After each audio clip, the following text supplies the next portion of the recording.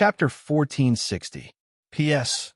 Thank you to Demonic Dragon Wolf, Instakill Potato, Black Wings, and Sorrowless Wind for their precious monthly votes. Thank you to Sorrowless Wind and NXCX for their tips. Has a new notice been sent? Shen Luoyin looked at Lu Su Zijing and asked. At this time, it was already the last day of the 3-day deadline for the Great Battle. There was still more than 10 hours before the battle at 9 o'clock at night. The necessary arrangements had already been completed, and the only things left were the last few things that were closely related to Zheng Yi and the others. It has already been sent. Chengdu has replied that Liu Bei will appear at the designated place at the designated time. Lu Su Zijing respectfully replied. Shen Luoyin was not surprised by Chengdu's reply. After all, 2 special A-class fighters had fallen into Nanyang's hands. Furthermore, one of them was Guan Yiyun, a fighter who had deep ties with Liu Bei and Xianda. No matter what, Liu Bei and Xianda would definitely agree to their suggestion to participate in tonight's final battle. But is it really necessary to go to that extent? Lu Su Zijing hesitated for a moment before asking. Everything is for Liu Bei's awakening.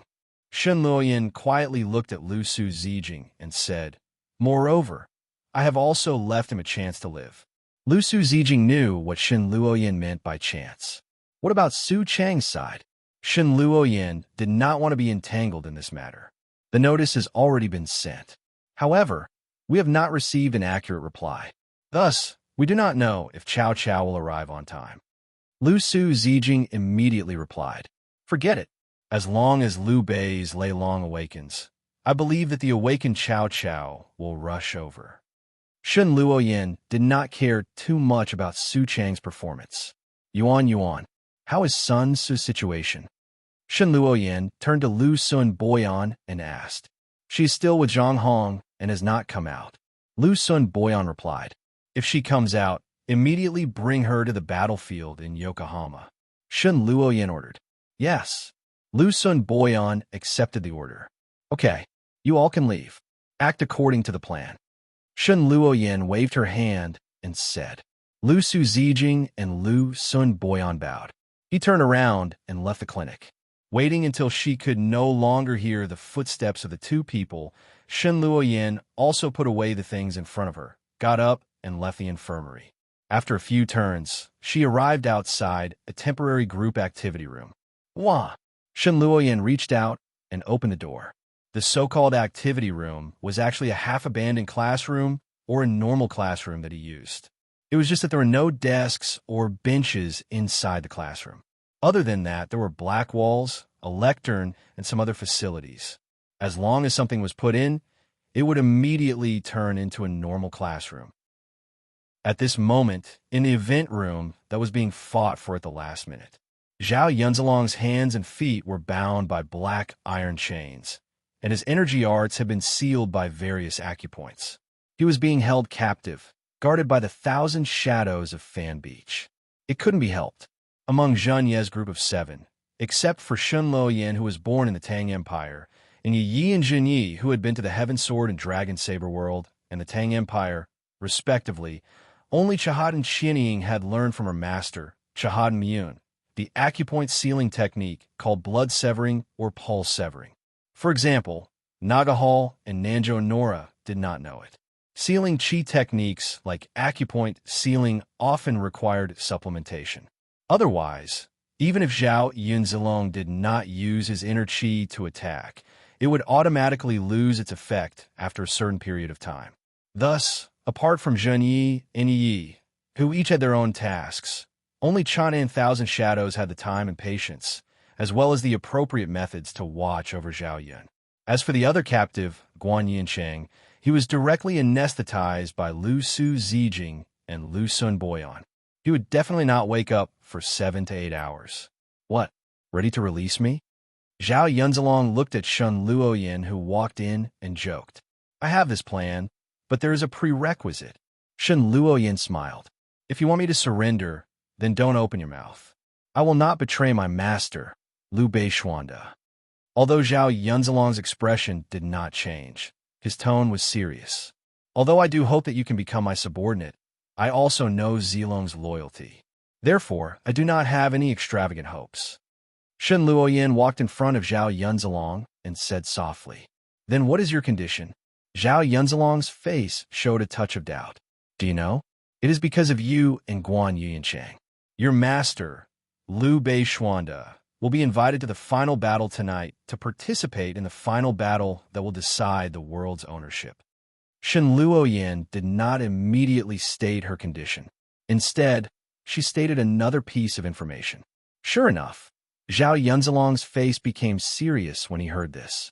"My condition is very simple. Help me, or rather help your master, Liu Bei Xuanda, hold back at least one special A-class fighter from Suchong. Make sure that he cannot participate in this battle. Then, I will let you go." Shen Luoyin said softly. Suchong High School was worthy of being Cao Cao's school. There were many talented fighters in the school. Not only did they have 6 or 7 A-class fighters, they even had 2 special A-class fighters. This was many times stronger than Nanyang before they mobilized. Only Suchong High School with Guan Yuanchang, Zhao Yunzilong, and Huang Zhong could crush Suchong High School in terms of high-end strength. However, that was only high-end strength.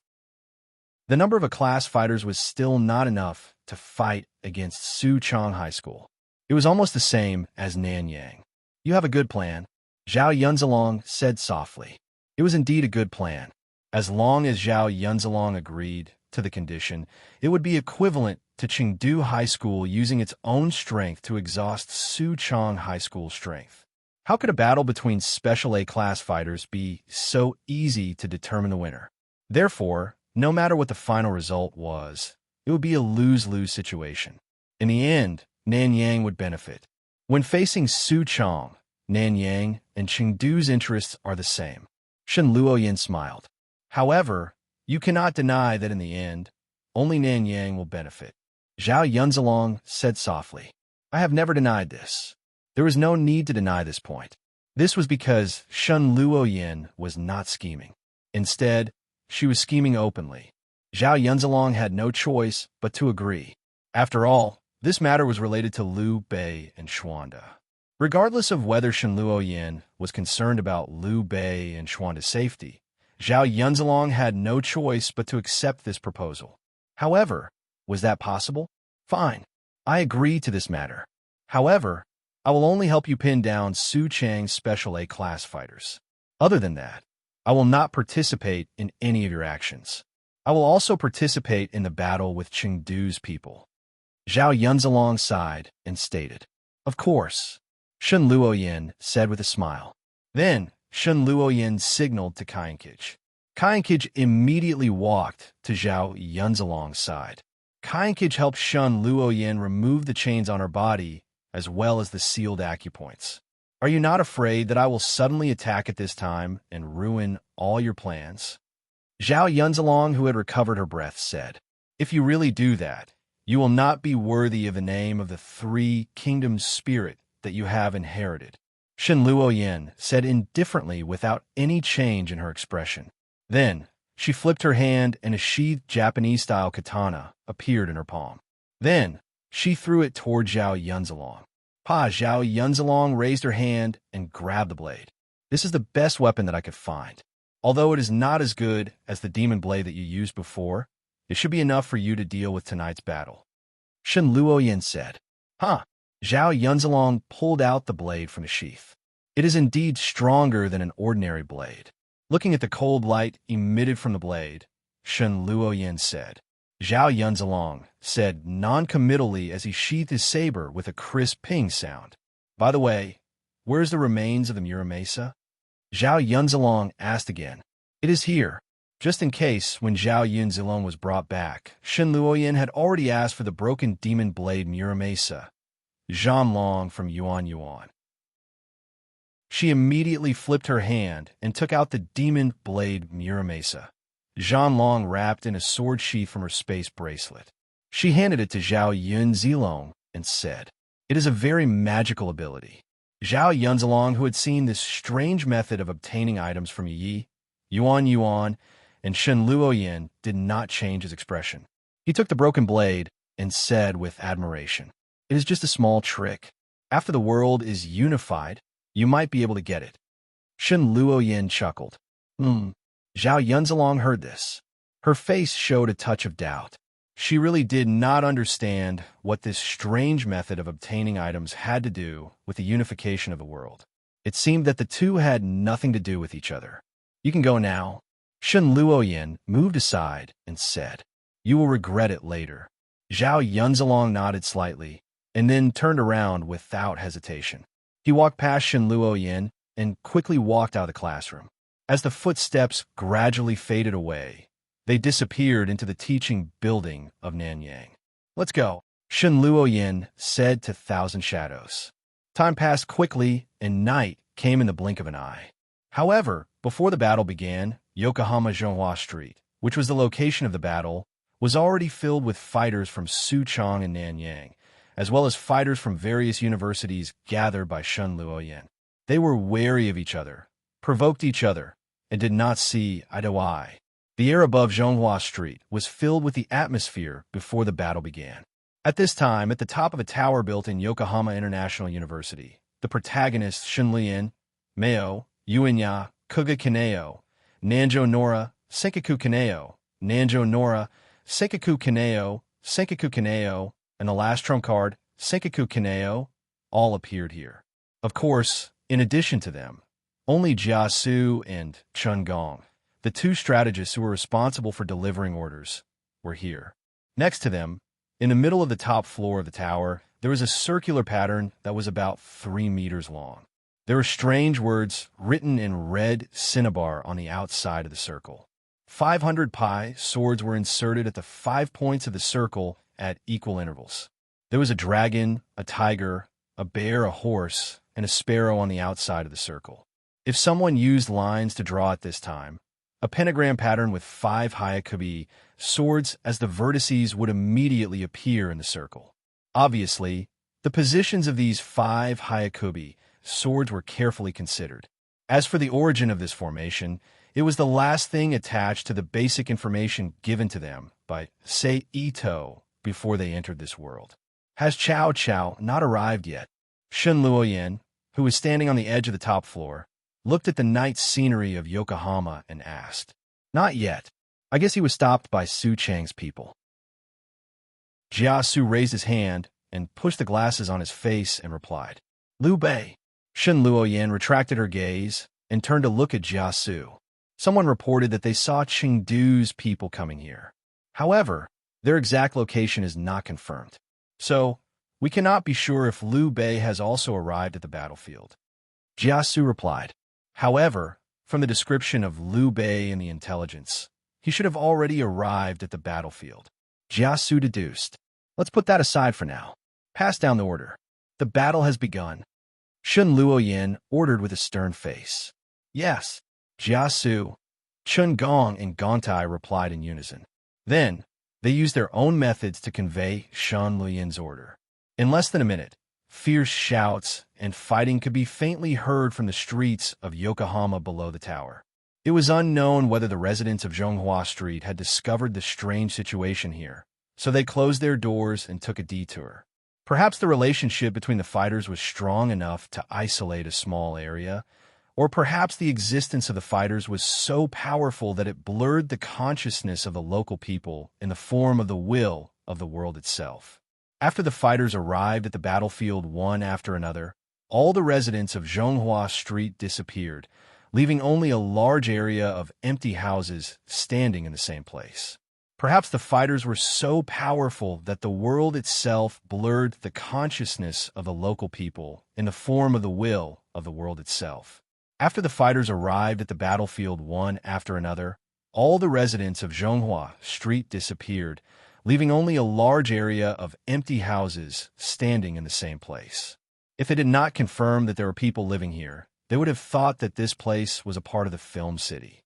I will leave the matter of guarding the tower to you. Then, Shen Luoyin turned to look at Zhuge Kan, Nanjo Nora, Senkage, and Miyomo Fanshan. The 4 of them did not say anything. They immediately left from the highest floor and went to the lower floors. They were like gatekeepers, each guarding a floor. Among them, Miyomo Fanshan who was the last guard, was guarding the floor below where Shinya and the others were standing. Then, Shun Luoyin took out the iPad that could control the nanomachines. She opened the control page of the nanomachines and then dimmed a branch signal. Chapter 1461. In a dimly lit warehouse about 1 kilometer away from the tower, there were 3 figures. One of them was half sitting on the ground. His arms and ankles were bound by iron chains and tied to a support pillar in the warehouse. It was unknown what had affected him, but he was unconscious with his head lowered. The other 2 people had been kneeling beside the unconscious person, while the other person stood on the other side of the unconscious person. Through the faint light in the warehouse, one could vaguely see the faces of the 3 people. Among them, the unconscious person had a slender body and a voluptuous figure. His pitch-black long hair naturally scattered around him. Only his skin was a light red that was different from ordinary people. Needless to say, this person was definitely Guan Yuyun. Only she had such an appearance and was worthy of the other 2 people's treatment. As for the other 2 people, one of them was a well-known strategist from Nanyang High School, Lu Su Zijing. The other was also wearing the school uniform of Nanyang High School. She was petite and had a calm expression on her face. She gave people the feeling of an unfamiliar girl next door. Ziyu, are you confident? Lu Su Zijing looked at the girl kneeling beside Guan Yu and asked. Since her name was Ziyu and she was wearing the school uniform of Nanyang High School, it was easy to guess the identity of this unfamiliar girl. It was none other than Zhuge Jinzu, who had inherited the name of Zhuge Jin, a famous strategist from the 3 Kingdoms period. I've never tried this kind of thing before, so I'm not confident that I'll succeed, Ziyu replied in a low voice. Can't we change the method? Then, Zhuge Jinzu raised her head and asked Lu Su Zijing. This is Mr. Shun's order. Lu Su Zijing hesitated for a moment. In the end, he shook his head helplessly and said, Sigh. Zhuge Jinzu sighed and didn't say anything else. However, just as the 2 of them were silent, Guan Yuyun, who had been unconscious all this time, suddenly opened her eyes. Her restrained body suddenly straightened up, and a painful and unwilling expression appeared on her face. Then, her body loosened and she fell heavily to the ground. Seeing this, Lu Su Zijing hurriedly walked to Guan Yuyun's side, who still had her eyes open, and reached out to test her breathing. She's dead, Lu Su Zijing said softly with a gloomy expression. I'll leave the rest to you, Ziyu. Lu Su Zijing, who took a step back, said softly. Understand, Zhuge Jinzu replied. But just as Zhuge Jinzu began to circulate her qigong, just as he was about to save Guan Yuyun who had just died, a loud bang was heard. The door of the warehouse that had been closed was kicked open by someone. Then, 2 girls appeared at the door of the warehouse. Hand over Guan Yuyun, one of the girls shouted. If you don't want Guan Yu to die, it's best that you don't move. Otherwise, you'll only get a dead Guan Yu. Lu Su Zijing looked at the 2 of them with a solemn face and said in a deep voice. At the same time, Zhuge Jinzu, who had retracted her gaze, pressed her hands on Guan Yuyun's chest. With that, he began to use his energy to save Guan Yuyun's hang. This was also the only reason why she, a special fighter with no combat power, was here. It was because she was the lifeline that Shun Luoyin had mentioned when she was talking to Lu Su Zijing. The reason why she said this was because Zhuge Jinzu's qigong ability was completely different from other fighters.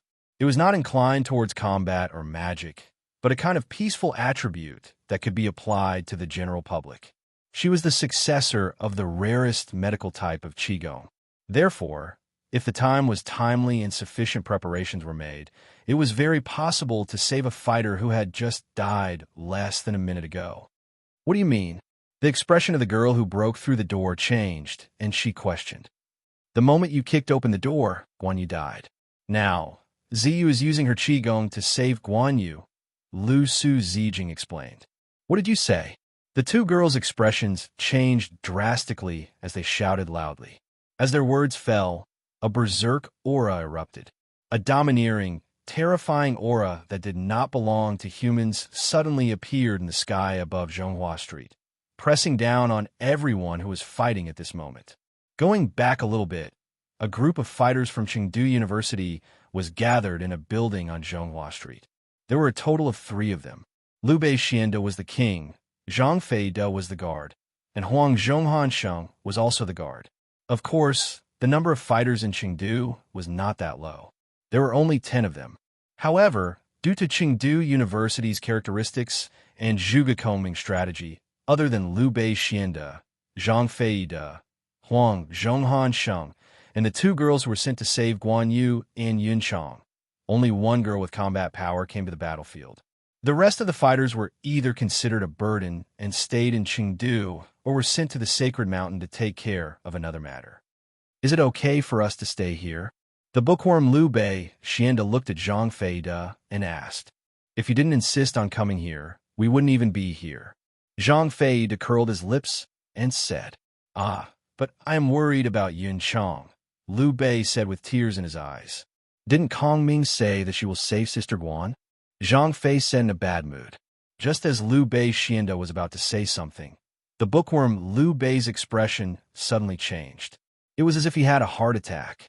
He clutched his clothes tightly and said with a trembling voice, "Yun Chang, Xianda, what happened to you?" Zhang Fei saw Liu Bei's strange expression and quickly asked. At the same time, Huang Zhonghan Sheng, who was guarding the door, also noticed Liu Bei's change when Zhang Fei shouted. He quickly walked over to the 2 of them. However, before he could get close, a huge qi burst out from Liu Bei Xianda's body. It was like a shockwave that blew Zhang Fei De and Huang Zhonghan Sheng away. Among them, Zhang Fei was the closest and was caught off guard. In addition, his strength was also a little low. Under the impact of the sudden burst of qi, his body was immediately thrown back like a piece of trash. He only stopped when he hit the wall on the side. On the other hand, Huang Zhonghan Sheng was also caught off guard by the shockwave. However, he only took 2 steps back. There were no other changes to his body.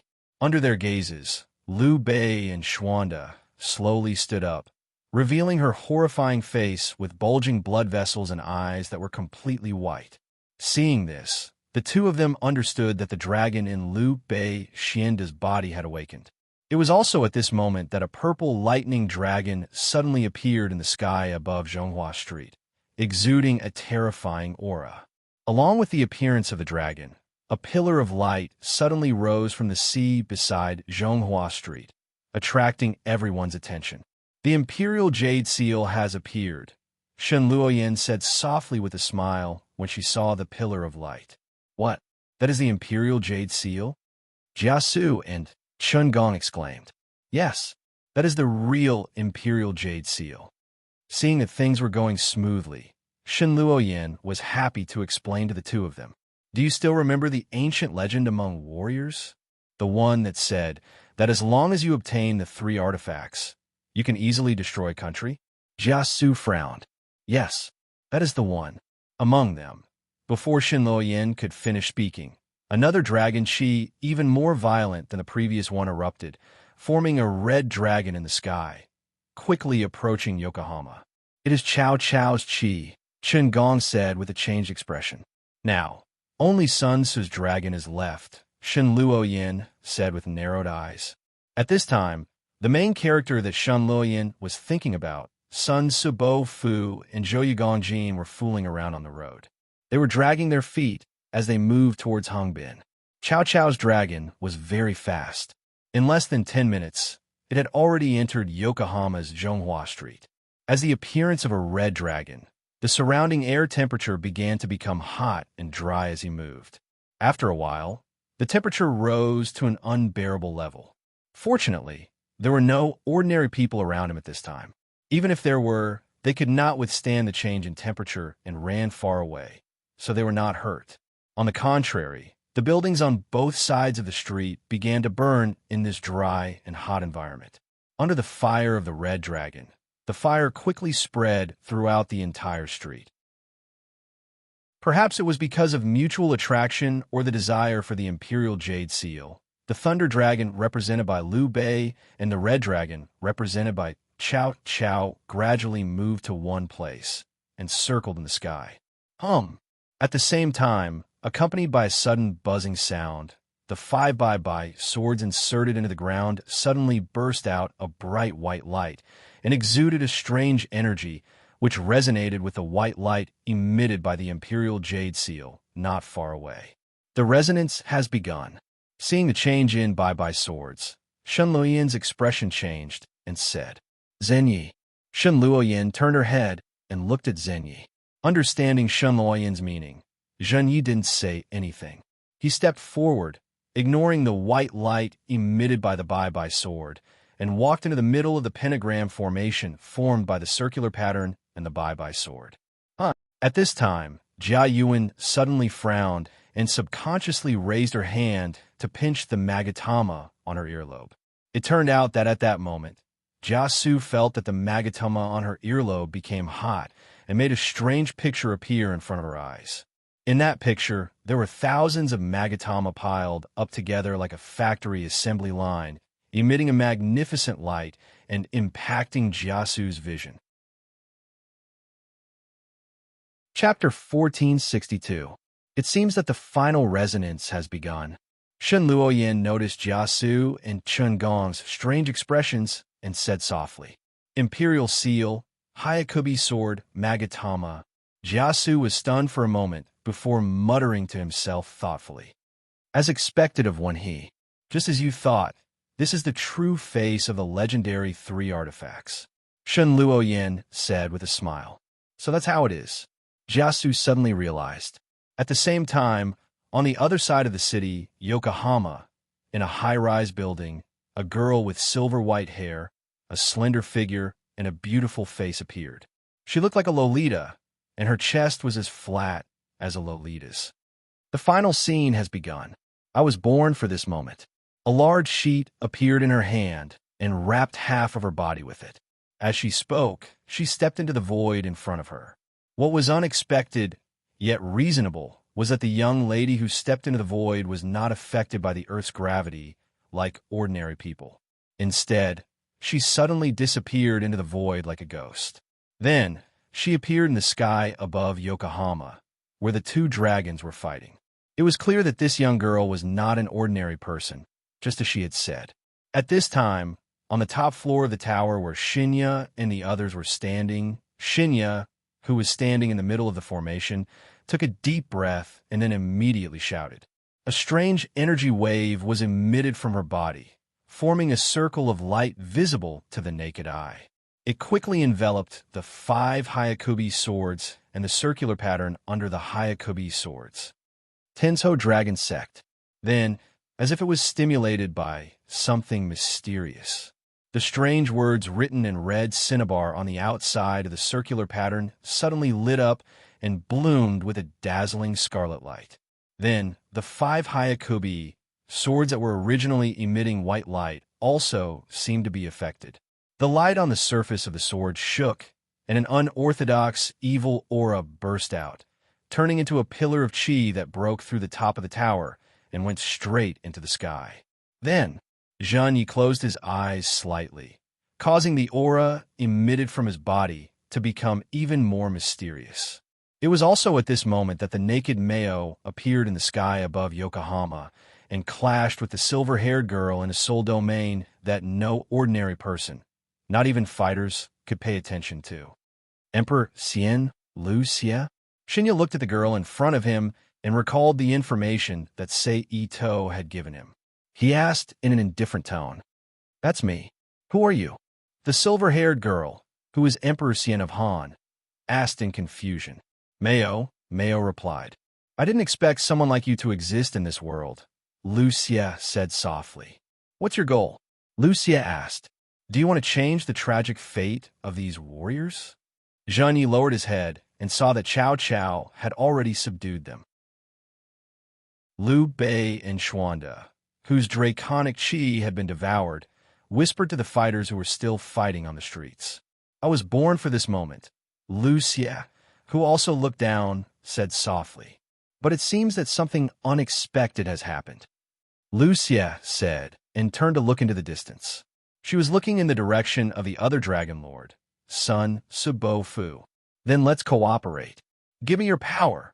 Meo turned his head. He looked at Lu Xie and said, Although your ability is very special, you're not a Dragon Lord.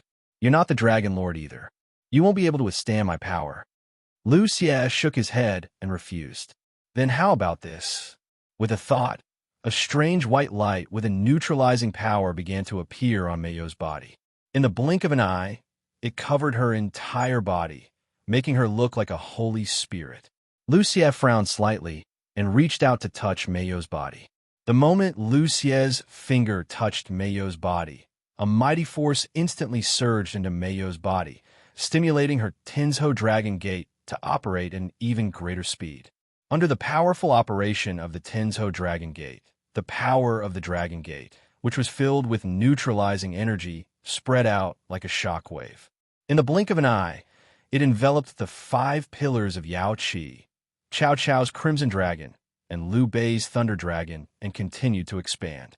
Enveloped by the white light, the energy emitted by Liu Bei's Thunder Dragon and Cao Cao's Crimson Dragon were quickly neutralized by the white light. Then, the energy emitted by the 500 Pi Swords, Liu Bei's Thunder Dragon, and Cao Cao's Crimson Dragon were quickly neutralized by the white light. Seeing this, Lu Xie no longer hesitated and channeled more energy into Zheng Ye's body. "What's going on?" Jia Su muttered as he looked at the sky that was as bright as day. However, as soon as she finished speaking, Yi suddenly moved. First, he opened his dragon eye, turning his brown eyes into golden beast-like eyes. Then, he stepped into the formation and placed his hand on Meiyo's shoulder. In an instant, a powerful force passed through Meiyo's body and flowed through Yi Ye's arm into her body. With the support of this energy, Yi Ye's dragon eye power instantly pierced through space and traveled against the river of time. It was only when he reached the 3 Kingdoms period 1,800 years ago that he jumped out of the river of time. At this time, Yi was just like his sister Meiyo. He was floating in this world of karma in the form of soul. Yi shook his head slightly, dispelling the faint aftereffects of traveling through space and time. Then, he floated away and searched for the target of this trip, Cao Cao. It was worth mentioning that this was the time when Cao Cao was defeated and fled after the 3 Kingdoms War at Red Cliffs. I actually forgot. As he floated, Yi, who felt that something was missing, suddenly raised his head and stuck out his tongue in embarrassment. Then he stopped, stretched out his hands, and closed his eyes to meditate. Then, less than half a minute later, a large piece of mosaic-like substance began to appear in Yi's palm. Like a puzzle, it quickly gathered and changed into a shape. It was not until more than a minute later that this change came to an end. Immediately, a saber with a length of about 130 centimeters and a handle of 31 centimeters appeared in Yi's hand. The saber was covered with incisive runes that looked like burning flames. If Sei Ito was here at this time, he would recognize that this saber was the treasured saber that had been passed down from generation to generation in the Zhao family. It had the ability to almost curse its owner, Saber Zero Destruction. And this was the weapon that Yi had materialized. It couldn't be helped. After all, the more familiar one was with materialization, the easier it was to materialize, and the more powerful it was. After materializing, Yi opened his eyes. His eyes were filled with nostalgia as he looked at the Zero Destruction in his hand. Then, his expression became serious as he slashed at the air in front of him. Following Yi's slash, visible cracks in the air appeared in Yi's line of sight. It could be seen how fast his slash was. Otherwise, how could it create this kind of image that could only be left behind when an object broke through the sound barrier? Then, Yi took the saber and continued to search around. With the spirit body's ability to fly at high speed and not be affected by physical objects, Yi quickly found a middle-aged man covered in scorched ashes and filth at the edge of a field, Cao Cao. As for why he was so sure that the other party was Cao Cao, when he was looking for the Bai saber, he didn't know how many times he had seen the other party through history. It would be strange if he was wrong. At this time, other than Cao Cao himself, there were 4 or 5 generals and more than 10 soldiers on horseback accompanying him. Yi, who was floating in the air, held his saber and adjusted his breathing to make himself as calm as the moon in the water. Then he stepped on the air and immediately used the Ito family's sword technique, Falling Star. In an instant, a meteor flashed across the sky. Before Chow Chow and the others could react, it suddenly fell into the middle of them. Boom! A violent explosion sounded, and a strong shock wave quickly spread out. The surrounding soldiers, generals, and horses were knocked askew and fell to the ground. However, before they could recover from this unlucky natural disaster, a black shadow quickly rushed out from the spreading smoke and came to the front of Chow Chow, who was also in a difficult situation. Then he moved his arm horizontally and swung his saber at Chow Chow's neck. In this world, Chow Chow was, after all, the Demon King with dragon energy. Even though he couldn't defend in time, his reaction was still very fast. Almost without thinking, he lay down on his back and dodged the blade's attack. At the same time, he kicked Yi Ye's abdomen. Assassin. Chow Chow, who didn't care about the result, shouted directly. Yi, who had identified Chow Chow, turned his feet and used flying scythe kick to dodge Chow Chow's attack. In an instant, he appeared beside Chow Chow and continued to stab at him. Puff! This time, Chow Chow, who couldn't dodge in time, had a bleeding wound on his body. Thief! Don't you dare hurt my lord! With a loud shout, a strong wind blew toward Yi. As if he had eyes behind his back, Yi gently moved aside and dodged the enemy's spear. Then, he used flying scythe, kick again, and appeared beside Chow Chow. Then, he swung his saber again. This time, there was still a muffled sound, but then an arm spun and fell to the side with blood splattering everywhere. It hurts! Chow Chow shouted. Yi ignored Chow Chow's cry of pain and directly swung his saber at Chow Chow's neck. Puff! In the same muffled sound, Chow Chow's head flew and fell to the ground with his eyes wide open. My lord! Several men roared with grief and indignation. However, at this time, because of the death of the main target, the entire space quickly became blurry and distorted. In just a few seconds, it returned to the appearance of the long river of time and sent Yi back to the modern world. Chapter 1463. P.S. Thank you to Big T Bowl, Sky Devil Extinction, and Night Spirit for their precious monthly votes. Thank you to NXCX and MO2 Jia for their tips. Yi, whose spirit had just returned from the karma boundary layer 1,800 years ago, turned pale. His body swayed involuntarily, but he immediately felt the power in his body fill up again, suppressing all the negative feelings he had before. The reason for this reaction had to be explained from Yi Ye's dragon eye. The dragon's eye had the ability to see through the past and the future, but just as every ability required other forces to be followed up, the dragon's eye was also the same. The forces it needed were the chi and spiritual power cultivated in Yi Ye's body. In the world where Yi came from, with the help of the spirit body of the dragon's eye's ancestor, Yi, who was the owner of the dragon's eye's origin, after going back 300 years or so, Yi almost ran out of essence chi and died. And this was when Yi was purely a bystander of history and not a participant. It could be seen how much energy was consumed to go back in time. At the very least, it was not something that Yi could compare to when he simply used the power of the dragon eye to trace back the cause and effect and carry out the life destruction reversal. Now, Yi had not only used the power of the dragon eye to directly penetrate through the 1,800 years of the river of time, allowing his spirit body to return to the past, but he had also changed himself from a pure bystander to a role similar to that of a disruptor of history. He had even really completed the forceful destruction of a certain point of the cause and effect that had caused all this in the modern world. The huge amount of energy required to do this was not something that Yi could provide by himself. If not for Zhen Yi, who had the Tenzhou Dragon Gate, he could neutralize and assimilate certain powers according to his will, and he could also strengthen them as a transfer. With this, Yi would be sucked dry of his essence, energy, and spirit, turning into a corpse.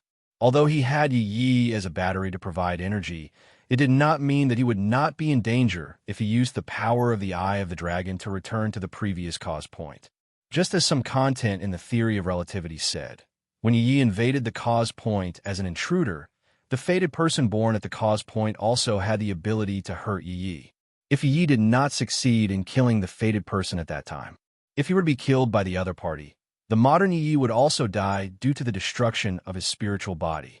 Of course, apart from this, entering the karma boundary point was like messing up the karma threads and throwing a pebble in the river of time.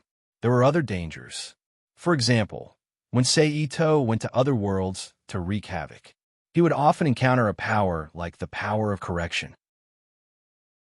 However, Yi was very lucky this time. The power that provided her with the power to act was one of the world's existences, the Emperor Xian of Han, Lu Xie's heavenly dragon power. To a certain extent, it offset the subsequent effects caused by Yi's intrusion in the cause point. Cao Cao's own Crimson Dragon power was restrained in the present because of Zhen Ye's Dragon Gate's neutralization power. He had no time to use the dragon energy to jump through time and space to return to the cause point where Yi was. Therefore, Yi was able to successfully kill Cao Cao. Otherwise, as long as one of the two conditions wasn't met, not to mention that Yi would be injured or something, but to complete the beheading mission, it would definitely not be so simple, and it might even be impossible to complete. After all, Cao Cao was not alone at that time. There were several generals and soldiers beside him. Even if any of them blocked Yi's attack, it would be enough for Cao Cao to escape or organize people to surround and kill Yi. At the same time, Yi's expression returned to normal. On a street not far from the tower, Cao Cao Mengde was holding Liu Bei Xuanda's body. His head was biting Liu Bei Xuanda's shoulder as he devoured Liu Bei Xuanda's thunder dragon. Suddenly, the Magatama on Cao Mengde's earlobe trembled. Then, with a crisp sound, the Magatama on Cao Mengde's earlobe exploded and turned into powder. Then, Cao Cao's expression shook. He recovered from the control of Cao Cao's soul from the three kingdoms. His eyes regained the consciousness of a human. However, right after Cao Cao regained his consciousness, Liu Bei and Xuanda seized the opportunity to retaliate and grab Cao Cao's neck. Liu Bei lifted Cao Cao into the air and controlled the dragon energy to devour the Crimson Dragon's dragon energy that was scattered after Cao Cao's soul from the three kingdoms lost control. Mengde, as Cao Cao's close friend, Xiahou Dun shouted and sent a kick toward Liu Bei. Bang! Liu Bei did not appear to have done anything. However, Xiahou Dun's body was sent flying back at an even faster speed than when he came. Let go, little Meng. Then, a tall young lady who was over 1.8 meters tall and wore a set of dark blue clothes similar to a volleyball player, said bitterly as she endured the shockwaves around Liu Bei and moved forward. Crown Prince Su. Cao Cao turned his head with difficulty and looked at the person from the corner of his eyes. Little Meng, I'm coming to save you. In the sky above Yokohama, at the center of the white light that was as bright as day, Shino, who was acting as a mediator, immediately controlled the power of the heavenly dragon that had been converted in his body to bite the Crimson Dragon. In an instant, an azure dragon that was one size larger than Liu Bei's thunder dragon and Cao Cao's Crimson Dragon flew out from the white light. It charged into the middle of the two dragons and cooperated with the thunder dragon to attack the Crimson Dragon. If the Crimson Dragon that was dominated by Cao Cao's soul during the Three Kingdoms period was a youth with a strong body and excellent martial arts, then the Crimson Dragon that was not dominated by Cao Cao was just strong on the outside, but weak on the inside. Although the Crimson Dragon still had some martial arts left, it was still no match for the healthy Thunder Dragon and the Azure Dragon that had Zhen Yi as a cheat. Thus, it did not take long for Cao Cao's Crimson Dragon to be completely devoured by the Thunder Dragon and the Azure Dragon under Zhen Yi's control, allowing the Azure Dragon to become even stronger. Then, with a thought, Zhen Yi controlled the Azure Dragon to bite the Thunder Dragon that had also become much stronger. What was the Azure Dragon? It was where the great Han Dynasty's final luck resided. It represented the Han Dynasty and China's orthodoxy. Its existence itself was a powerful deterrent to other wild dragons. Not to mention, it devoured the Crimson Dragon of the traitor Cao Cao. Therefore, it did not take much effort. It also represented the orthodoxy of the Han dynasty. However, it was only a branch of the Han dynasty and was innately inferior to the Azure Dragon. After devouring and fusing with the Thunder Dragon, it became a part of the Azure Dragon. The moment Zheng Yi controlled the Azure Dragon to devour the Thunder Dragon, Liu Bei, who had been controlled by the Thunder Dragon, immediately regained his senses. His body was powerless as he fell to the ground with Cao Cao and Meng De. The moment has finally arrived, because the Azure Dragon was her, and she was the Azure Dragon itself. Emperor Xian, who was able to see everything covered by the Azure Dragon's power, said softly, "Since it has come to this point, let's take back the Azure Dragon. Recall the last water dragon and reassemble the true heavenly dragon," Zheng Yi said to Liu Xie as he looked at Liu Xie. "The Han dynasty has ceased to exist. What's the use of reassembling the Azure Dragon? Just let it stay in the world." Liu Xie shook her head slightly and rejected. Seeing this, Zheng Yi didn't insist and asked, "Then can you give me the Imperial Jade Seal that you reside in? Although I don't know what your purpose is, since you changed the sad fate of these heroic souls for the past 1,800 years, I will agree to your request. I will give you the Imperial Jade Seal." Liu Xie raised her head and looked at Zheng Yi, who was wrapped in the power of the Dragon Gate. Her tone was soft, but did not lose the majesty of an emperor.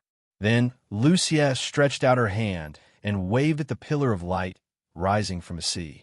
A ball of light quickly rose from the sea and flew out of the sea in the blink of an eye. It turned into a stream of light and flew toward Zheng Yi and Liu Xie.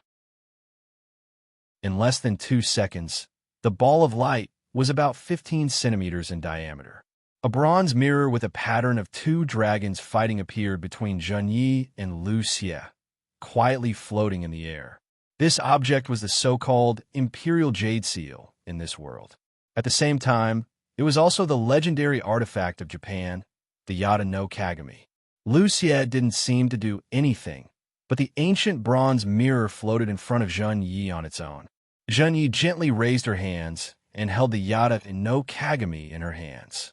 In an instant, an even more intense white light bloomed from the Yada no Kagami, turning into a pillar of light that soared into the sky. "My mission has been completed. What happens in the future will depend on your own choices. Fate will no longer be able to bind you," Liu Xie said as he looked at Zheng Yi, who was holding the Yada no Kagami. At the same time, he used the method of creating clones. Through the power of the Magatama, he appeared in front of every fighter who had inherited the heroic souls of the soldiers of the 3 kingdoms. Although Emperor Xian, Liu Xie, did not say anything about his identity, the fighters believed in Liu Xie's word from the bottom of their hearts. Then, Liu Xie's body shook slightly and scattered into countless photon particles before disappearing in front of all the fighters. At the same time, she gradually turned into nothingness before Zheng Yi's eyes until there was no trace of her existence. At the same time that Liu Xie disappeared, the heavenly dragon coiling high in the sky also let out a long roar that shook the void. Then, its head fell straight down to the Yada no Kagami in Zheng Yi's hands, as if there was another space inside the mirror. In the shortest time possible, its entire body disappeared into the Yada no Kagami. Zheng Yi looked down at the Yada no Kagami in his hand, which had become no different from an ordinary bronze antique. Then he released the excess power in his body, turning it into a shock wave that completely spread out. The 5 gray pillars of demon aura that were already in danger due to the influence of the heavenly dragon dissipated. Then, he turned into a stream of light and retracted back into his body along with the Yada no Kagami. Kacha, kacha, puh. Along with a series of cracking sounds, the 5x swords around Shinya suddenly broke into dozens of pieces of varying sizes and fell to the ground with a clattering sound. Then, the white light around Zheng Yi's body began to recede, until Zheng Yi's real body, who was holding the Yada no Kagami, was finally revealed. "This is..."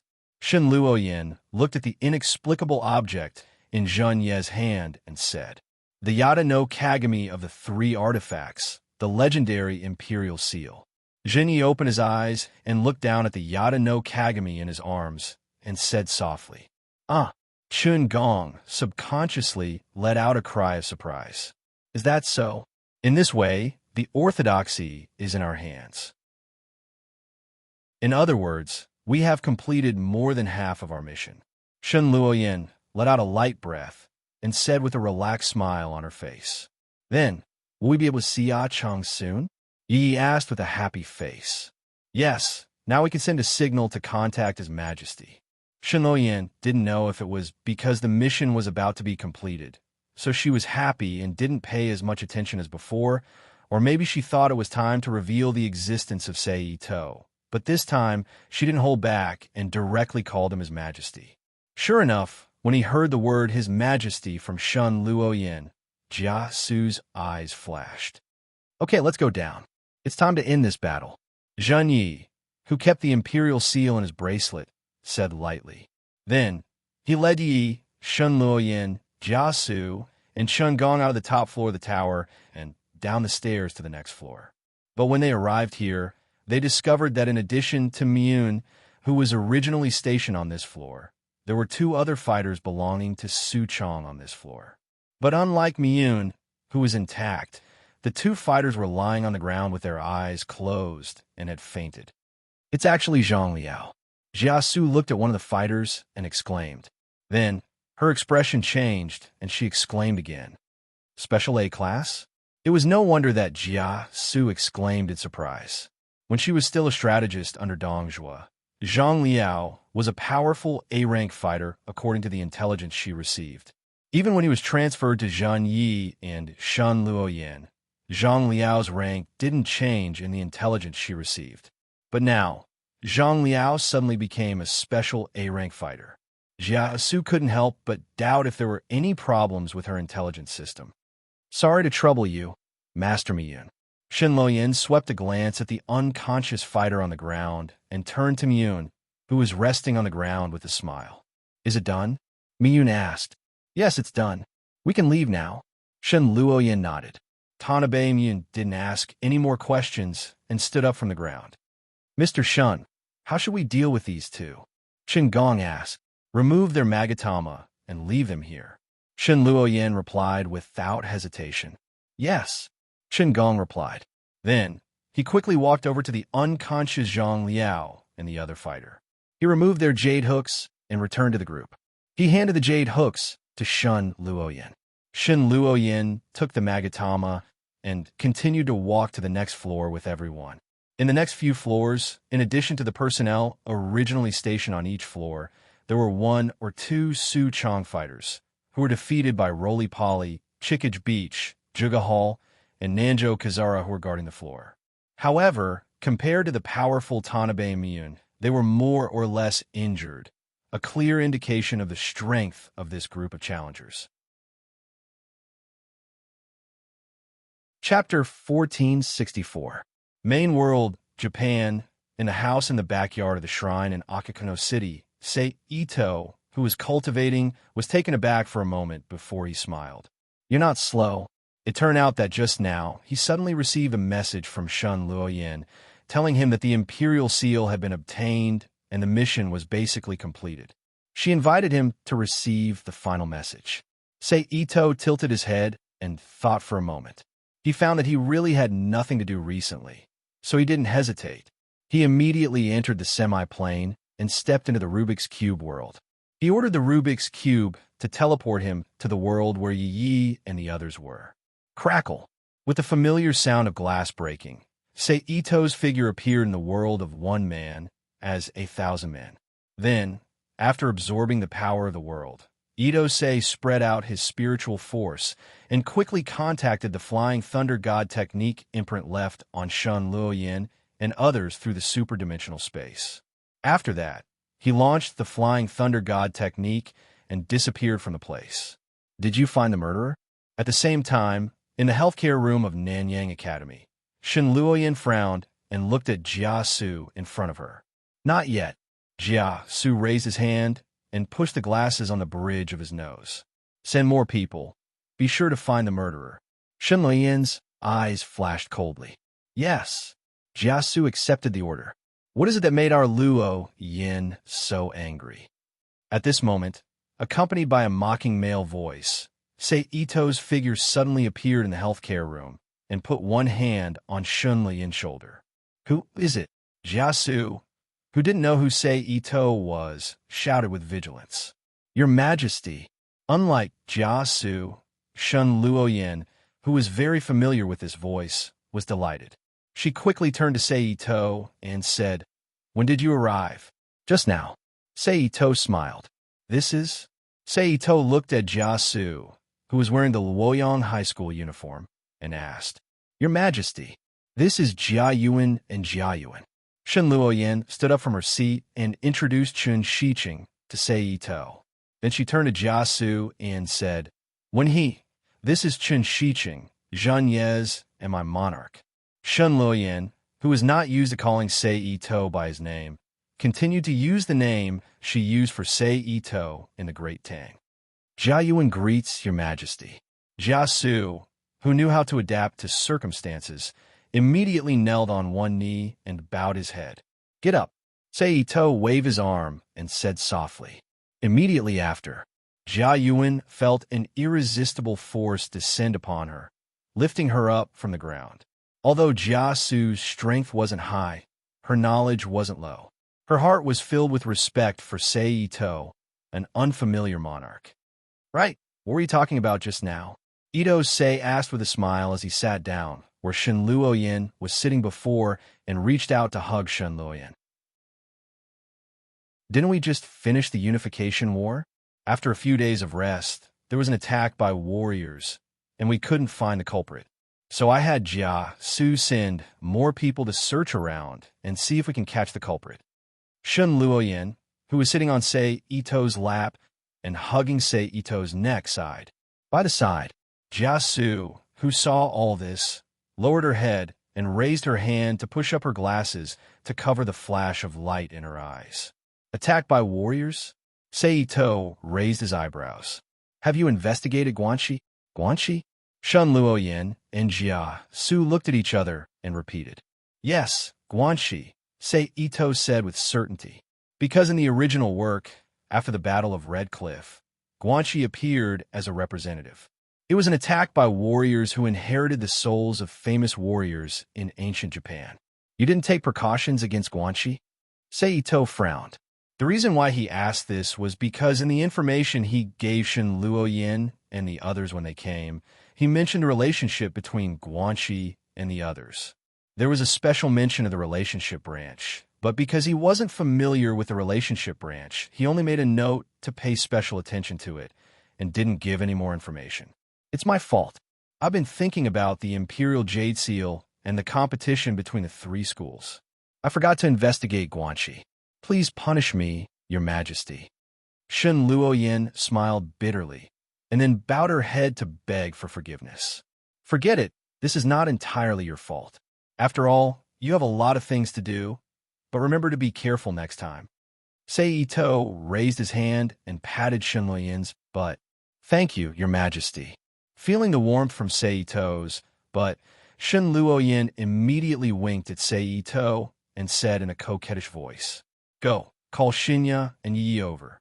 Sei Ito patted Shun Luoyin's butt again. Okay. Shun Luoyin nodded and stood up from Sei Ito's arms. She lowered her head and simply tidied up her clothes. Then, she walked around the desk and stepped out of the healthcare room. But just as she was about to leave the healthcare room, she suddenly stopped, turned her head, and ordered Jiasu. Send someone to collect information about Guanxi. Yes. Jiasu bowed to Sei Ito and said, I'll take my leave first. Then, he followed Shun Luoyin out of the healthcare room. Not long after, Yi rushed into the healthcare room with a burst of hurried footsteps and rushed toward Sei Ito. Ah, Chung! Yi, who vigorously threw herself into Sei Ito's arms and pressed her head against his chest, called out happily. Sei Ito hugged Yi's body and gently stroked her back with both hands and responded softly. Then, Shinya, Yuan, Kugakan, Saro Nanju, Chantan Shikage, and Shun Luoyin also walked into the healthcare room one after another. Seeing this, Sei Ito smiled and gently let go of Yi in his arms. At the same time, Sei Ito stood up from his seat and walked around the desk to Shinya and the others. He stretched out his arms and hugged them one by one. Of course, for the youngest Chantan Chikage, Sei Ito changed the hug into a pat on the head. He gently rubbed her head and took out a piece of freshly baked cake from the Rubik's Cube world and handed it to her. "Thank you for your hard work." Sei Ito took a step back and looked at everyone softly. "And it's not hard at all. As long as I can help you, Ah-chung." Yi shook her head slightly and said softly with a gentle smile, "Your Majesty is too polite." Shen Luoyin smiled. "What hard work? This is very interesting. It's much more interesting than playing virtual reality games." Saronanja's face was slightly red. She turned her head and said with an embarrassed expression, "As for the virtual reality game she mentioned, it was a popular game in the Rubik's Cube world. There's a special fighting arena that allowed people to fight freely. It was part of the daily training and entertainment of the residents of the Rubik's Cube world." Although Kuga-kan didn't say anything, she nodded in agreement. "Here, what you want." Shinya turned her wrist and took out the ancient bronze mirror called the Imperial Seal. It was actually the Yada no Kagami and threw it to Sei Ito. "Rubik's Cube. How much authority do I have in this world?" Sei Ito asked in his mind as he took the Yada no Kagami. 65%. Sei Ito nodded and put away the Yada no Kagami. "That's good. Everyone, hold on for a few more days. After a few days, we can go home." Sei Ito smiled. After that, they chatted for a while in the healthcare room. Then, they left the school together and returned to the house Shen Luoyin bought in this world. However, with the appearance of Sei Ito and the special treatment of Shinya, Yi, Shen Luoyin, and the others, which was witnessed by the students of Nanyang High School, a speculation about Sei Ito's identity spread widely in Nanyang High School. The next day, Sei Ito officially appeared in front of the vast number of Nanyang fighters and the fighters recruited by Shen Luoyin, such as Lu Bu, Feng Xian, Hua Xiong, Zhang Xiu, Tian Hao, and the others. Naturally, most of them were dissatisfied with Sei Ito, a stranger, occupying the position of monarch as soon as he arrived. However, after Sei Ito released his aura and suppressed everyone's spirit and body, these dissatisfied people immediately became obedient. With the help of Shen Luoyin, Shinya, and Yi, Sei Ito finally succeeded Shinya and became the new monarch of this group of fighters. That evening, just as Sei Ito was enjoying Yi's clothes, the phone suddenly rang. Shen Luoyin took out her phone and pressed the answer button. Not good. Someone broke into the school, and all the fighters were defeated. "Please come over quickly." Jiasu's voice came from the phone. "Got it. We'll be there right away," Shen Luoyin said solemnly. Then, she cut off the call and turned to look at Sei Ito. "It must be those people from Guanxi. Just as well. We can use this opportunity to subdue them and then go home," Sei Ito said softly as he sat upright. Since he had made up his mind, Sei Ito did not hesitate. He immediately released his psychic energy and enveloped Shen Luoyin, Yi, and Yuan around him. Then, he activated instant transmission and disappeared from the room. In the next second, the void trembled, and Sei Ito's group of 4 appeared above Nanyang High School. Over there, after a simple scan with his psychic energy, Sei Ito said softly. Then, his figure flashed again, and he appeared above the attacker with Shen Luoyin, Yi, and Yuan. The attacker was burly and looked to be about 9 meters tall. He was wearing a black kasaya and a headband. He was dressed like a Japanese monk. He held a large iron spear in his hand and exuded a cold aura. Around the attacker were a dozen Nanyang fighters with nervous expressions. As for the strategist, Jiasu stood aside with his phone in his hand, not knowing what to do. Chapter 1465. Stop! Shen Luoyin, who was standing on the void platform created by Ito Sei with the power of space, shouted. Hearing Shen Luoyin's familiar voice, Nanyang's warrior, Jiasu, and the attacker looked in the direction of the voice. "Ah, they're flying in the sky. Look, Miss Yuan Yuan and Miss Yi are flying as well. And the monarch. However, when they saw where Shun Lo Yin and the others were standing, they involuntarily let out cries of surprise, completely forgetting the fact that the attackers were still beside them. Ito Sei was in the front, while Shun Luo Yin, Yi Yi, and Yuan Yuan were one step behind. Together, they stepped forward as if they were really stepping on the ground. They didn't stop until they were in the air in front of the attackers. Say your name. Ito Sei combined his spiritual force with his power and mixed it into his language, forming a spirit of speech, and ordered. Musashi Fong by Qing, the attacker replied. Why did you attack Nanyang? Sei Ito continued to ask. To take the head of Nanyang's monarch, Zhenyi. Reason. Hearing the other party's words, a burst of anger immediately rose in his heart, and the violent, murderous aura on his body suddenly spread like a hurricane and said in a cold voice. Under the influence of Sei Ito's murderous aura, whether it was Nanyang's warrior, Jia Su, or the attacker, Musashi Fong by Qing, all felt as if they were in the South Pole. Their faces turned pale, their bodies trembled, and their teeth clenched uncontrollably. Jia Su, who was weaker than Jia Su, knelt on the ground with a face full of fear. Aching, seeing the changes in the scene, Yi on the side couldn't help but reach out and pull Ito Sei's sleeve, whispering a reminder. Ito Sei, who came back to his senses, slowly retracted the murderous aura field that he had released. Receive, the S-Class fighters of the Yamato University. Summon, leader, launched a crusade against the whole Kanto. Although Musashi Fong by Qing was no longer affected by the murderous aura field, he couldn't immediately return to his normal state and stuttered. Looks like she doesn't want to live anymore, Sei Ito sneered. Since you're here, come out. Why don't you come out? Don't you have the face to see others? Itsunari turned his head slightly and looked into the distance. Everyone subconsciously followed Sei Ito's gaze and looked into the distance. The next moment, a petite figure walked out of the shadow. The person was petite. She was wearing a black Gothic-style lowly outfit with a matching cap on her head. She was flat-chested and had fair skin. Her appearance really suited her outfit. She looked her hairs. Her S's with her hair in S's ants. She was holding a sheathed katana that was almost as tall as her. Her body was emitting a strange aura. Boss! Seeing the person who had come, Musashi Fong by Qing called out softly. Your name? Sei Ito asked with the spirit of language. Minamoto no Kuniyashi. Although she was an S-rank warrior, in front of Sei Ito, her spiritual power was still not enough. Therefore, under the influence of the spirit of language, the girl couldn't help but say her name. Since you're here, don't leave, Sei Ito said softly. After saying that, Ito Sei didn't do anything, but Minamoto no Kuro, who was still walking at a constant speed, immediately stopped.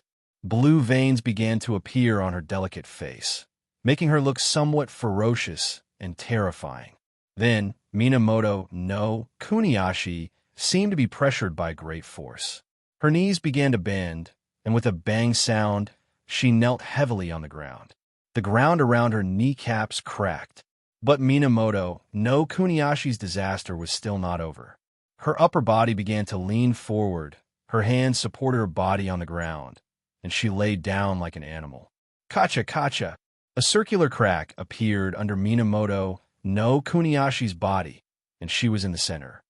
How many of you are there? Sei Ito, who didn't look at Minamoto no Kuniyashi, turned his head to Musashi Fong by Qing and asked. Gulp? Musashi Fong by Qing, who met Sei Ito's cold gaze, swallowed a mouthful of saliva subconsciously. It couldn't be helped. After all, if anyone saw their leader, who had previously tortured them so badly that they couldn't even muster up a shred of resistance, being suppressed like a dog by another person without even lifting a finger, they would be a little shocked and speechless. Of course, Musashi Fong by Qing wasn't the only one who was speechless. Nanyang Dosher and Jia Su, who saw everything, were also speechless. And he believed that after tonight, even if they were given 800 guts, they wouldn't have the slightest intention to resist Ito Sei. Speak, Sei Ito frowned and said. So far, only Yamashiro Academy and Yamashiro Academy have taken action. Among them, Yamashiro Academy has 3 people. Yamashiro Academy's leader and the organizer of this crusade, the S-Class fighter Bei Mihu, the A-Class fighter Yagyu Sanyin, and the A-Class fighter Hajuanin Shun. As for Yamashiro Academy, only Yamashiro Academy's leader and me are involved. Musashi Fong by Ching replied in a low voice.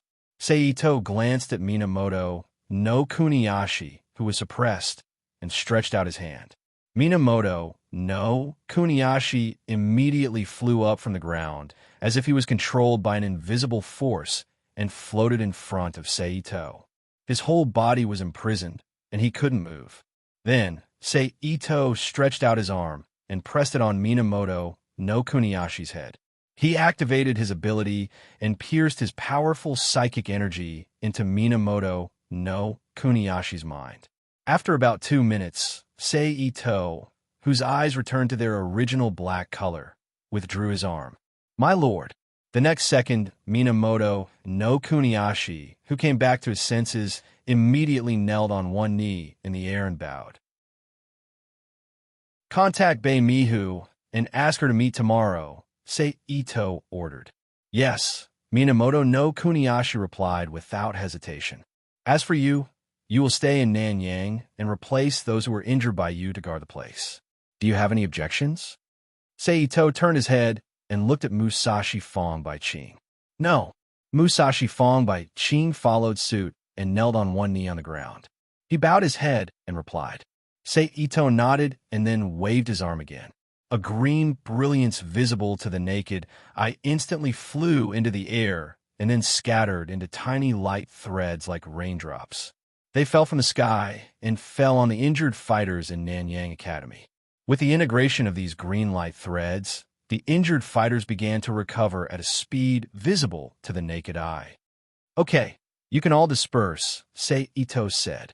Yes, the fighters who arrived one after another, and those who were previously injured but recovered a lot under the treatment of the green light threads responded in unison. Seito, Shun Luoyan, Yuan, and Ye's figure flashed and disappeared from the sky. Although they left, the legends about them were spread to other fighters through the mouths of the fighters tonight. In an invisible way, it increased the fighters' recognition of Ito Seiji as the new monarch. What's the matter? The next day, on the street of Yokohama, Chunghwa Street, that had recovered its prosperity, a beautiful woman with light hair was sitting on a bench at a relatively empty spot. She was wearing a white woman's suit without a shirt. She had a pair of naturally protruding breasts, dark skin, and a handsome face. She had a handsome face and light hair. She was looking at Jinkuro Yashitsugu, who was still dressed like a goth loli. Are you Mimihu? But before Jinkuro Yashitsugu could answer, an unfamiliar male voice sounded in her ears. Mimihu's eyes widened when she heard the voice. She turned her head and looked in the direction of the voice. In an instant, Seito appeared in front of her. He was wearing casual pants and a white casual shirt. His collarbone and a small part of his chest were faintly visible. He had a book in his pocket and a faint smile on his face. I didn't even notice his presence. Mimi, who was full of vigilance. Who are you? Even though she was full of vigilance, Mimi, who didn't show it on her face. She raised her head and looked at Seito. Seito, the king of Nanyang High School. Seito calmed down and said lightly, Jinkuro Yashitsugu, can you explain? Mimi, whose face turned gloomy as she questioned Jinkuro Yashitsugu. My lord. Jinkuro Yashitsugu stood up and saluted Seito.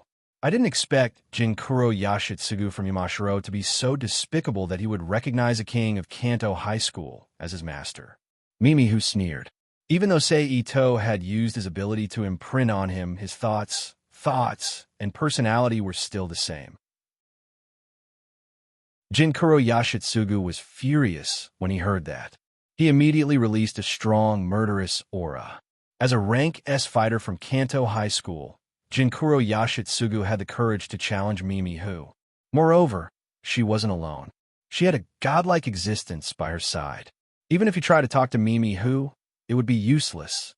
In order not to let the surrounding pedestrians notice the strangeness here, Itose immediately opened an invisible barrier around the area, restraining the murderous aura of Minamoto Kuro Yashitsugu in this small area. What's your goal? Mimi, who didn't even look at Jinkuro Yashitsugu. Instead, she looked straight into Seito's eyes. Submit or be submitted, Seito said lightly. Let's see what makes you think you can make me submit. Mimi Who sneered. The moment she finished speaking, Mimi Who attacked Seito. You're overestimating yourself. Itose coldly snorted, and a powerful psychokinesis immediately spread out, instantly oppressing Mimi Who had just attacked him, and forcibly imprisoned her. Chapter 1466. P.S. Thank you to Boring Saint and Saint for their precious monthly votes. Thank you to NXCX, Halcyon, and Faint Smile Sinless for their awards. The rest of the matter was simple. Seito first brainwashed and controlled Baimahu in the same way as he did with Jinkuro Yoshinobu. Then, he used Baimahu, the S-level master who was known as an invincible master in Kansai and Yamashiro Academy, as a springboard to wipe out Kansai. The result was needless to say. Under the personal control of Seito, the entire Kansai fell into Seito's control in just one day. How much authority have I obtained? A few days later, Seito once again asked the Rubik's Cube in his mind. 88%, 88%. Then let's start. Seito decided after seeing the information presented by the Rubik's Cube. Then, Seito did not hesitate. He immediately took back the Rubik's Cube world, including Mayo, Yi, Yuanyun, Nagakanyao, Nanjo Nora, Miyun Senma, and Chikage Senma, as well as Shun Luoyan, who were close to him, and ordered the entire world to be devoured. The familiar space-time channel immediately appeared in the void of the Rubik's Cube world again. Hey, Linghua, you're here. After sending Mayo and the others back to their respective residences in the Rubik's Cube world, Seito returned home alone. He looked at Ping Linghua, who was chatting with Ito Reina in the living room, and smiled. Ping Linghua stood up and responded softly. How had you been? Busy? Seito entered the living room. He asked with a smile. Don't you know? Linghua is no longer a simple artist now. She has gradually changed behind the scenes.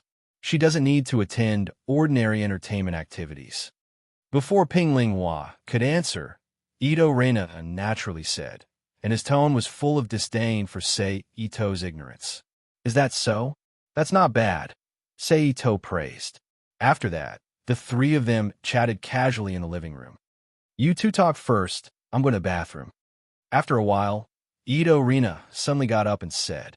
Then, without waiting for their response, she ran to the bathroom under the gaze of Seito and Shurhei Linghua. For a moment, the room suddenly became silent. About 4 to 5 seconds later, Ping Linghua opened her mouth hesitantly. What's wrong? Seito looked at Ping Linghua in confusion. Well, I heard from Renee that Sister Ling and Erica went to other worlds on their own, right? This time, Ping Linghua hesitated for a moment. Then her expression became firm.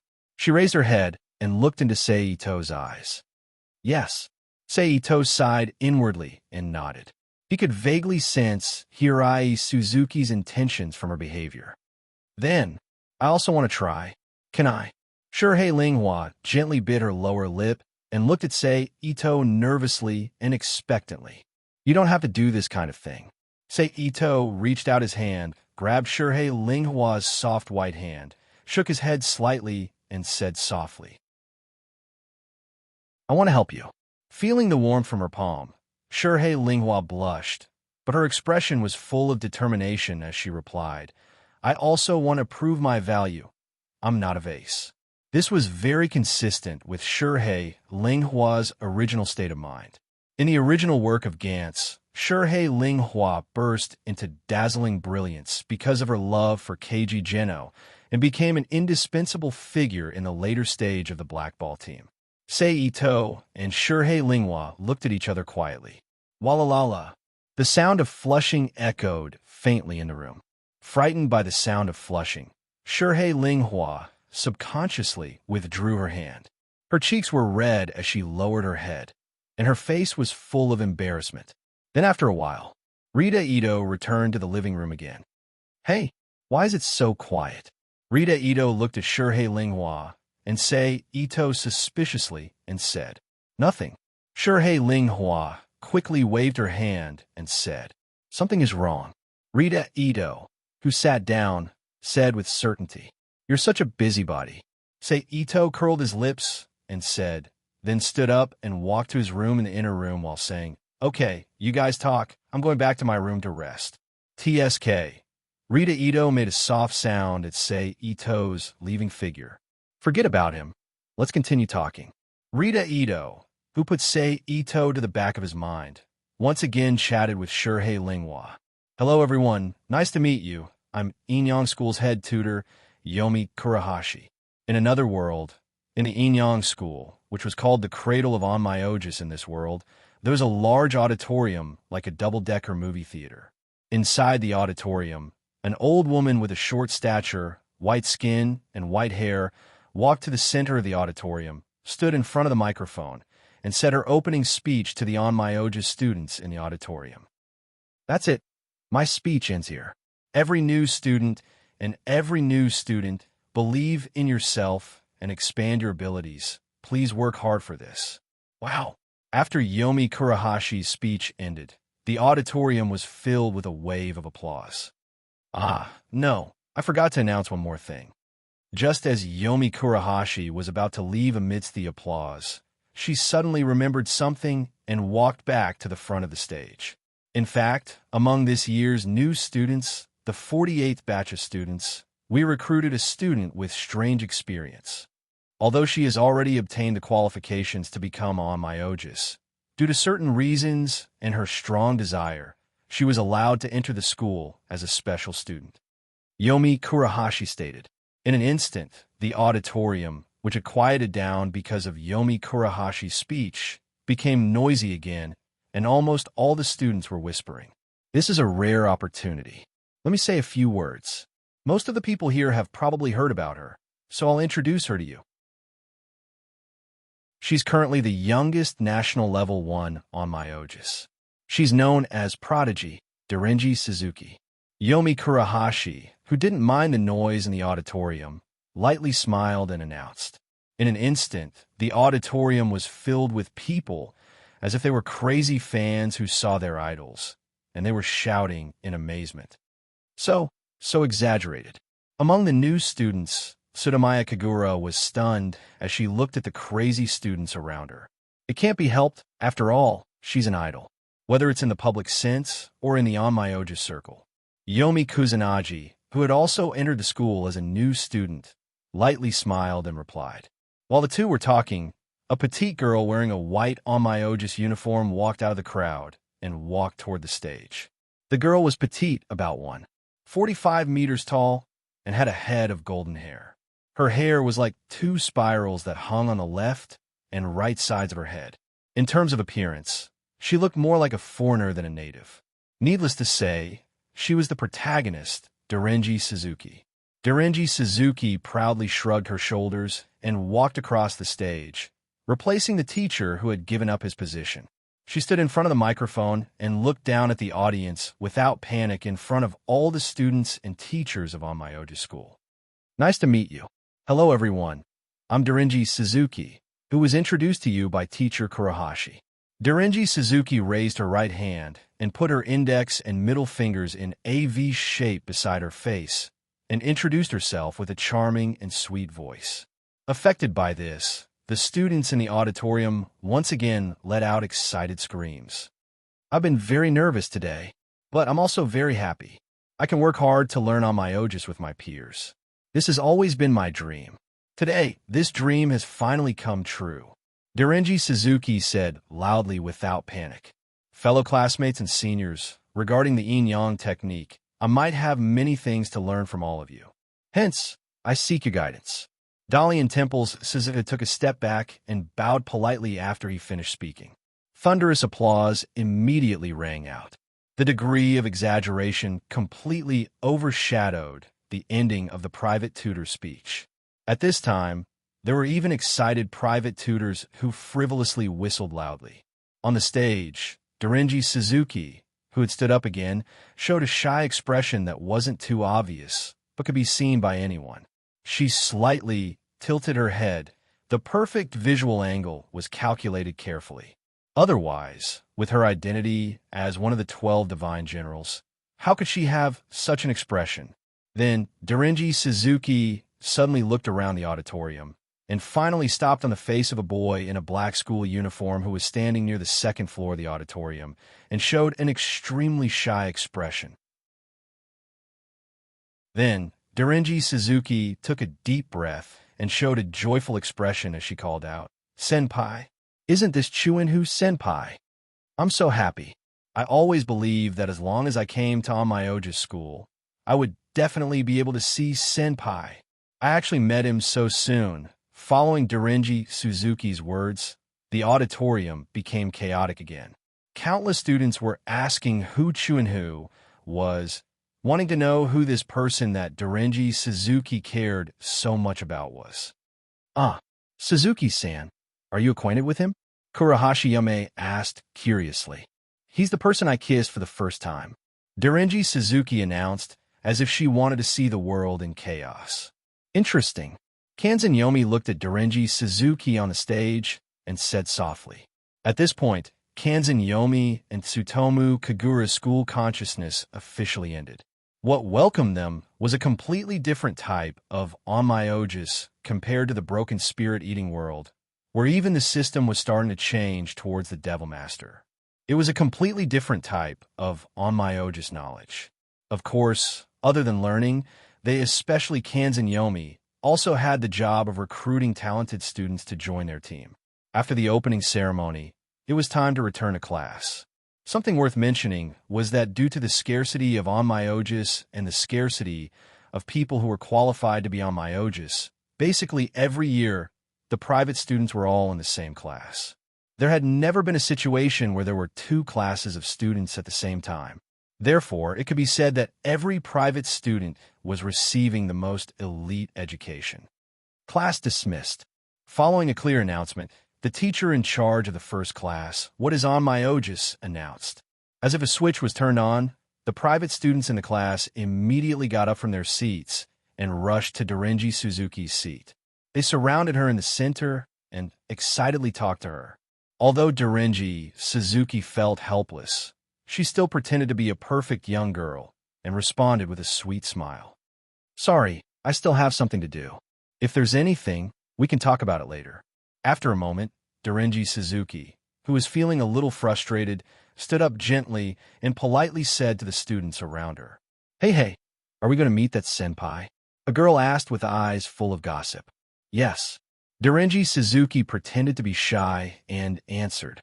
The girls in the classroom immediately screamed excitedly and began to chatter about the 8 gowns. Dorinji Suzuki's lips curled up slightly, and she turned to leave the classroom. "I'm going out for a bit." Kanzen Yomi, who was talking to Tsutomu Kagura, saw this and called out casually, then quickly followed. The corridor was a straight path.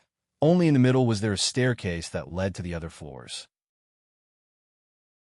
Kanzen Yomi, who was chasing after Dorinji Suzuki, quickly walked forward and soon arrived at the staircase that led to the second year's floor. But immediately, Kanzen Yomi stopped in her tracks. "Tell me, who are you and why are you following me?" In the staircase, Dorinji Suzuki's face was no longer as sweet as before. Instead, it was filled with the pressure of one of the top 12 Onmyoji's. "Dorinji classmate, your words are quite strange. This path seems to be a public corridor. Are you saying that only Dorinji classmate is allowed to walk and no one else is allowed to walk? As for who I am, fellow student Dalian Temple sure is forgetful. You don't even remember your own classmate. It really makes one feel a little sad." A wicked smile appeared on Jianshan Yellow Spring's face. "Then, Dorinji classmate, is there anything else?" Kanzen Yomi asked. "I hope you're telling the truth," Dorinji Suzuki said coldly. Kanzen Yomi shrugged and started walking again. She brushed past Orenji Suzuki's body and walked up the stairs step by step. Oh, right, I forgot to say, my name is Kanzen Yomi. I'll be in your care in the future. Walking to the corner of the stairs, Yuan-shan Yuan-sumi, who was about to continue walking up, stopped and looked down at Dalian Temple Suzuki. Dorenji Suzuki didn't even turn her head and ignored Kanzen Yomi's words. Kanzen Yomi didn't stay any longer and continued walking toward the public library of the Onmyoja school. She planned to start there and familiarize herself with this world's Onmyoja knowledge. Chapter 1467. Phew. As expected of one of the 12 divine generals standing at the top of this world, her vigilance is quite high. Jinshan Yellow Sumi, who had arrived at the public library, slowly walked out from between the bookshelves as he browsed through the books on Inyong Jutsu stored on the shelves. This way, it will be difficult to get in touch with her again. Looks like I can only take one step at a time. While thinking this, Jinshan Yellow Sumi stood in front of the Inyong book, reached out and took it from the shelf, lowered his head and read it. Soon, Jinshan Yellow Sumi was engrossed in reading. But not long after, along with the sound of the end of the break, Jinshan Yellow Sumi couldn't help but recover from the knowledge presented in the book. Oh no, I forgot that it's no longer time to be at home. I'm going to be late. Jinshan Yellow Sumi's expression changed as he immediately ran towards the library's entrance with the book in hand. Classmate, wait, register. Just as Jinshan Yellow Sumi was about to run out of the library, the librarian in charge of the library suddenly used Akala Golden Binding Curse to bind Jinshan Yellow Sumi's body and said softly, "Oh no." Jinshan Yellow Sumi smiled bitterly as he thought to himself, but he still obediently walked to the counter and registered the book borrowing certificate. Since it's already late, I might as well just stay here until the end. Jinshan Yellow Sumi couldn't help but complain. The registration was very fast. In less than half a minute, the registration was completed. Jinshan Yellow Sumi, who had already decided to stay until the end, didn't run anymore. He calmly picked up the book and walked out of the library. He hurried back to his classroom at his usual speed. Dang, dang, dang. A moment later, Jinshan Yellow Sumi returned to the classroom and knocked on the door. Come in. Whoosh, Jinshan Yellow Sumi, who received permission, opened the door. Sorry, I'm late. Jinshan Yellow Sumi took the initiative to bow and apologize. Remember to pay attention next time. The male teacher who was teaching looked at Jinshan Yellow Sumi and said with a good temper, Thank you, teacher. I won't do it next time. Jinshan Yellow Sumi stood up and said, then turned around and closed the door. She held the book and quickly walked back to her seat under the gaze of the entire class, including Daiji Suzuka and Tsutamaya Kagura. All right, let's continue the class. Jinshan Yellow Sumi returned to her seat. The teacher on the podium started to explain the content again. At the same time, in an office in the Black Branch Bureau, which was the closest to the Inyang school. This is your transfer order. The owner of the office was a slightly plump middle-aged man who was sitting in a black leather executive chair. His elbows were propped up on the table in front of him. He looked up at Suzu Ito, who was standing across the table from him. If possible, I really don't want to let you go. The middle-aged man smiled. Suzu Ito, who was wearing the blue exorcist robe, smiled and did not reply. Forget it. With your talent, it is indeed a waste to stay in the branch office. Do a good job at the headquarters and don't embarrass our Dark branch. Then, the middle-aged man smiled and continued half-jokingly. Yes. Ito Rin replied in a sonorous tone. That's enough. Go back and pack your things. Let's go to the headquarters. Don't let the people over there wait for too long. The middle-aged man spread out his hands and leaned back on the chair. Then I'll take my leave, Chief. Suzu Ito stepped forward and picked up the transfer order on the table. She stood back up and said, Go ahead. The chief smiled. Suzu Ito bowed to the chief again and turned to leave the chief's office. She passed through the familiar space of the Dark branch and returned to the lounge of the exorcist team that she originally belonged to. Ling-chan, why is the chief looking for you? A female member of the same team who happened to be resting in the lounge asked casually. Here, it's about this. Suzu Ito said as she handed the transfer order to the other party.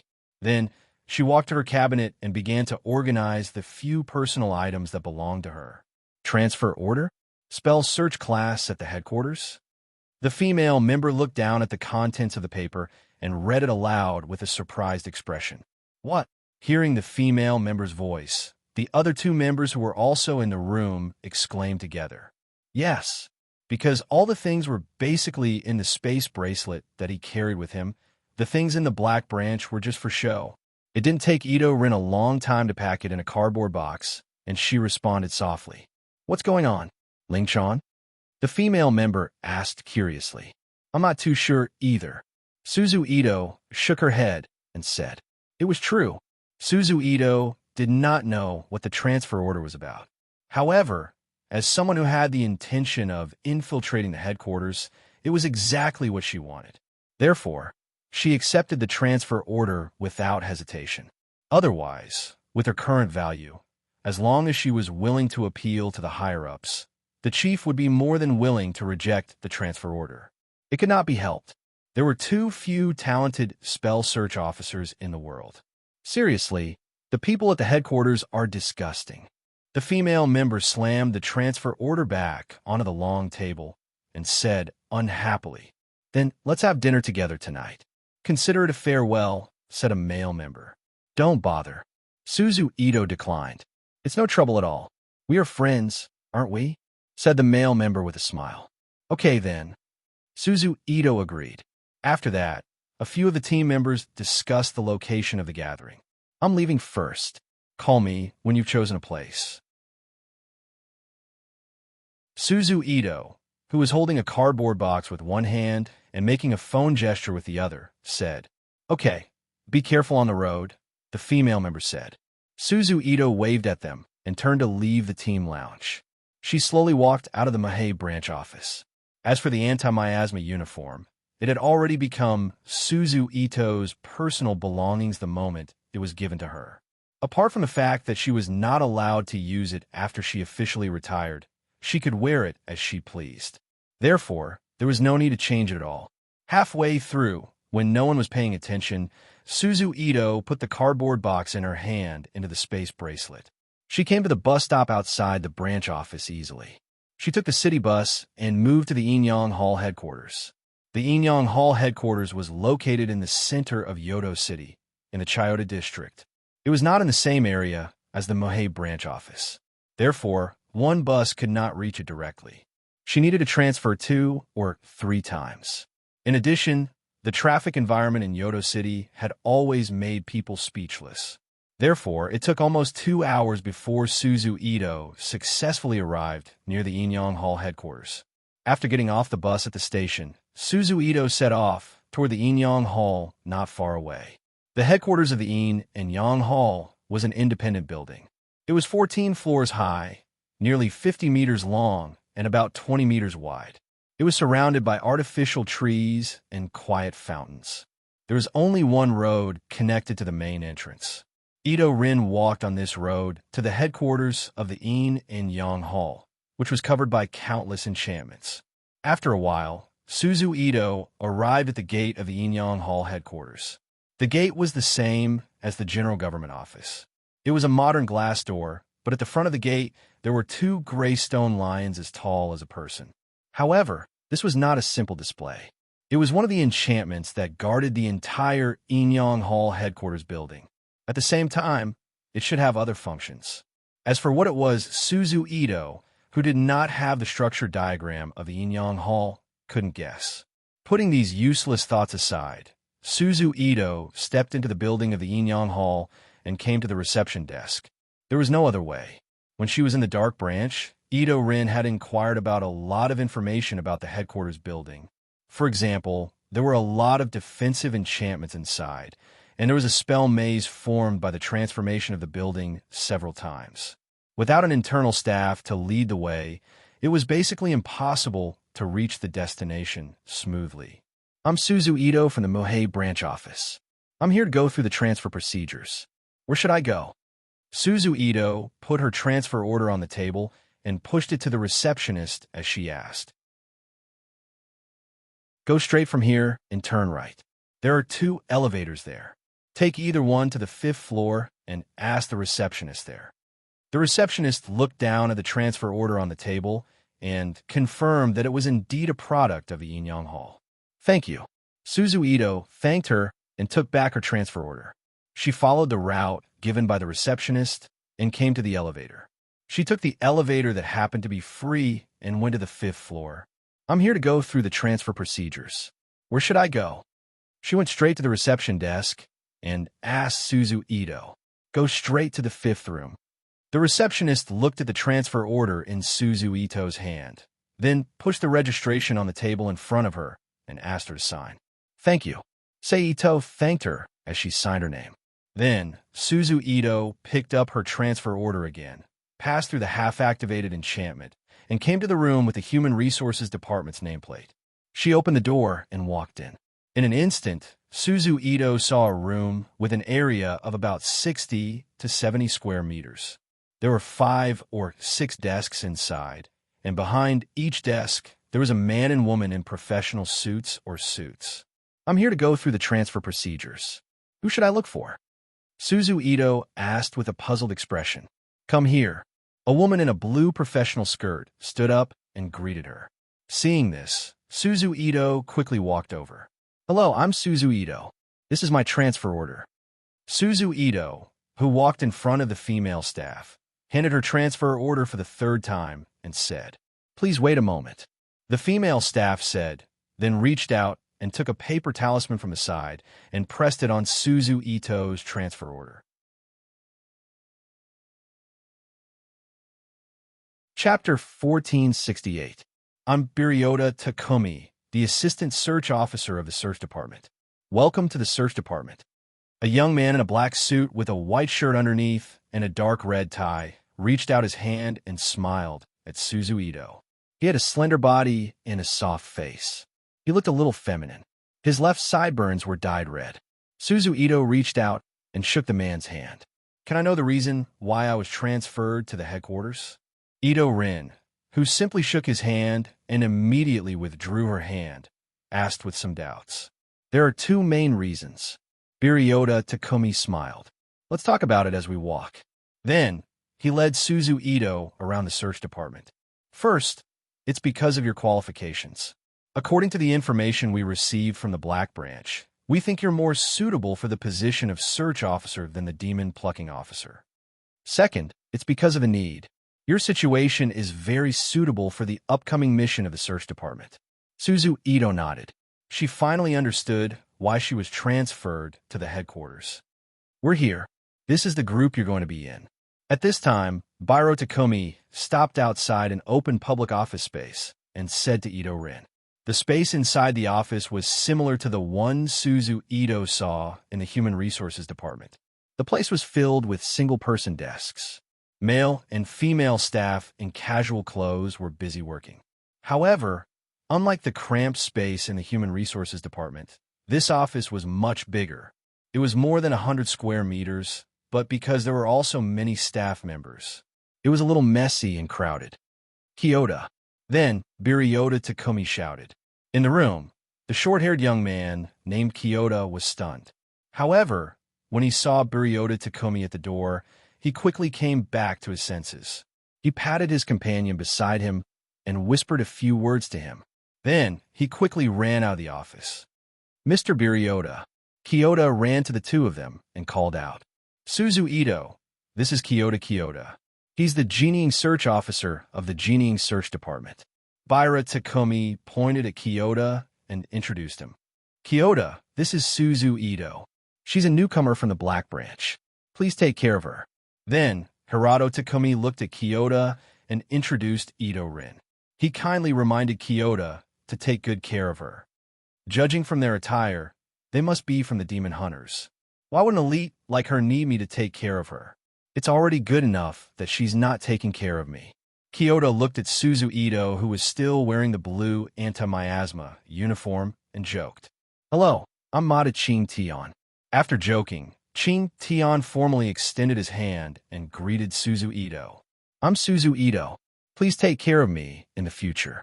Suzu Ito said politely as she shook Kyoto's hand. All right, I'll leave her to you. If there's anything, just ask Kyoto directly. Hiroto Takumi said to Kyoto and then turned to look at Suzu Ito. Kyoto nodded and expressed that he understood. Okay, Suzu Ito replied. Then, Hiroto Takumi didn't stay any longer and turned around and went back the way they came. Come in. Kyoto, who saw Hiroto Takumi off, turned around and said. Then, he led Suzu Ito into the public office and stopped in front of the door. Clap, clap, clap. Kyoto clapped his hands a few times to attract the attention of everyone in the office. Let me introduce, this is Suzu Ito. She's a newcomer who was transferred to our group. Everyone, please welcome her. Kyoto said loudly and then took a step back, leaving Suzu Ito alone. Hello everyone, I'm Suzu Ito. Please take care of me in the future. Suzu Ito didn't mind and greeted them naturally. Clap, clap, clap, clap. It was a little messy, but it was a very enthusiastic noise in the office. However, everyone also knew that it was working hours now, so after a simple welcome to Ito Rin, they withdrew their gazes and re-immersed themselves in the work at hand. Follow me, Kyoto called out and led Suzu Ito to the end of the office. They stopped at an empty desk. This will be your desk from now on. Kyoto pointed at the desk next to him and said. Then he turned his head and shouted, Ruji, bring me the information about the Twin Horns Association in the past 6 months. Okay, a male voice replied. I didn't expect it to be the Twin Horns Association. Suzu Ito's pupils shrank as she thought to herself. It couldn't be helped. Suzu Ito was very familiar with the Twin Horns Association. In the past 6 months, whether it was as an exorcist or as an underground worker who secretly tried to cause trouble for the Inyang Hall, she and Erica would often encounter members of the Twin Horns Association. In order to make use of the Twin Horns Association, Erica even tried to join the Twin Horns Association. However, because the Twin Horns Association was a secret society formed by Tsuchimikado's nightlife fanatics, they were very resistant to non-Inyang masters and foreigners. That was why they never succeeded. But it wasn't that they didn't gain anything. At the very least, they managed to get in touch with the Twin Horns Association. As an exorcist, you should be familiar with the Twin Horns Association. Kyoto looked at Suzu Ito and asked with a smile. That's right. Suzu Ito nodded in acknowledgement. As the only Inyang Master organization apart from natural spirit disasters, the Inyang Master organization was responsible for dealing with spirit disasters and dealing with them. Naturally, the Inyang Master organization was no stranger to the Inyang Master organization. In fact, the Inyang Master organization even had a set of special procedures for dealing with spirit disasters that the Twin Horns Association carried out. Then it's simple. Let's get straight to the point. Our team's job is to track down the whereabouts of the Twin Horns Association's members and do our best to destroy any possible spirit hazards they might cause, as well as destroy their organization, Kyoto said with a serious expression. Also, because of the Twin Horns Association, our team is basically a half-subordinate team. Apart from Minister Amami herself, only Byra-san, who sent you here earlier, can see everything we investigate. You have to pay attention to this, Kyoto reminded. I understand, Suzu Ito replied with a serious expression. Also, we don't have a strict dress code here. As long as it's not strange, you can wear anything. So, you don't have to wear this uniform when you come here tomorrow. I think it's quite stressful. Kyoto suddenly changed the topic and said with a smile. Oh, I understand, Suzu Ito replied in surprise. All right, I still have some work to do, so I won't accompany you any longer, Kyoto said again. Okay. Suzu Ito nodded and watched as Kyoto walked away and returned to his seat. Bang! Then, with a muffled sound, a stack of documents about half the height of a person appeared on Suzu Ito's desk. Due to the impact of the fall, a faint cloud of dust appeared on it. This is all the information about the Twin Horns Association in the past 6 months. Take your time, I'm going back to work. The short-haired young man, who was thin and wore a light green shirt with both sleeves rolled up high, had a baby face and looked particularly young, said with a chuckle. Sorry to trouble you. Suzu Ito thanked him. It's nothing. Also, I'm by Taro Ruji. Call me if you need anything. After the young man, named Ruji, finished speaking, he waved his arm at Ito Ling and returned to his desk. Looking at the stack of documents in front of her, Suzu Ito shook her head helplessly. Then, she sat down on the chair in front of her and took a document from the top of the stack and began to open it. You've really decided? In the Rubik's Cube world, in the southern ecological city, there was an empty room with only an L-shaped low sofa, a tea-colored glass coffee table, and a 48-inch LCD TV. Ito Sei, who was sitting on the sofa, looked at Yamahira Suzuka next to him and asked, Yes, I want to become a woman who can help you. Shihira Linghua looked back at Seito's eyes without blinking and said in a determined tone. At the end of her speech, Ping Linghua suddenly felt that her words were a little too. Her cheeks couldn't help but turn red. Even so, she still didn't move her eyes away to show her determination. Okay, I understand. Seito looked at Shihira Linghua deeply and said with a long sigh. Then, he didn't dissuade her anymore.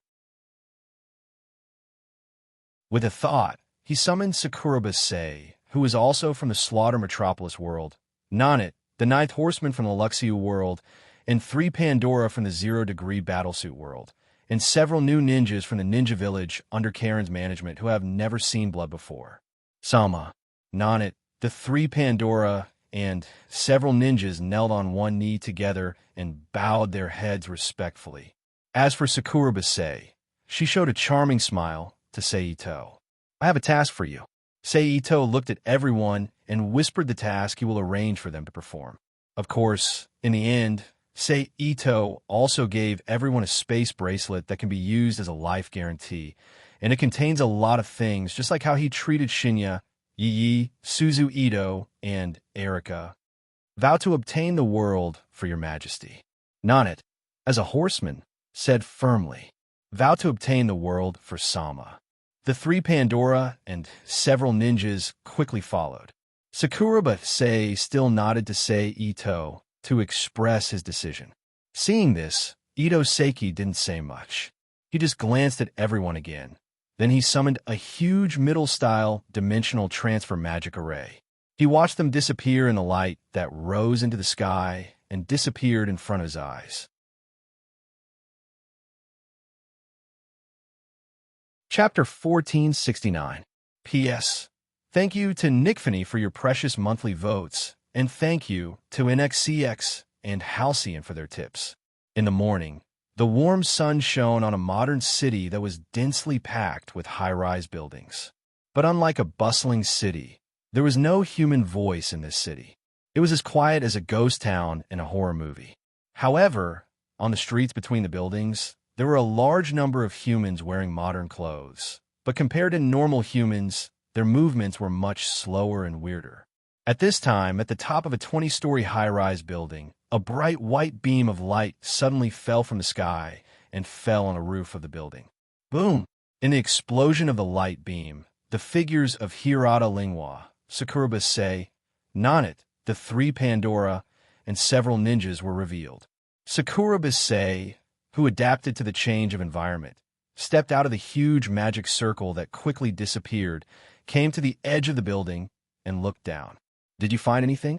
Hirata Linghua, who followed him to the edge of the building, looked down and asked with a puzzled look. Don't you think it's too quiet here? Sakuraba Sei took a deep breath and turned to look at Hirata Linghua. Hearing what you said, it's true. When Ping Linghua heard this, she was stunned for a moment. Then, she came back to her senses and nodded thoughtfully in response. And look, those cars parked on the side of the road. Then, Sakuraba Sei pointed at the faintly visible cars on the street below. On the street below the building. Regardless of whether it was the taxis that were of the same color, or the small cars of different colors and shapes, or the large buses that were used for public transportation, or the large trucks that were used to carry goods, all of them seemed to have been cast with a time confinement enchantment. They stopped on the road casually, without any intention of moving at all. What a strong smell of blood. Hirata Linghua looked down according to Sakuraba Sei's instructions. Because of the holy mark, her facial features were developed to a certain extent. and because of the frequent contact with bloody battles as a Pandora. The three Pandora, who were particularly sensitive to the smell of blood, wrinkled their noses and said. At this moment, Ping Ling Hua and the others looked at each other at the same time, seeing the strange look in each other's eyes. No matter what the situation is, we have to complete the mission His Majesty has given us. Nonnet, who had a military background, said seriously. Ping Ling Hua and the others nodded. He expressed his approval. Then let's go down. Let's get closer to this strange world, Nonite continued. Regarding this, naturally, no one had any objections.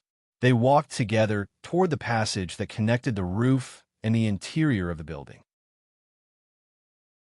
Creak. The strange sound of metal rubbing against each other came from the hinges of the door that Nonite pulled open. This strange sound matched the current environment. This immediately caused everyone's hearts to tighten slightly. They raised their spirits 120% to deal with the situation that could happen at any time. Ta-ta-ta, everyone walked up the cement stairs, step by step into the building. So dark.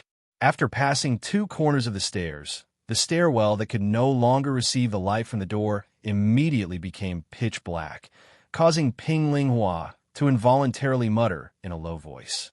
The moment her voice fell, a ball of light lit up in the pitch-black stairwell.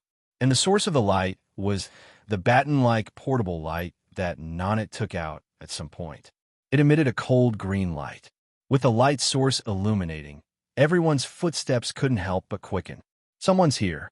After walking for an unknown amount of time, a swaying figure appeared in everyone's sight. But in the next moment, the figure's movements paused and turned its head abruptly to look at Ping Ling Hua and the others. It was a horrifying face.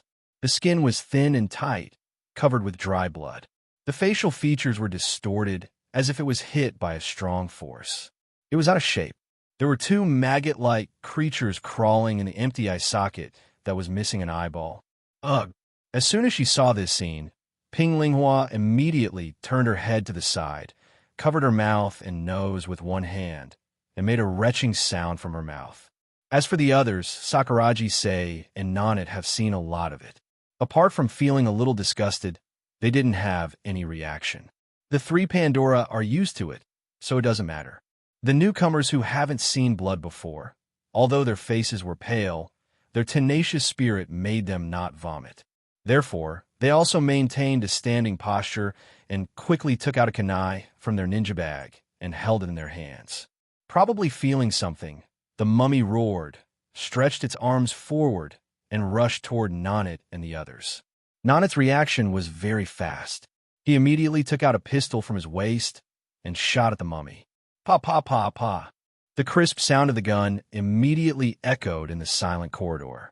However, what was unexpected and reasonable was that the dried corpse that was shot several times didn't fall to the ground and die like Nonnet had expected. Instead, it continued to move towards them. Puff! The next moment, a black light flashed, and the mummy's head fell to the ground and rolled down the stairs. Plop! The headless corpse fell heavily on the ground. These are zombies. You can only kill them by chopping off their heads or blowing them up. Sakuraba-sei explained while holding a Gant katana that was dark, but the sword was thick and slightly glowing with blue light. Obviously, the sharp blow just now was her masterpiece. Also, be careful not to be bitten by these things, otherwise we're likely to become the same as them. Sakuraba-sei recalled the horror movies in Gant's world and the various horror movies he saw after entering Rubik's Cube world and said, "They should have prepared an antidote for us. If there is an accident, take it immediately. There shouldn't be any problem." At this time, Ping Ling Hua, who slightly recovered from her disgust, reminded, "Not good." Suddenly, Sakuraba-sei's expression changed and said anxiously, "Sound, if the zombies here are really as described in the movies, then Nonnet's gunshot must have alerted the other zombies in the corridor. Let's leave quickly." Nonnet frowned and quickly put the gun back on his waist. Then, he took out his knight sword from the space bracelet and held it in his hand.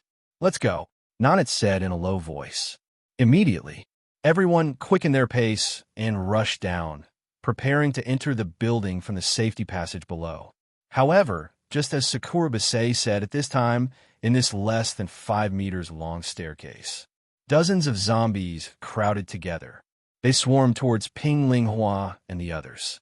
Kill, Nanit said coldly. Puff. Ahead. Under the sweep of Nanit's sword, it rolled and fell to the ground. Seeing Nanit start killing, Sakurabase and the others naturally didn't show any weakness.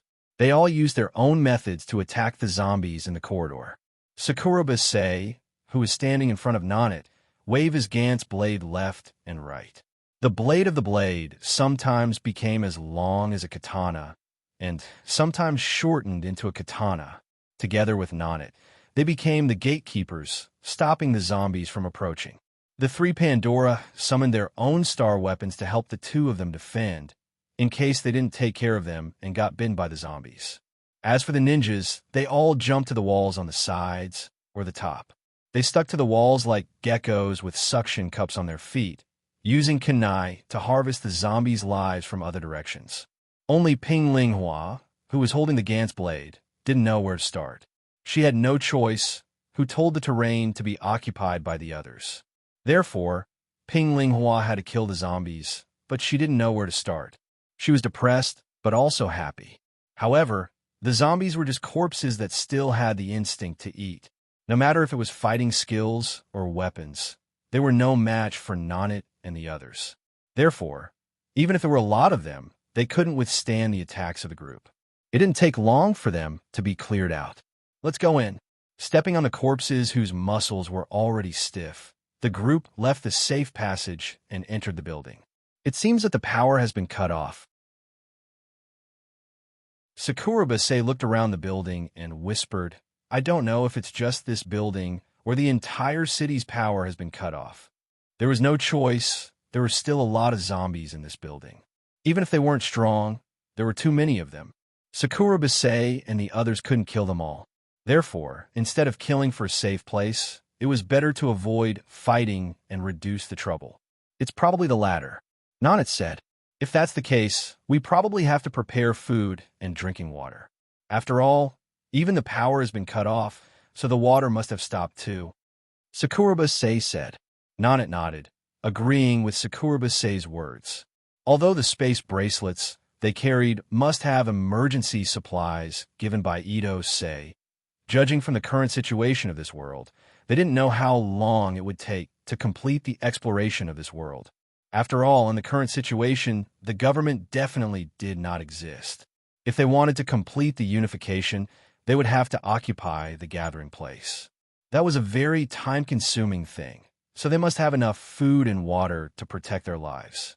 Otherwise, they might starve to death before they could carry out the mission of exploring this world. Of course, they also knew that there were other strategy teams behind them or reincarnators who had accepted the mission. Therefore, they didn't need to think too far ahead. However, they had to make appropriate preparations. Just like the old saying, as long as there's food, there's no need to panic. After resting for a while, Ping Linghua and the others continued to move out of the building in another world, Tokyo. In the evening, a refreshing rain was falling. It was like a mirror, refracting the lights in the city into a hazy halo, adding a sense of elegance to the city. What's wrong? It was a rare sight for the head teacher to open the window of the office. The eagle, which shouldn't exist in the sky of the city, stepped on the open window. It tilted its head slightly and looked at the head teacher, Kurahashi Yaimi, who was sitting at the desk doing something. Really, Kurahashi Yaimi didn't see the eagle doing anything, but she took off her reading glasses in surprise and turned to look at the eagle. Obviously, the eagle had just transmitted a message to the head teacher, Kurahashi Yaimi, in a special way. It's probably the type that can be easily taken as a joke. However, at the very least, I don't want to be frightened by Kurahashi no stargazing. At this moment, an old but light voice sounded from Old Eagle's body. If Suzu Ito was here, she would realize that the old man's voice came from the eagle's body. It was her immediate superior, the head of the spell search department, Oshima Amami. Therefore, it was obvious that the eagle that shouldn't exist in the city was his Shikigami. Is it Michio Ashiya's notice? Kurahashi Yaimi asked softly. Yes. To be more specific, it's a challenge. Because of him, the Inyang Hall is in an uproar. As Masayoshi Amami spoke, the simple spirit-branded retainer under his control opened its mouth wide and spat out a letter from its body. The letter floated directly onto Kurahashi Daime's desk and displayed the contents of the letter. Michio Ashiya, come and receive your raven feather weaving tomorrow.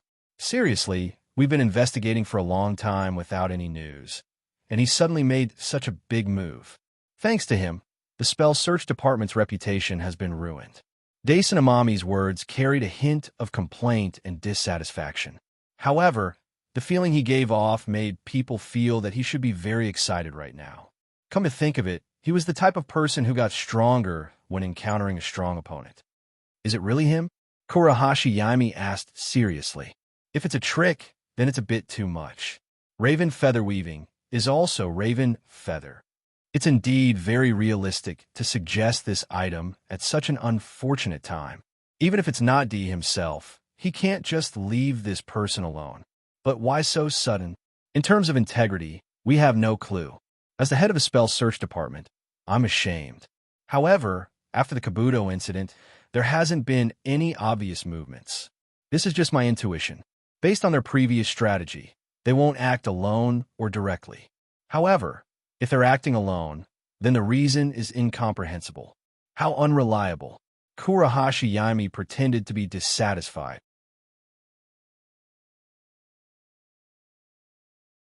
Chapter 1470.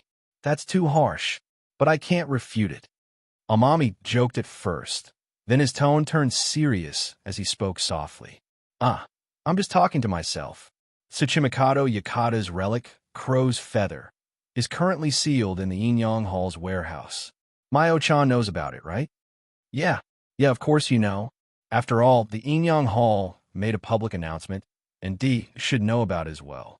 Logically speaking, that guy's spirit-branded retainer appearing in front of the Inyang Hall's office should be evidence that he knows about it. Most people in the Inyang Hall should think that guy wants to steal the sealed Crow's Feather. That should be the case. Knowing that Amami wasn't finished, Kurahashi Daime didn't interrupt and silently waited for him to continue. However, there's a strange rumor about the Crow's Feather. It's an absurd rumor that the Crow's Feather stored in the Inyang Hall isn't the original, but a fake. Mayo-chan knows about this as well, right? Well, Kurahashi Daime's tone didn't change, but her gaze towards Amami's eagle spirit-branded retainer suddenly sharpened, as if she was about to unsheath a sharp blade. Whether that guy knows about this or not, probably only a god knows. But, as I mentioned before, his current target is hard to grasp. From my standpoint, I want to be fully prepared so that I won't fail no matter what. Well, that's hard to do in reality. At the very least, Mayo-chan needs to have a firm grasp of the situation. Amami's sinister laughter came out of Eagle's mouth. Understood, Kurahashi Daime said lightly. Then, her voice became gentle. Amami-kun. Yes? Thank you. Amami didn't expect this. As he was controlling Eagle's spirit-branded retainer from afar, he didn't react in time. After a while, he spoke with a completely different tone than before. My apologies, I've done my best. Then, Amami's aura disappeared from Eagle's body. Amami flapped his wings slightly, brushing away the rainwater on his body, and then flew away from the bed, disappearing into the misty rain. A rare weekend. I didn't expect to be brought back to life by... In the headquarters of Inyang Hall, in the Spell Search Department, which was in charge of the Twin Horn Society's case, a man named Bibataruji complained as he stretched his back. However, he couldn't be blamed for complaining. It was rare for him to have a day off, but he didn't expect to run into such a situation. His original plan to accompany his girlfriend was completely ruined. No one would be in a good mood if this happened to him. Of course, he wasn't the only one on standby in the office.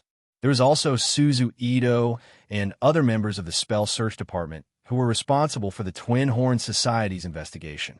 Despicable, Tobarama Ruji cursed. Suzu Ito, who had been working in the Spell Search Department for more than 2 months, was familiar with He was a powerful spellcaster who had caused several major spiritual disasters in the history of his appearance. He was a wanted criminal of the Yin-Yang Hall. Apart from that, he was also an important member of the Twin Horns Association.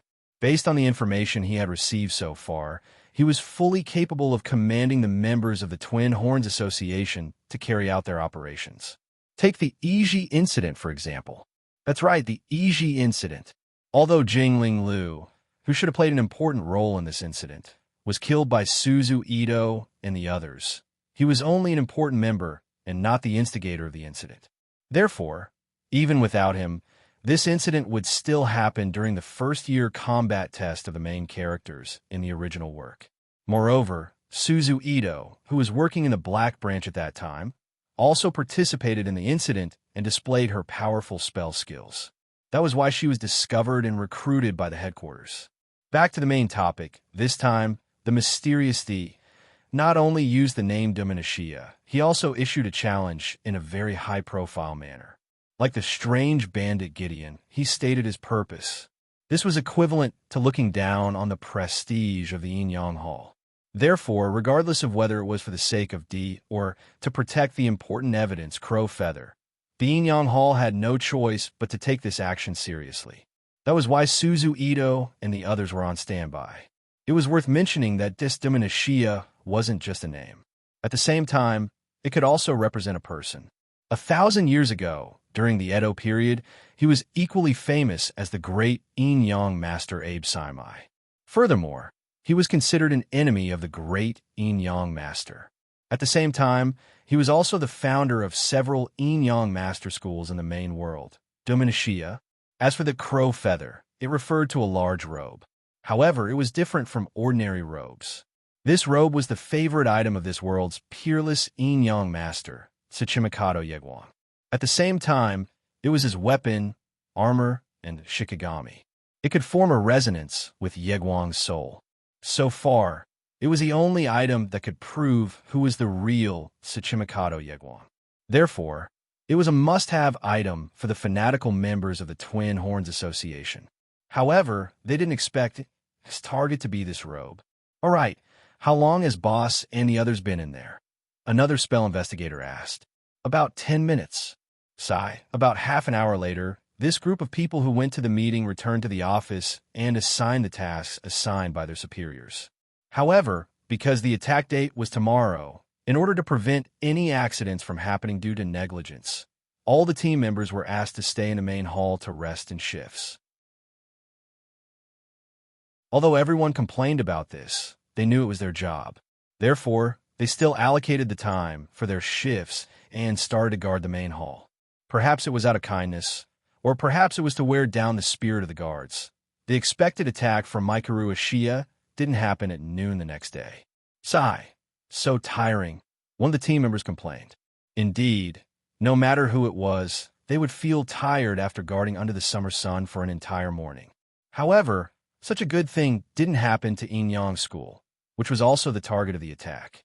Not long after the lunch break started, a large number of mechanical earth spiders appeared on the wall of Yin-Yang School and crawled down along the wall. "It's a shikigami!" a girl shouted when she felt the light dimming and turned to look at the window. Bang, bang, bang, bang. The earth spider shikigami lying on the wall of Yin-Yang School used their powerful front legs to chisel at the glass under them, but they were immediately blocked by the barrier outside Yin-Yang School, and a series of muffled sounds were heard. Although they were trainee Yin-Yang masters, in the end, they were still inexperienced students, so they couldn't feel the pressure. They immediately screamed and hurriedly pulled out their chairs and left, moving closer to the middle of the dining hall.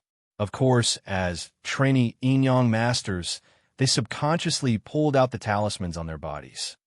The barrier of Yin-Yang School has already been activated.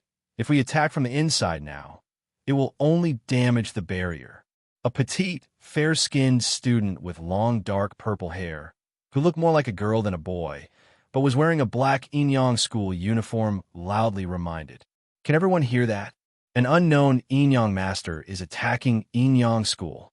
Just when the students of Yin-Yang School didn't know what to do, several teachers rushed into the dining hall and said to everyone, "Immediately take shelter."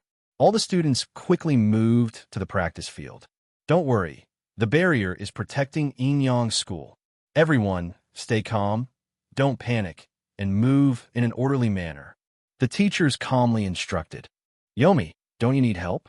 In the group following the teacher's instructions, the kind-hearted Tsutomu Kagura looked at the panicked students around her and asked Yomi in a low voice. Don't worry, the barrier outside is very sturdy. As long as it isn't damaged from the inside, it won't be broken in a short period of time. Yomi also comforted her in a low voice, then raised his head and looked at the teachers who had calm expressions and powerful spiritual pressure, and continued. Also, don't underestimate the teachers here. Every one of them is even stronger than the combat personnel of the Environment Department. If we act rashly, we'll only bring trouble to ourselves. Yeah. Tsutomu Kagura looked around and softly replied, Yeah. At this moment, Yomi made a sound of surprise. What's the matter? Tsutomu Kagura asked in confusion. Follow me, Yomi said in a low voice, then grabbed Tsutomu Kagura's hand and quietly left the group without the teachers noticing and moved to the other side. Although she was confused, Tsutomu Kagura trusted Yomi completely, so she didn't delay and let Yomi drag her around. Just like that, the group of 3 boys and 3 girls appeared in Tsutomu Kagura's sight. Suzuki-san, Tsutomu Kagura subconsciously called out. Hearing someone call her name, Daidaiji Suzuki-san and the boys and girls around her all turned to look at Yomi and Tsutomu Kagura. Seeing Yomi, Daidaiji Suzuki-san couldn't help but frown. It couldn't be helped, the first impression was too important. Even though Yomi stopped following them after that time, and every time they met was a coincidence, Daidaiji Suzuki-san was still very cautious and distrustful of her, so she never had a proper conversation with her. However, Daidaiji Suzuki-san didn't have a bad impression of Tsutomu Kagura. She didn't dislike her, but she didn't like her either, just like how she treated her other classmates. They are a tall and thin brown-haired man with a small pentagram in the corner of his left eye asked in confusion. My classmates, Daidaiji Suzuki-san said coldly. Why are you here? Daidaiji Suzuki-san questioned. We saw you suddenly leave the group, so we were curious, so we followed you. Yomi answered honestly.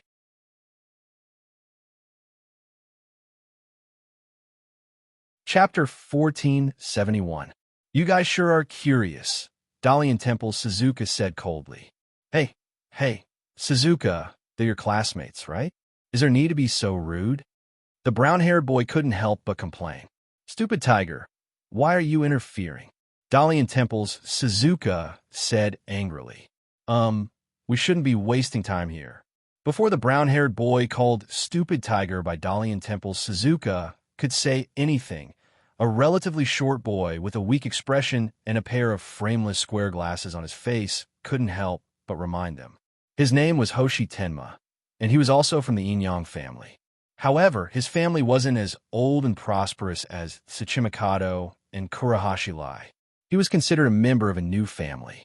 His parents were superb artificial technology developers, and no one could compare to them in this field.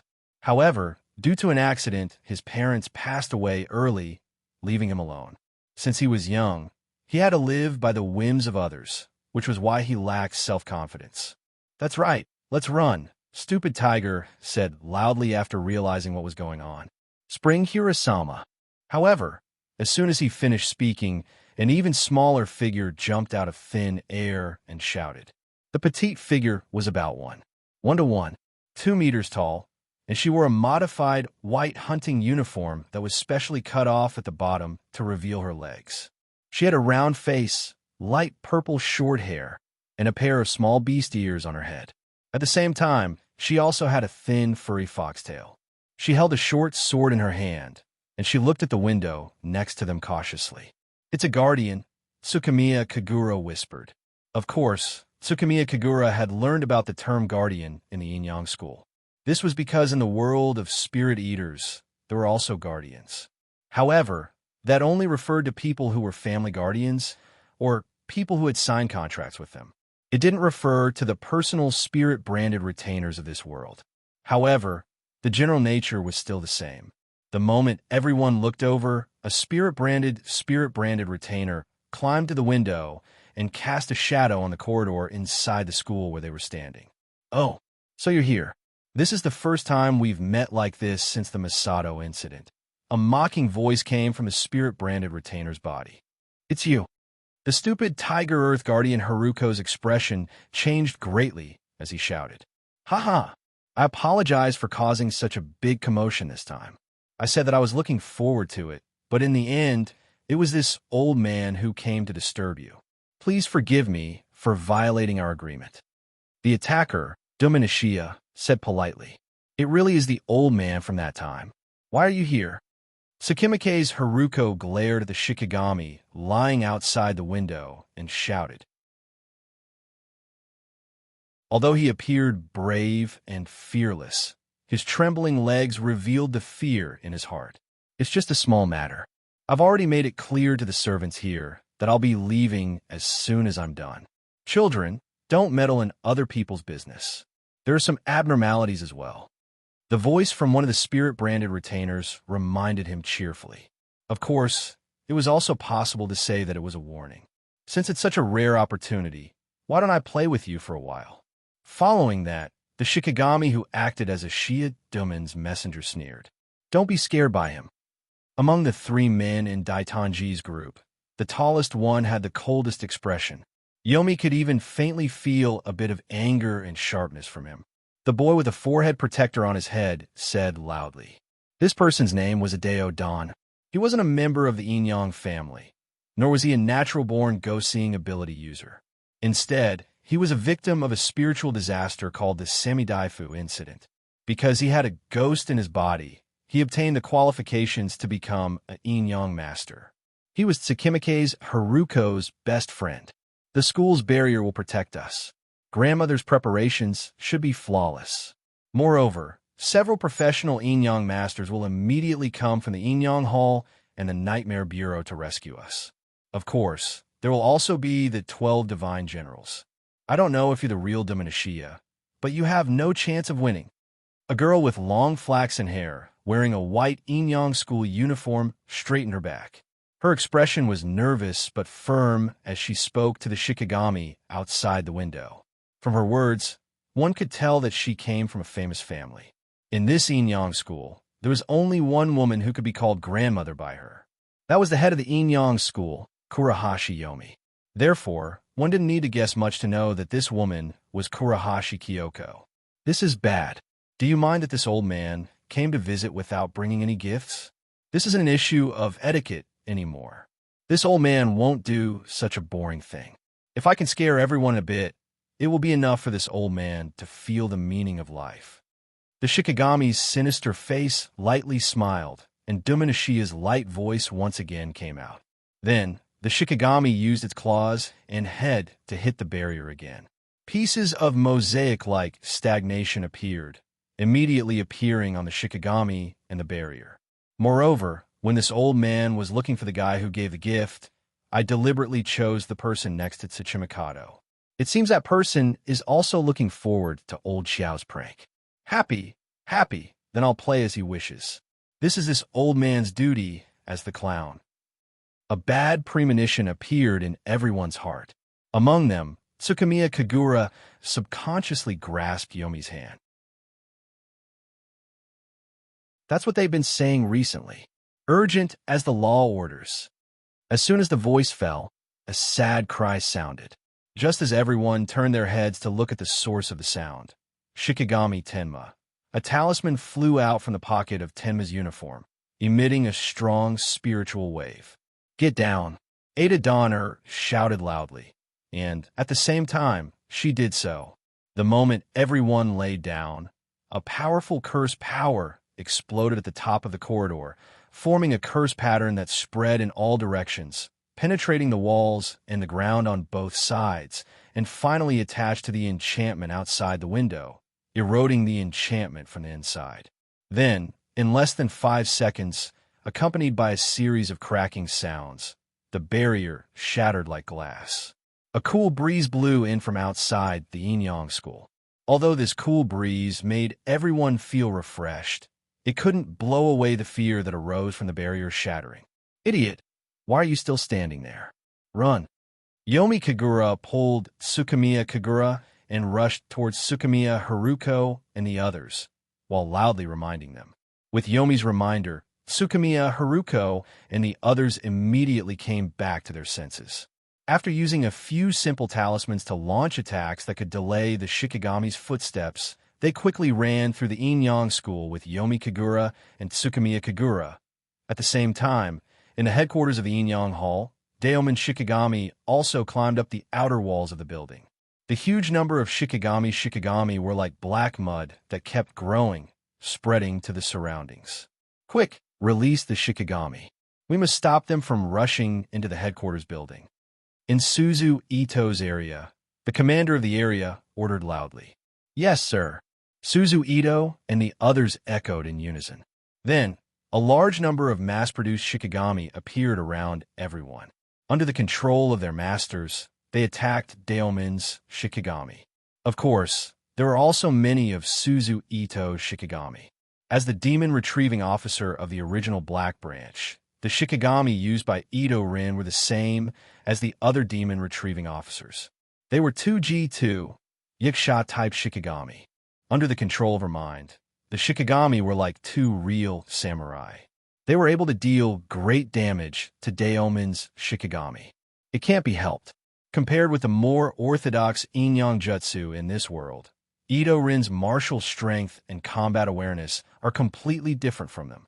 It is estimated that except for the 12 immortal generals, Mitsuki Zenjiro, who should also be regarded as an Inyang Jutsu, no one can reach her level. After all, the native Inyang masters of this world only had curses and spells. They didn't have many close combat skills. However, because of this, Suzu Ito's performance was a bit conspicuous.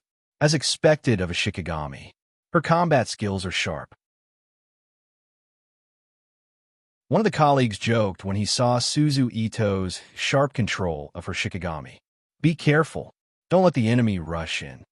Before the others could say anything to Suzu Ito, the commander reminded them loudly. Seeing this, everyone tactfully shut their mouths and focused on controlling their Shikigami and casting spells to defend against Daemon Shikigami. You over there, lend me your Zen staff. While running, Yukari turned to look at Tsukimike's Haruko and said, Here. Although he had some doubts and didn't know what Yukari Haruko wanted a Zen staff for, Tsukimike's Haruko still threw the Zen staff to him without hesitation. What are you doing? Dalian Temple's Suzuki frowned and asked, Doing this. As Yukari Haruko spoke, he suddenly turned around and ran to the back of the team. Then, he stomped his feet and jumped onto one of the earth spiders that was chasing after them. The Zen staff in his hand spun and stabbed into the core of the earth spider's jutsu. Pooh! With a light sound, the earth spider's Shikigami that had its core pierced immediately became sluggish. Like a robot that had lost its power, it was paralyzed on the ground. After completing this attack, Yukari Haruko jumped away and turned around again to hit the earth spider Shikigami that had stopped moving. Bang! In an instant, a loud sound was heard. The earth spider's huge body was immediately sent flying back and crashed into the other earth spiders. It was like a roadblock that blocked the earth spiders behind it. Then, Yukari Haruko didn't stay any longer. He quickly ran back to the team and threw the Zen staff back to its original owner, Tsukimike's Haruko.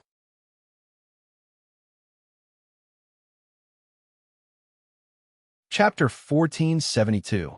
P.S. Thank you to Shun, Lonely Fallen Angel, and Yen for your precious monthly votes. Thank you to NXCX for your tip. You are really strong. Tsukimike's Haruko said as the corner of his mouth twitched slightly as he casually took the Zen staff that had been enhanced by the curse technique. It is okay. Kanzen Yomi curled his lips. Sorry. At this moment, Hayakuchi Tenma's voice suddenly sounded. His tone was low, and he apologized as if he was sleep-talking. Sorry, I'm very sorry. It is all my fault. The barrier, Hayakuchi Tenma, kept blaming himself as Kurahashi Kyoko grabbed his arm and ran. Tenma, Kyoko said softly. Sorry. Hayakuchi Tenma, who was in a state of self-loathing, apologized instinctively. Huh? What is wrong with you? Before Kyoko could say anything, Dalian Temple's Shizuku, who stopped, suddenly took over the conversation and said with a sharp voice. Due to the special attitude in her voice, Hayakuchi Tenma also stopped and turned to look at Dalian Temple's Shizuku. At the same time, the others also stopped, even though they could still see the Shikigami who was breaking through the barrier and chasing after them, hiding a talisman to break the barrier. This is a super old trick. It is only a coincidence that you were chosen as a pawn. Or rather, it is because you're related to this guy that you were set up. This guy is the target. You're just a gift. Frankly speaking, you have too much self-awareness. Suzaku, who didn't hide her anxiety, said with sharp words. This, although Dalian Temple's Shizuku's words were sharp, it was the truth. Because he did hear a Shiidaman who caused all of this to happen say that he deliberately chose the people around Tsukimike's Haruko. Hayakuchi Tenma also understood. The reason he was chosen was because he was the weakest among his companions. He did not have the power of the ghost, like Ada Donner, nor did he come from a famous family like Tsukimike's Haruko and Kurahashi Kyoko. He was the most suitable person to be used. The opponent is, I have said it many times, he is so powerful that even the spell search department was shocked. Being targeted by him, it is impossible for someone of your level to deal with him. So, what do you want? Self-blame and whatnot were just overly arrogant actions that would spoil the mood. Enough, Ikoen, in order to not get in the way, quickly retreat. The sharp words of the Dalian Temple's Suzuki were like a chopping knife, once again interrupting the thoughts of the self-blaming Hachibana Pegasus, leaving him speechless. He could not find a reason to refute. We lost to Datoji by 1 point. Indeed, not many people noticed that Dominishiya was toying with them. At least, I don't have that kind of confidence. Seeing that the 100-branch Pegasus had returned to its normal state, Adon laughed. Just as Dalian Temple and Dong said, everyone was the same when it came to the fact that they couldn't see through the trap. Today, Alpha and Omega were more careful than usual, but in the end, they didn't find the talisman. It wasn't Pegasus's fault alone. Although it's regrettable, the other party is indeed more skilled. Natsumu Tsukimike's immediately comforted him. Alpha and Omega were the high-level spirit-branded retainers of the Yin-Yang School. Their role was to register the aura characteristics of each student of the Yin-Yang School and the spiritual waves of the spirit-branded retainers they carried with them to prevent the possibility of other high-level Yin-Yang masters using Yin-Yang Jutsu to disguise themselves. Of course, their function also had some limitations. They could not monitor some spirit-branded retainers. At least, when Tsutomu Kagura, who had by Rue sealed in her body, passed through the gate of the Yin-Yang School, they did not detect the existence of a spiritual beast. But Yama Tsurugi, who had the Stone of Slaughter sealed in her body, was mistakenly detected as having a ghost in her body and was specially checked by the teachers of the Yin-Yang School. In addition, they were also part of the self-defense system of the Yin-Yang School, blocking the enemy when they attacked a Shiidaman. Really, after all, Natame and I have been causing trouble for everyone, but you have never hated us and still get along with us, right? Isn't that right, Tenma? Tsutomu Haruto said in his unique way of comforting people. After all, we are just students. Everyone is immature. Because of this, there is a meaning in uniting, isn't there? Haruto. Tenma looked at Tsutomu Haruto with a touched face and called softly. Finally, Jingzi patted Tenma's shoulder and said softly with a smile, "Have you heard of this sentence? Reflect and feel lost later. Now is not the time to do this, right?" Yes, I completely agree with Jingzi. Ada Donner looked around and nodded in agreement. Because of comforting Tenma, the group of spirit-branded retainers that were slightly hindered by Tsurugi's attack had cleared the obstacles and rushed close to them. Moreover, there were more spirit-branded retainers pouring into the school through the previous opening and rushing towards them. Seeing the current situation, Tsutomu Haruto couldn't help but tighten his grip on the Zen staff in his hand. His guardian spirit-branded retainer, Kuin, pointed the blade of his dagger outwards, and lowered his body to assume an attacking posture. Kurahashi Kyoko had White Cherry and Black Wind take a step forward. Tsutomu Natame, Dalian Temple Suzuki, and Ada Donner all had serious expressions on their faces as they faced off against the spirit-branded retainers that were faintly surrounding them. As a group, Tsurugi and Tsutomu Kagura also took out their talismans and looked like they were ready to start a massacre. Sorry. Thank you. Looking at everyone around him, Tima's heart was filled with gratitude as he whispered softly. The former sorry was an apology for causing the current situation and making his companions worry. The latter's thank you was a response to everyone's efforts. Then, Tima also took out his talismans and looked at the spirit-branded retainers around him with a guarded expression. At this time, his face no longer had the cowardice and self-blame from before. Instead, he was full of energy. So what should we do next? Defeat them all one by one? Dalian Temple Suzuki looked at her companions around her. She asked. Natame, you decide, Ada Donner said. Natame was stunned. She subconsciously turned her head to look at Ada Donner. Among everyone, you are the key person. We will obey your judgment. Dalian Temple, and the two of you, do you have any objections? Ada Donner looked around at the others and said, if I feel unhappy, I will leave on my own.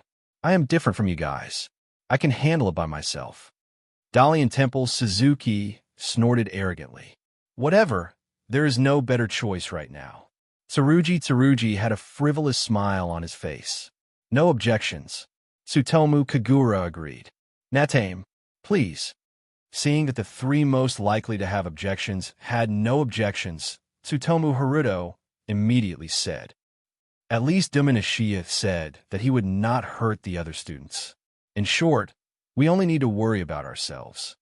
Tsutomu Haruto, who had been entrusted with a heavy responsibility, lowered his head and thought for a moment, then said with a serious face, Well, I didn't have the time to worry about others. Ada Donner looked at Tsutomu Haruto's serious face and casually interrupted. However, it is difficult for us to fight against D alone. The barrier has been destroyed, and the basic plan is to wait for the Inyang Hall to rescue us. Tsutomu Haruto, who was already used to Ada Donner's style, didn't mind and continued. Understood. So, we have to defend, right? Or just escape outside the dormitory? Tsutomu Haruto asked. In the current situation, it's impossible to escape without being discovered by the enemy. What if we're discovered? If we are discovered, they might chase us outside the dormitory. If that happens, it will affect the streets outside. We have to avoid this situation. Even in such an environment, Tsutomu Haruto was still thinking about the others and answered cautiously. We have decided we will hold on. Then we will guard it. Ada Donner and Yama Haruto said at the same time. After saying that, the two looked at each other with a slightly strange expression. It will probably become a long battle. But we can't escape to the underground incantation field, which means Ada Donner, who looked away, continued. There are other empty practice rooms, right? There are barriers in the practice rooms. Although they're not as strong as the incantation field, we should be able to buy more time if we take refuge there. Hayakudo Pegasus continued. Tsutomu Haruto nodded in agreement with Hayakudo Pegasus's suggestion. There are many enemies. If we fight them one by one, we can't afford it. Yes, the talismans are limited. Yes, escape into the practice room's barrier to preserve your strength. If the barrier is broken, then move to another practice room. Try to control your own consumption as much as possible, and try to buy as much time as possible. Understood. Then, the closest one to here is the 8th practice room. At this point, everyone agreed on the direction of escape and the hiding place. Before that, we have to break through here first. Yama Haruto looked at the Shikigami approaching her and said softly, Everyone, are you ready? Start moving slowly. Do not leave your companions. Maintain a circular formation. Tsutomu Yama Haruto, took a deep breath and gave an order with a serious expression. Okay, Haruto Yama, there is no need to rush anyway. Tsutomu Haruto Yama said. Yes, Haruto Yama Haruto is right. Also, Donner, how long can your transformation last? Tsutomu Haruto Yama nodded and turned his head slightly to ask Ada Donner. Like now? It can last for 20 minutes. However, I can only last for 5 minutes if I fight at full strength. Ada Donner, whose body was burning with pale, blue, ghostly energy, caused a set of pauldrons to appear on her shoulders and arms, answered. By fighting at full strength, she meant using a large amount of ghostly energy to cover her entire body with a layer of ancient armor made of ghostly energy. Understood. Then, we will let Donner fight at the critical moment. The vanguard will be Spring Tiger, Kuin, and I, followed by Kurahashi and Dong-er. Kurahashi, deploy White Cherry and Black Maple to the left and right sides of the circular formation. Natsum Tukamon arranged. Understood. Kyoko Kurahashi replied. Then, finally, Tenma and Datoji in. Natsum Tsukimiki's turned to look at Katsura and Tsukimiya Kagura. Up until now, she only knew that the two of them were Datoji's classmates, but she didn't know their names. Remonstrant Mountain Huang Quan. Just call me Huang Quan. Remonstrant Mountain Huang Quan smiled. I'm Tsutomu Kagura. Just like Yomi, you can call me Kagura, Tsutomu Kagura continued. All right then. Lastly, Tenma, Yomi, Kagura, and Daiji. Dalian Temple will be last. Tomen Shimu did not hesitate to make the arrangements. Because he wasn't sure of their true combat strength, and they seemed to be spell users like Pegasus, Shimu directly arranged for them to be in the same position as Pegasus, as emergency backup. Very good. To what extent can you boast? Let me carefully appreciate it from the back. Let me, the prodigy of the 12 divine generals, Dato Izuka, said proudly. And in order to show off her importance, he especially emphasized his own identity. Natsum Tsukimiki's smiled at this and didn't take it to heart. All right, then let's move. Natsum Tsukimiki's finally said. With that said, everyone began to move slowly toward the entrance of the passage in front of them, according to the previous arrangement. As soon as they moved, the sensitive Shikage-type Shinigami immediately discovered their situation and took small steps forward. In an instant, an even stronger sense of oppression pressed down on everyone present. As the vanguard, Haruko Tsukimiki's heart tightened and began to respond to the Shikage-type Shinigami's movements. Just like this, in the midst of the confrontation with the Shikage-type Shinigami, everyone slowly moved forward. But soon, the balance was broken, and a Shikage-type Shinigami roared and rushed toward Haruko Tsukimiki's. Haruko Tsukimiki's was not timid and immediately used the Zen staff in his hand to meet the Shikage-type Shinigami. At the same time, the protector Shikage-type Kuin immediately slashed at the Shikage-type Shinigami's leg. With regards to Kuin's attack, the Shikage-type Shinigami completely ignored it and continued to attack Haruko Tsukimiki's. This fellow, Haruko Tsukimiki's muttered unhappily and continued to urge the curse power in his body to activate the technique on the front of the Zen staff, forming a curse blade and cutting the Shikage-type Shinigami in front of him. In an instant, a large amount of stagnation appeared on the Shikage-type Shinigami that was cut. But even so, the Shikage-type Shinigami still persisted in attacking Haruko Tsukimiki's. Left with no choice, Haruko Tsukimiki's could only continue to increase the output of his curse power to resist the Shikage-type Shinigami. At this time, Natsum Tsukimiki's arms stretched out from the gap beside Haruko Tsukimiki's waist and threw a talisman at the Shikage-type Shinigami. Fuchuinhu recognized that talisman. It was one of the basic 5 elemental talismans, the Metal Elemental Talisman. Urgent as the law commands. In the next moment, the talisman was activated and turned into a sharp blade, cutting the neck of the Shikage-type Shinigami in front of Haruko Tsukimiki's. The Shikage-type Shinigami turned into spiritual droplets in the explosion of stagnation and disappeared. With the death of the first Shikage-type Shinigami, The surrounding Shikage-type Shinigami no longer stood to the side like spectators. Like a wave, they started to attack Edu, Donner, Kurahashi Kyoko, Shiba Tema, Chiyama Yomi, and Tsukimiya Kagura.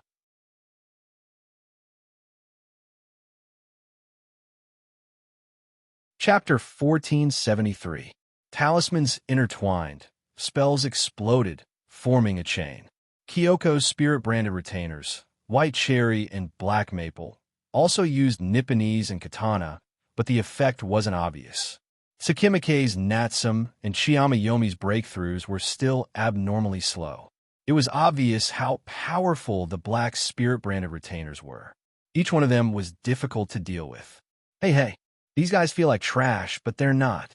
Tsukimike's Haruko, who was waving his Zen staff, shouted, "No, if this continues, we'll run out of talismans." Shippo Tenma also shouted in agreement. Hearing their shouts, Tsukimiya Kagura couldn't help but turn to look at Chiyama Yomi. Her meaning was simple.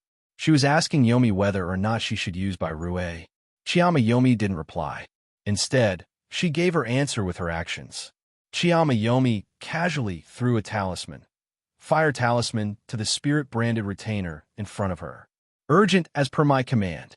The next moment, the talisman turned into flames and burned the spirit-branded retainer, creating a large area of stagnation on the spirit-branded retainer. Immediately afterwards, Chiyama Yomi took out another talisman, metal talisman, and activated it with an incantation. But different from how others used it, Chiyama Yomi immediately reached out and grabbed the small dagger that looked like a Persian scimitar the moment the talisman turned into a sharp blade. She poured spiritual energy into the dagger, jumped up from the ground, rushed into the burning spirit-branded retainer, and stabbed it into the core of the spirit-branded retainer. Roar! With a soundless roar, the spirit-branded retainer turned into nothingness. Then, Chiyama Yomi held the dagger that didn't turn back into a talisman under the support of spiritual energy and jumped onto the ground that was empty after the spirit-branded retainer's death. She straightened the blade and used spiritual energy to create an extremely long spiritual sea blade. It swept towards the other spirit-branded retainers around her. Busy, a large area of stagnation appeared on the spirit-branded retainers around her. So strong, Shippo Tenma exclaimed. "Just who is she?" Dalian Temple's Suzuki narrowed her eyes and said softly, "Kagura," Yomi called out. "Emo Safu, Sata Di Piao, Safu, Muchi Piao, Sa, Tachue Luoja, Zan, Ma Lu Safu, Ia Safu, Wei Jinan, Sa, Ta Luoja, Yinman." Akalanatha, Fire World Curse. Tsutomu Kagura's hands formed the special hand seals of the spirit-eating world, the Akala Fire World Curse. As she chanted the incantation, she summoned the flames that suddenly appeared in front of her to burn the spirit-branded retainers around her. At the same time, Jianshan Huangquan, who had casually thrown away the broken gold rune blade in his hand, flashed back to the team. "It's actually the Fire World Curse of the Akalanatha." Seeing the spirit-branded retainer quickly disappear under the burning flames of Akala, Suzuki of the Dalian Temple, who was about to save everyone from danger, looked at Tsutomu Kagura with some surprise and said, she couldn't be blamed for being surprised. Although the Fire World Curse of the Akalanatha was an extremely widespread yin-yang technique curse. But this kind of curse technique is also a kind of type of incantation. It requires specific qualifications to learn and use. Even if it is a private student, it is a practical teaching content after the second year, and not something that can be easily mastered by the first-year students. A-type curse, Shiba Tenma said with a slightly changed expression. He couldn't do it. The A-type curse had always been a wound in Shiba Tenma's heart, because he never had confidence in himself. This made his success rate of casting the A-type curse extremely low. It made him think that he didn't have the talent to learn yin-yang technique, so he had a strange feeling towards Tsutomu Kagura, who was only a first-grade student but could cast the Fire World Curse of the Akalanatha. And taking advantage of the Fire World Curse of the Akalanatha, everyone rearranged their formation. There are so many spirit-branded retainers. Jianshan Huangquan sighed with a helpless expression, then ignored the reactions of others, just like Tsutomu Kagura. His hands were pressed together, and his mouth was chanting the fire world curse of the Akalanatha. In an instant, another blazing flame appeared in front of Jianshan Huangquan, turned into a fire dragon, and burned the surrounding spirit-branded retainers. Fire world curse again, the others exclaimed. This guy, he really isn't simple. Dalian Temple Suzuka narrowed her eyes at Jianshan Huangquan and thought, let's take this opportunity to leave here. Tsutomu Natsum hurriedly said to everyone. Okay. Everyone obeyed and rushed forward. And because they had to run, Jianshan Huangquan and Tsutomu Kagura also dispersed the curse and ran out of the area burned by the fire world curse of the Akalanatha. This time, there were still spirit-branded retainers blocking them, but the number was sharply reduced to the minimum, and they were no longer a threat to everyone. There's no need to forcefully kill the enemy. Now we need to avoid unnecessary consumption. Tsutomu Natsum couldn't help but remind Tsutomu Natsum when he saw Tsutomu Natsum and Kuin fighting with all their might to eliminate all the spirit-branded retainers blocking their way. The 8th practical training room, there was one floor below, but in this situation, the elevator definitely couldn't be used, so they could only choose one path, which was the stairs. After choosing the path, they began to rush down the stairs. The first to appear were the 3 black spirit-branded retainers blocking their way. As the vanguard, Spring Tiger roared and jumped down with his Zen staff. Borrowing the momentum, he sent the Shikigami flying. Then, Jingxi's black maple quickly followed up and sent the other Shikigami flying as well. However, the last Shikigami cleverly bypassed Spring Tiger and Black Maple and launched an attack at the people behind. Urgent, urgent as ordered. Tsutomu Natsum threw out 2 water travel talismans, which turned into a torrent that rushed towards the spirit-branded retainer. Unfortunately, the spirit-branded retainer stayed in place like a boulder and wasn't swept away by the torrent. First seal release. Dao Dong Air, who had temporarily released her ghostly form after escaping from the encirclement, released the seal on her body with a low roar and overtook the heavy people and sent the spirit-branded retainer flying with a punch. Seeing this, Tsutomu Natsum quickly followed and activated a metal travel talisman in mid-air, which turned into a blade and slashed at the spirit-branded retainer's body, creating a large area of stagnation. The path was opened, and everyone continued to rush down. At this moment, there was still a flight of stairs before reaching the 8th practical training room. But at this moment, Kuin, who was flying in mid-air, suddenly stopped them. No, Master Spring Tiger, what's wrong? Tsutomu Natsum subconsciously raised his head and asked. Before Kuin could answer, a strange sound came from below, and then a large group of black spirit-branded retainers that filled the entire space of the stairs appeared in front of everyone and rushed up the stairs towards them. What? Spring Tiger and Dong Air, who were at the forefront, couldn't help but groan. Hey, Spring Tiger, lend it to me. Following this, Dong Air quickly snatched the Zen staff from Spring Tiger's hands and rushed towards the spirit-branded retainers below. Actually, the best choice now wasn't to charge forward alone, but to let Tsutomu Natsum, Tsutomu Kagura, or Dalian Temple Zato, who hadn't made a move yet, deal with them. However, Dong Air probably didn't expect them to be able to use the Fire World Curse as a first-year student, so she made this choice because she didn't expect them to be able to use the curse. Of course, it was probably because the spirit-branded retainers were too close to everyone, and there wasn't enough time for the 2 of them to use the curse.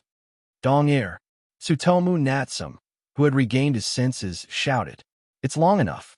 Dong Air muttered and placed the Zen staff in front of her and injected her own ghostly power into it. Instantly, the Zen staff expanded under the infusion of ghostly power and extended to both sides, clashing with the spirit-branded retainers that were approaching. However, how could one person be a match for so many spirit-branded retainers? Almost at the moment of collision, The ghostly power armor on Dao Dong Air's body showed signs of stagnation, as if it was about to disappear at any time. Danger. Seeing this, Dalian Temple's Suzuka, who knew that the situation was urgent, pushed aside Kyoko and Tenma, who were blocking in front of her, and took out a thick book that looked like a Bible and injected her spiritual power into it, causing it to quickly flip through the pages.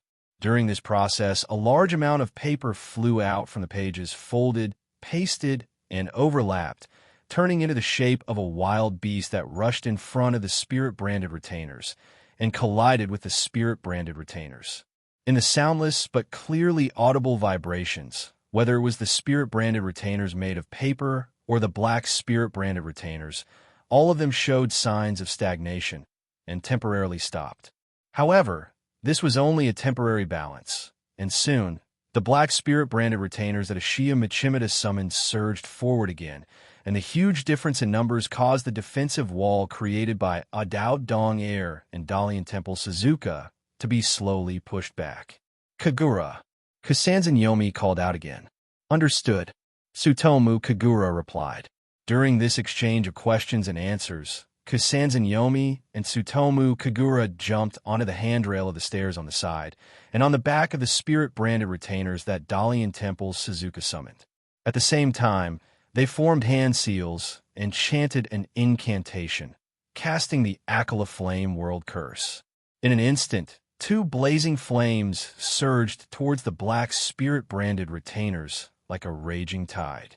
The phenomenon of stagnation uncontrollably appeared on the black spirit-branded retainers on a large scale, and then like a pile of rubble that couldn't bear the burden, they abruptly scattered and disappeared from the spirit-branded retainers. However, immediately after, more spirit-branded retainers rushed in from the corridor, once again filling up the empty space that was just burned. Try another way. Retreat for now. Natsum looked at the situation below and said, Wait, Natsum. If we rashly retreat, it will be even worse. Dalian Temple's Suzuka stopped her. Understand. Come out, Big Dipper. Suchimim and Natsum shouted solemnly. In front of them, above the spirit-branded retainers that were constantly replenishing the missing spirit-branded retainers, a dazzling golden light appeared. The light had a majestic aura, and all the black spirit-branded retainers that came into contact with the light let out miserable cries. Then, the golden light suddenly extended upwards, turning into a shining golden ribbon-like creature, contracting and solidifying, and a dragon appeared.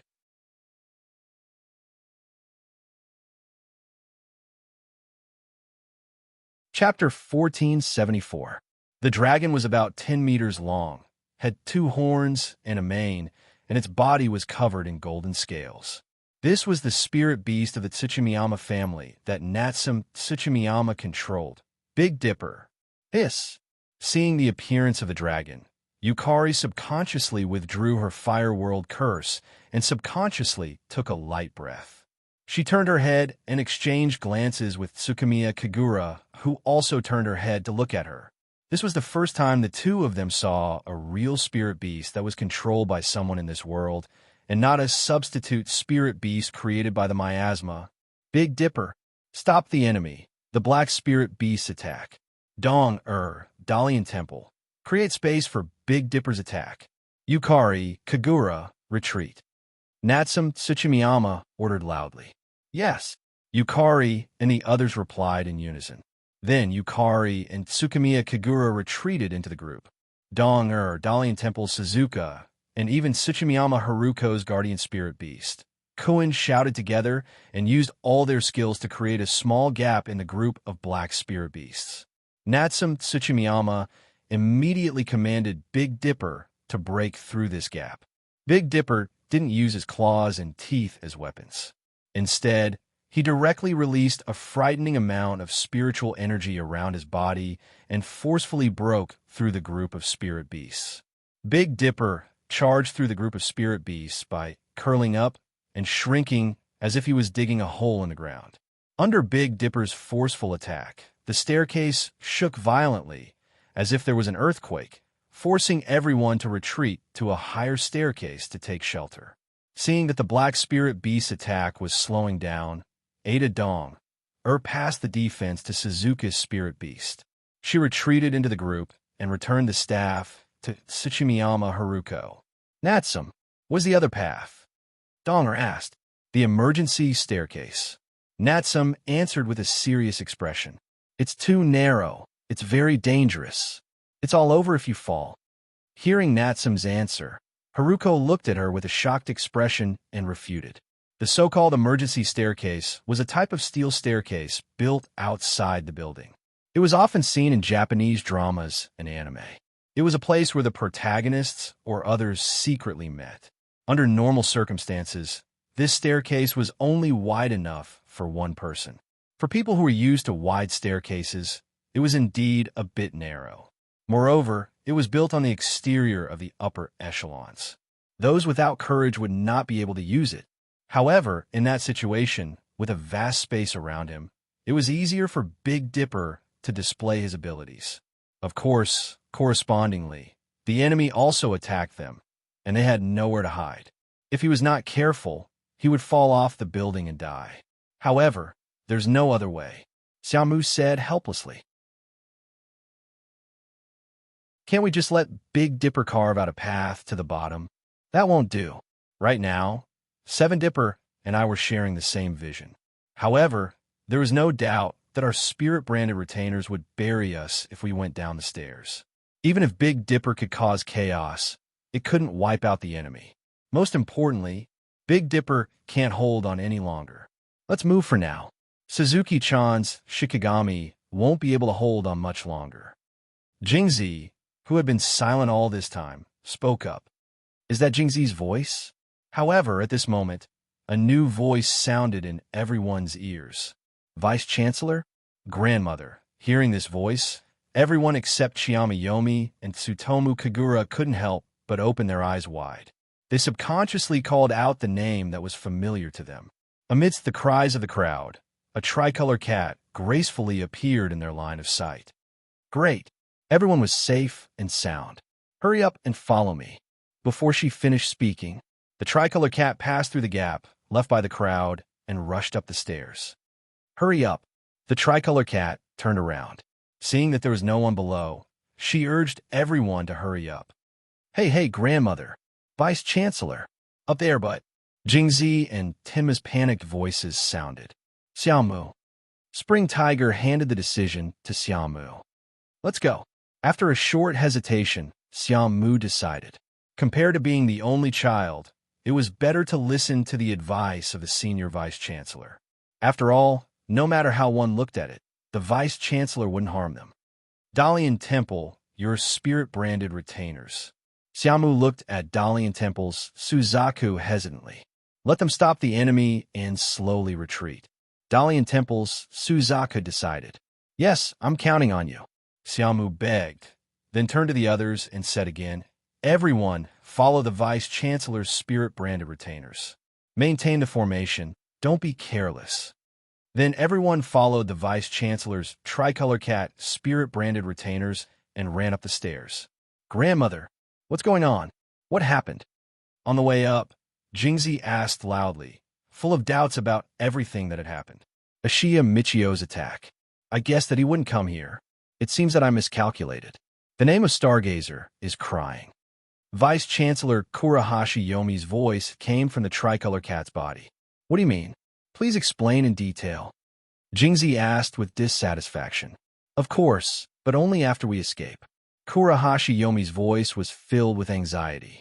Master Daoma has already infiltrated the Vice-Chancellor's residence. His spirit-branded retainers are all down there. So we have to escape up? But what will happen after we escape up there? What are your considerations? Xiaomu asked curiously. To the rooftop. The Vice-Chancellor replied. The rooftop? It's possible to reach the rooftop from the Vice-Chancellor's residence building? Spring Tiger was surprised. Of course, he wasn't the only one surprised. The others and Tsutamaya Kagura were also surprised. Ever since they entered the school, they all knew that the elevator could only go up to the rooftop. They had never heard anyone mention anything about the rooftop, so they all thought that there was no way to reach the rooftop. That's right. Unexpectedly, the vice-chancellor gave an affirmative answer. There's a staircase on the rooftop. It's supposed to be off-limits to everyone except me, but now it's an emergency. Use the barrier there. If there was such a method, please tell me earlier. Jingzi complained with a red face. The tricolor cat ran forward without any regard for the other's speed. Fortunately, no matter if it was Kitsumi Yomi, Tsutomayama Kagura, Tsutomama Haruka, Ada Don, or even Tomayama Natsum, Kurahashi Kyoko, Hayakuchi Tenma, or Dalian Temple Suzuka, they all followed closely behind the tricolor cat. But things weren't that simple. Along the way, they had to deal with the obstacles that appeared in front of them. But even so, the tricolor cat didn't slow down at all, as though the obstacles weren't a problem for the students at all. It continued to charge ahead. Just like that, under the high-intensity military training, they finally reached the rooftop. However, what appeared in front of them wasn't the staircase or door that they expected. Instead, it was a solid wall.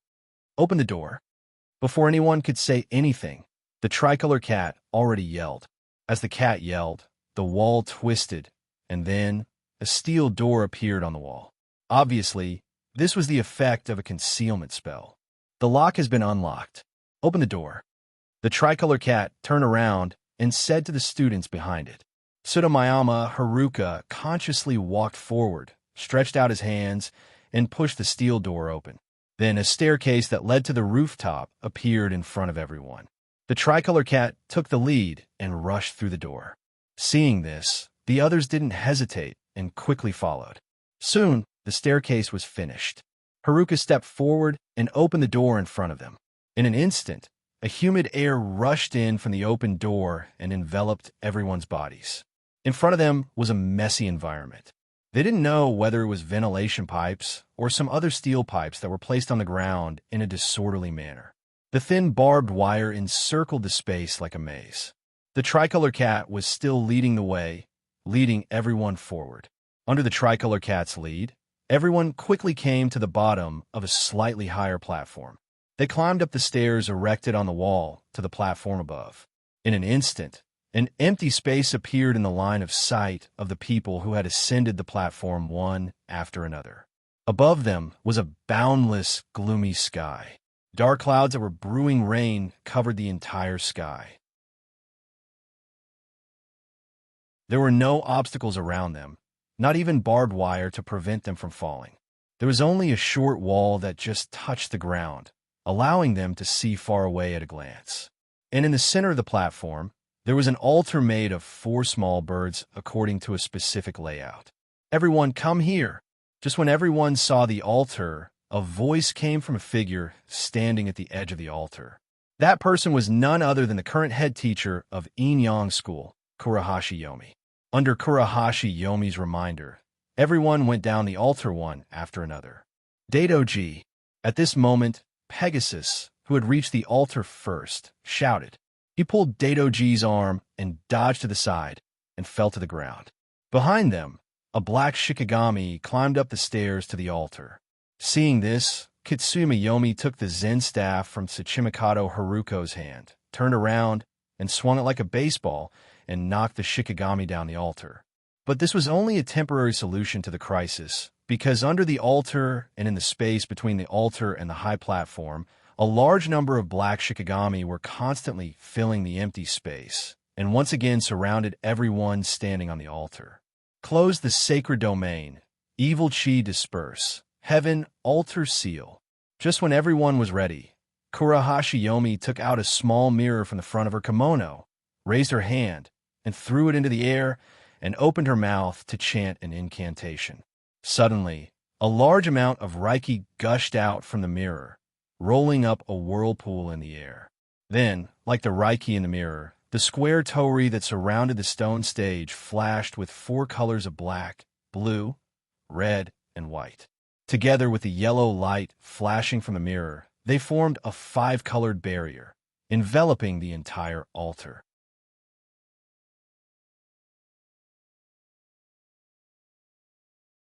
Chapter 1475. P.S. Thank you to Cloud Ice, and instant potato for their precious monthly votes. Thank you to NXCX for your tip. It was a sunny afternoon. In a small resting area with trees, grass, ponds, and gravel, Yomi and Tsutomu Kagura were sitting next to each other. In their hands, they were holding a plastic lunchbox filled with food. Obviously, they were having a lunch break. Yomi, what are you thinking about? Tsutomu Kagura looked at Yomi, who was obviously more taciturn than usual, and asked doubtfully. Nothing. Yomi, who came back to her senses, shook her head and smiled. Are you thinking about the battle of spells that you saw that day? Tsutomu Kagura tilted her head and said thoughtfully. Yes. Huang Quan gently raised her head and looked at the white clouds drifting freely in the sky as she softly replied. At the same time, she couldn't help but recall the beautiful battle scene she saw a few days ago at the Yin school. Big Dipper! Tsutomu Natsum shouted loudly. Amidst the shouting, the dragon that was originally staying in the room quickly rushed out of the passage and rose into the air above the altar where everyone was, then circled around like a snake. The spreading Holy Spirit waves combined with the golden color of the dragon's body made it look like a small sun. The dragon of the Tsuchimikado family, huh? Not a bad show. The short old man, named Mike Hiroshi Ashiya, laughed happily. Although he couldn't hear Michiko's words, the dragon circling in the air still turned its head and stared at Michiko below. It let out a majestic roar and then straightened its body. Like an arrow, it shot towards Michiko. Facing Big Dipper's attack, Michiko didn't move.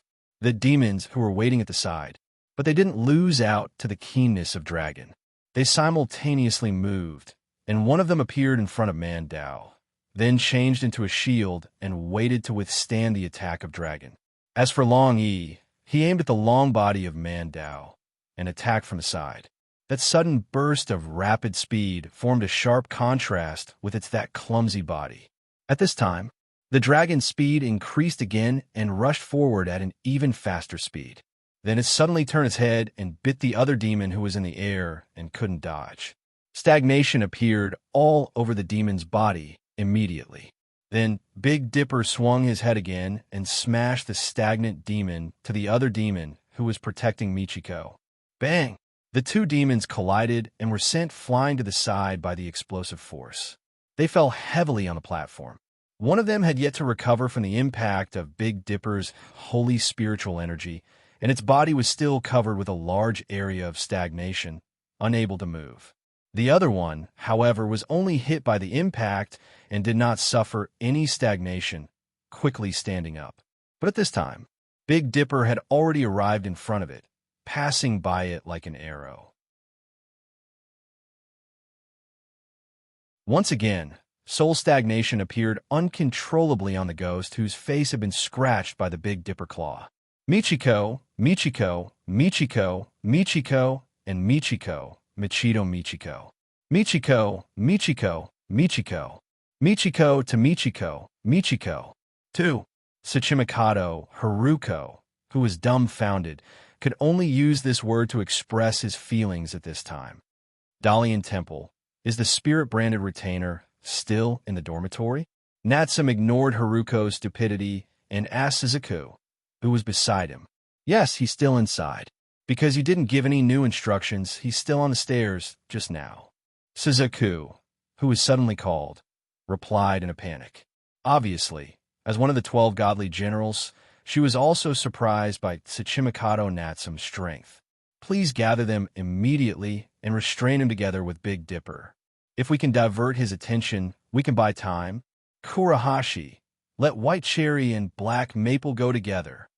Tsuchimikado Natsum was like a general in front of the battlefield commanding the enemy to kill, commanding in a dignified manner.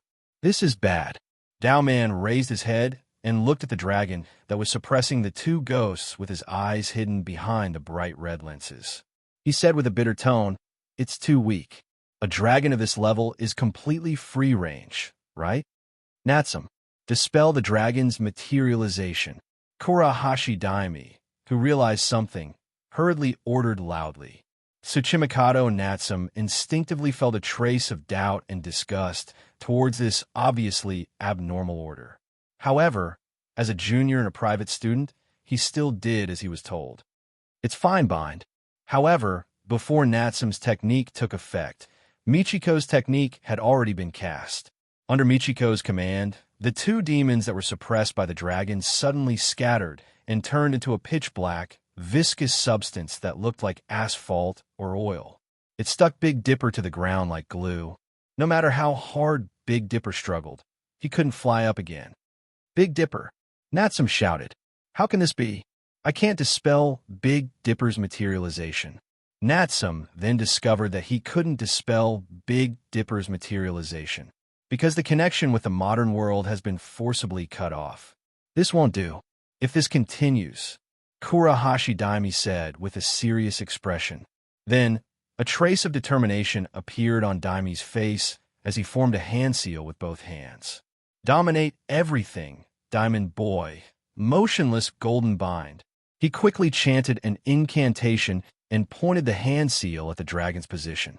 Instantly, the black liquid that the demons had turned into loosened slightly, allowing Big Dipper's body to fly up a short distance. Oh! Michiko let out a rather joyful laugh when he saw this. Then, he formed a sword seal with one hand and waved it between Big Dipper and Daime. The demons that had just been pulled down surged back onto the dragon's body and pulled it back to the ground. Clearly, the sword seal and the wave of the hand were used to sever the curse network. Huh, how is it? This dragon will become this old man's Shikigami if this continues. How about it? Michiko looked at Natsum's pale face and smiled. In the legends, Michiko Ashiya, who was known as the Daimon Master, was defeated by Yasupi Saimai. Yasupi Saimai took away his Shikigami and thus admitted defeat. He withdrew from the political struggle of that period. It's very troublesome to turn a spirit into a Shikigami. Usually, I don't want to do it. But if it's the dragon of Tsuchimikado, even this old man can't help but be tempted. Plus, it's Saimai's bloodline. This idea is getting stronger and stronger. A look of despair appeared on Natsum's face. In an instant, except for Chiyama Yomi and Tsukumiya Kagura, everyone's face was filled with disappointment. At the same time, Chiyama Yomi secretly took advantage of the fact that no one was paying attention. He hinted with his eyes that Tsukumiya Kagura shouldn't act rashly. After all, compared to the dragon Big Dipper that had been passed down from generation to generation in the Tsukumiya family, the white rue that was sealed in Tsukumiya Kagura's body was indeed connected to the host soul. If the spirit beast was stolen, Tsukumiya Kagura would undoubtedly die. So, Chiyama Yomi would never put Kagura in danger for the sake of establishing a relationship. No, master. An old man wouldn't steal a child's things, right? Just as Chiyama Yomi was considering whether to use the Kido to help Tsukumiya Kagura take back the dragon, a light voice rang out. Kacha, kacha, kacha. Then, accompanied by a rhythmic sound, a male figure wearing hunting clothes walked out from the entrance to the roof. Oh!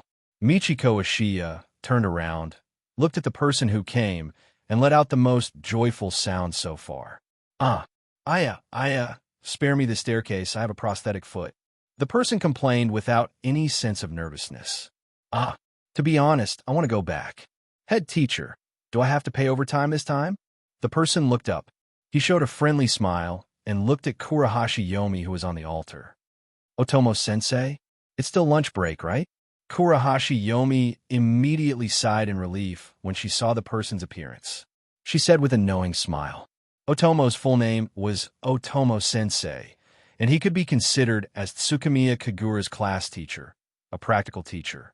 Otomo-sensei sighed, leaned on the short staff in his right hand, and lightly put his weight on the staff. He turned his head and looked around, and said as if he was talking to himself, "The view here is quite wide. I think I can probably see Mount Fuji on a clear day." Say, Otomo-sensei. Spring Tiger called out in surprise. Oh, Spring Tiger, I apologize for being late. Otomo-sensei replied with a gentle smile. He then turned his head and glanced at Tsukumiya Kagura, Tsukumiya Haruka, Hateo Donner, Hakadoshi Tenma, Kurahashi Kyoko, Dalian Temple Suzuki, Kurahashi Yomi, and Tsukamiya Kagura, who were somewhat unfamiliar to him, and stopped at the imprisoned Ryu.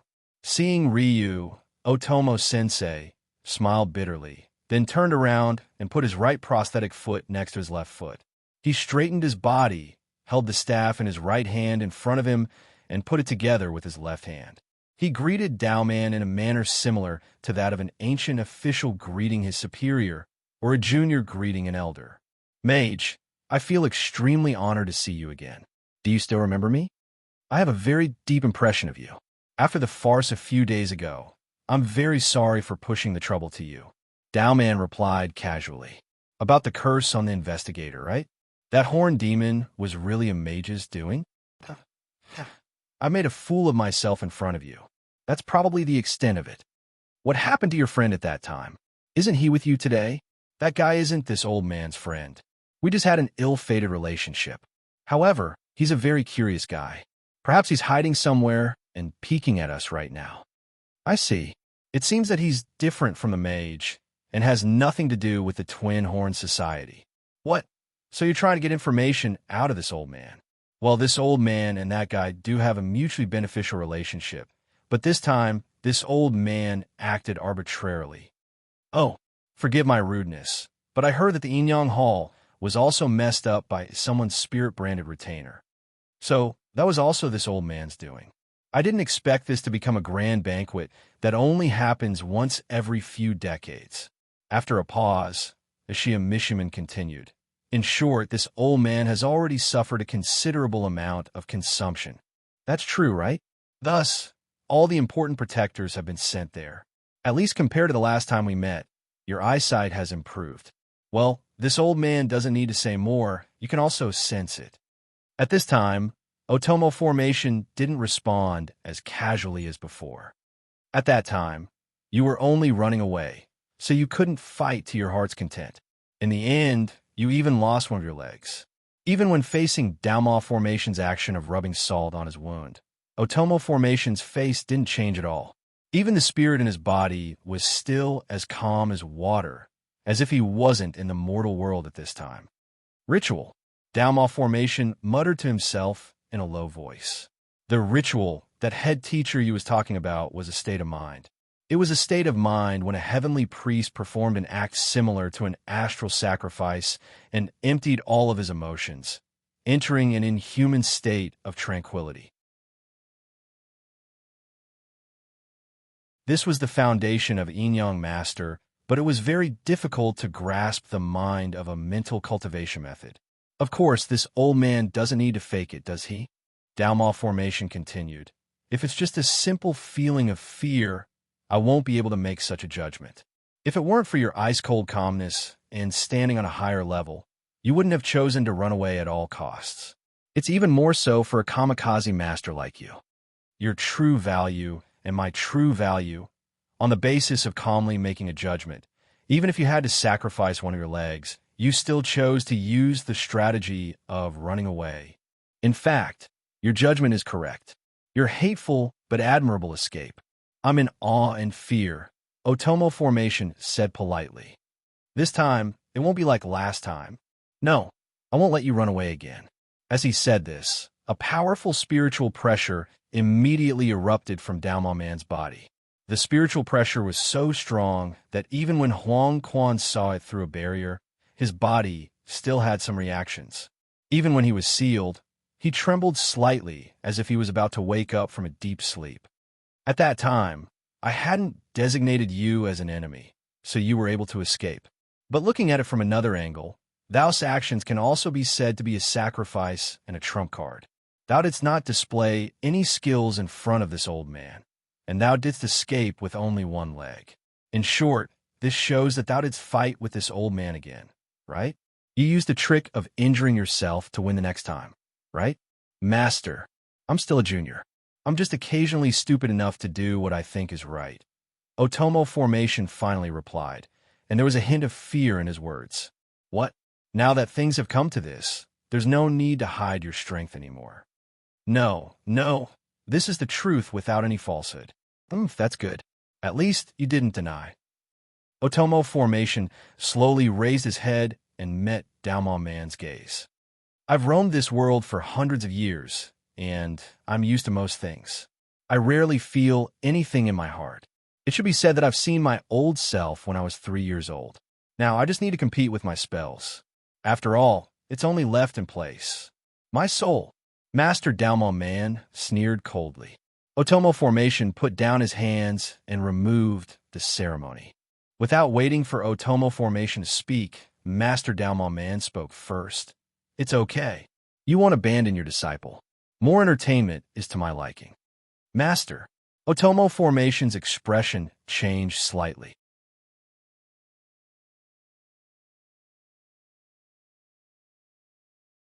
Chapter 1476.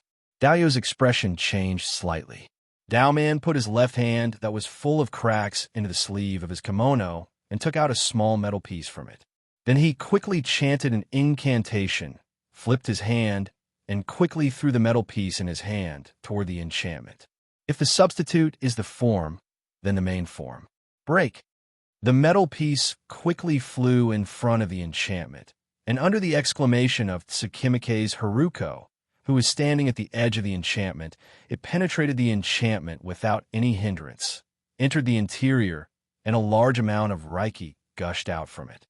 In a flash, the enchantment that covered the altar was broken, and before everyone could react, it completely shattered and disappeared from the altar. The face of Tsukimike's Haruko, who opened the enchantment, was pale. Then, with a clang sound, the substitute, round mirror fell from her arms to the ground, revealing the cracked lens. It's the substitute of Alpha? Alpha was the two lion-shaped Shikigami guarding the entrance of Inyang School, and it was part of the enchantment of Tsukimike's Haruko, and it was one of Tsukimike's Haruko's Reiki, so it was easy to use Tsukimike's Haruko's fragment as a medium to launch an enchantment. Of course, this was only a Shia Daoman. If it was someone else who was not one of the 12 immortal generals, it would not be so easy to preserve the original Reiki of the fragment and create a new technique on it, let alone use it to attack the original owner. Master, so it doesn't matter. Daoman smiled. For these fledglings, isn't it too boring to simply watch the fire burning across the shore? Moreover, if you don't show your true ability, this old man will be very bored. By the way, it just so happens that the Temple of Heaven is here, so it's a good show to wake up the nightlight here, right? Everyone, have fun. This is the banquet. Then, Daoman gave the order to the Shikigami around him to attack. Damn it. Looking at Haruko, who rushed forward, he angrily cursed. It seems that we have to use the secret technique. At this time, Yomi suddenly said. Although her voice was soft, it happened to be heard by everyone. They all turned to look at Yomi with a puzzled face. Everyone, remember to keep it a secret for me. Jianshan Yellow Spring looked at Natsum, Spring Tiger, and Dalian Temple's Suzuki with a smile. Then, he ignored the others and closed his eyes to chant a strange incantation that even Magus, Otomo, and Abbott had never heard of before. A spiritual pressure different from normal spiritual energy erupted from admonishing Mountain Yellow Spring's body. Oh, Daiman Ashia made a sound of interest. 73 of the Binding Tao, Mountain Toppling Crystal. Remonstrant Mountain Huang Quan shouted. The moment he finished speaking, a huge blue crystal that looked like an inverted pyramid appeared around the altar. The tip of the lower part sank into the cement floor below the altar, while the middle and upper parts of the altar were wide enough to cover the entire altar. I don't know if this secret technique barrier can withstand the attacks of the spirit-branded retainers outside, so you'd better think of something else. Otherwise, we might really die here. After casting the spell, Hanshan Yellow Springs turned his head and said to the others who were filled with shock, I didn't expect you to have such a strange, secret technique that I've never seen before. Looks like I can't be lazy anymore. Dalian Temple's Suzuki looked at Hanshan Yellow Spring and squinted his eyes. Then, he turned around and used his mind to communicate with the spirit-branded retainers that were still below the stairs and ordered them to come over. Kyoko, please. Spring Tiger looked at Kyoko Kurahashi and said, Got it. White cherry, black maple. Kyoko shouted. 2 military spirit-branded retainers from the Inyang Hall, The G2 Yiksha spirit-branded retainers quickly rushed out from Kyoko's side. They passed through the transparent crystal blue barrier and faced the incoming Diamond spirit-branded retainers. Spring Tiger, Donner said hesitantly. No, you can't fight yet. Spring Tiger knew what he wanted to say and refused without hesitation. By Lin, Black Lin. Abbott ignored the young man's argument and shouted. Instantly, two military spirit-branded retainers from the Yinyang Hall, the G2 Benevolent King's spirit-branded retainers, appeared out of thin air and chased after White Cherry and Black Maple. They rushed out of the mountain-toppling crystal's barrier and faced the incoming spirit-branded retainers. Compared to the slim Yiksha spirit-branded retainers, the Benevolent King's spirit-branded retainers were undoubtedly much larger. They were even taller than Damon's demon. Therefore, they had a strong impact and sent the two Diamond spirit-branded retainers flying the moment they appeared. Ku and Go.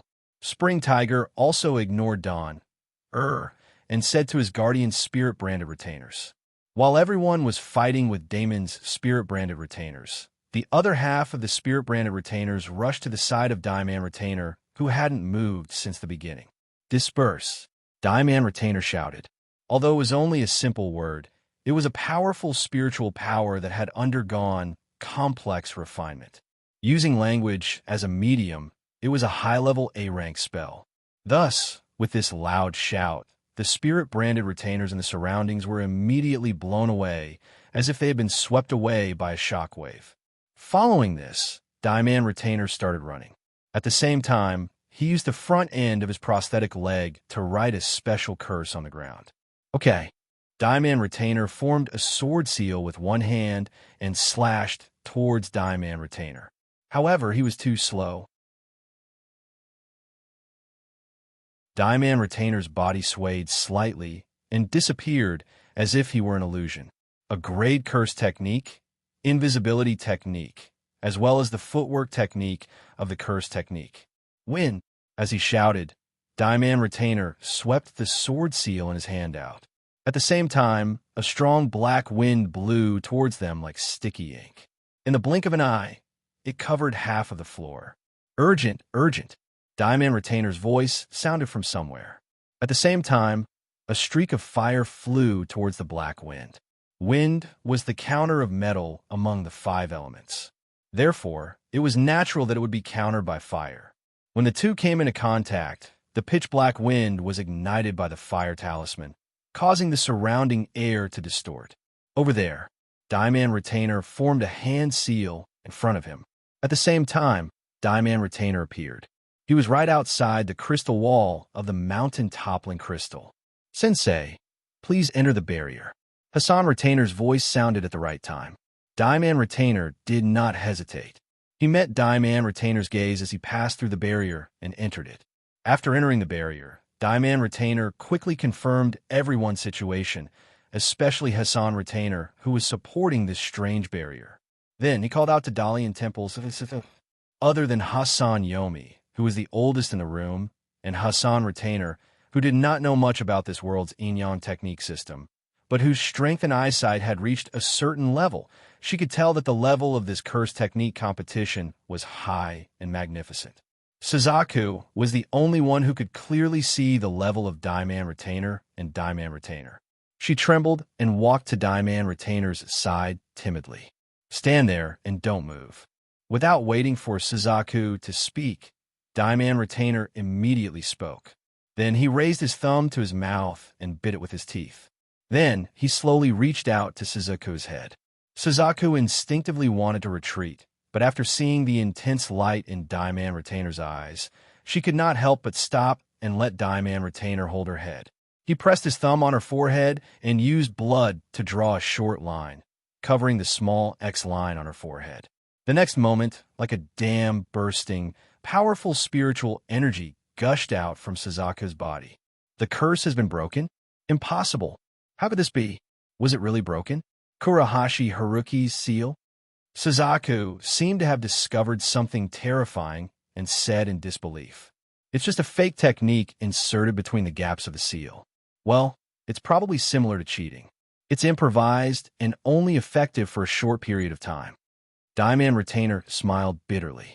But even so, it showed that Diamond Retainer had great control over curses. After all, he had said that this was just an impromptu act. What's more, this impromptu seal was broken by the country's level 1 Onmyoji master, the head of the 12 godly generals, Kurahashi Genji, in order to prevent the prodigy Dalian Temple Suzuka, who was also one of the 12 godly generals and specialized in curses, from being able to break the seal by herself. Therefore, no matter how one looked at it, Otomo's performance was somewhat shocking. Who exactly are you?" Dalian Temple's Suzuki asked, dumbfounded. "Original curse investigator, now a lecturer." Diamond Retainer casually replied. "I understand that you want to buy time, but it will be disappointing if you drag it on for too long." As Dao Man spoke, he casually tossed the wooden wand into the sky. Then, the wooden wand began to tremble slightly. Then, like a piece of dry wood that had stood the test of time, it suddenly exploded and scattered into hundreds of thin and long pieces. If one didn't look carefully, they would think that the wooden wand didn't have any cracks at all. They shot towards the altar. Diamond Retainer's pupils shrank when he saw this. He quickly half-knelt on the ground and formed the 9-rune seal at a speed that the eyes couldn't follow.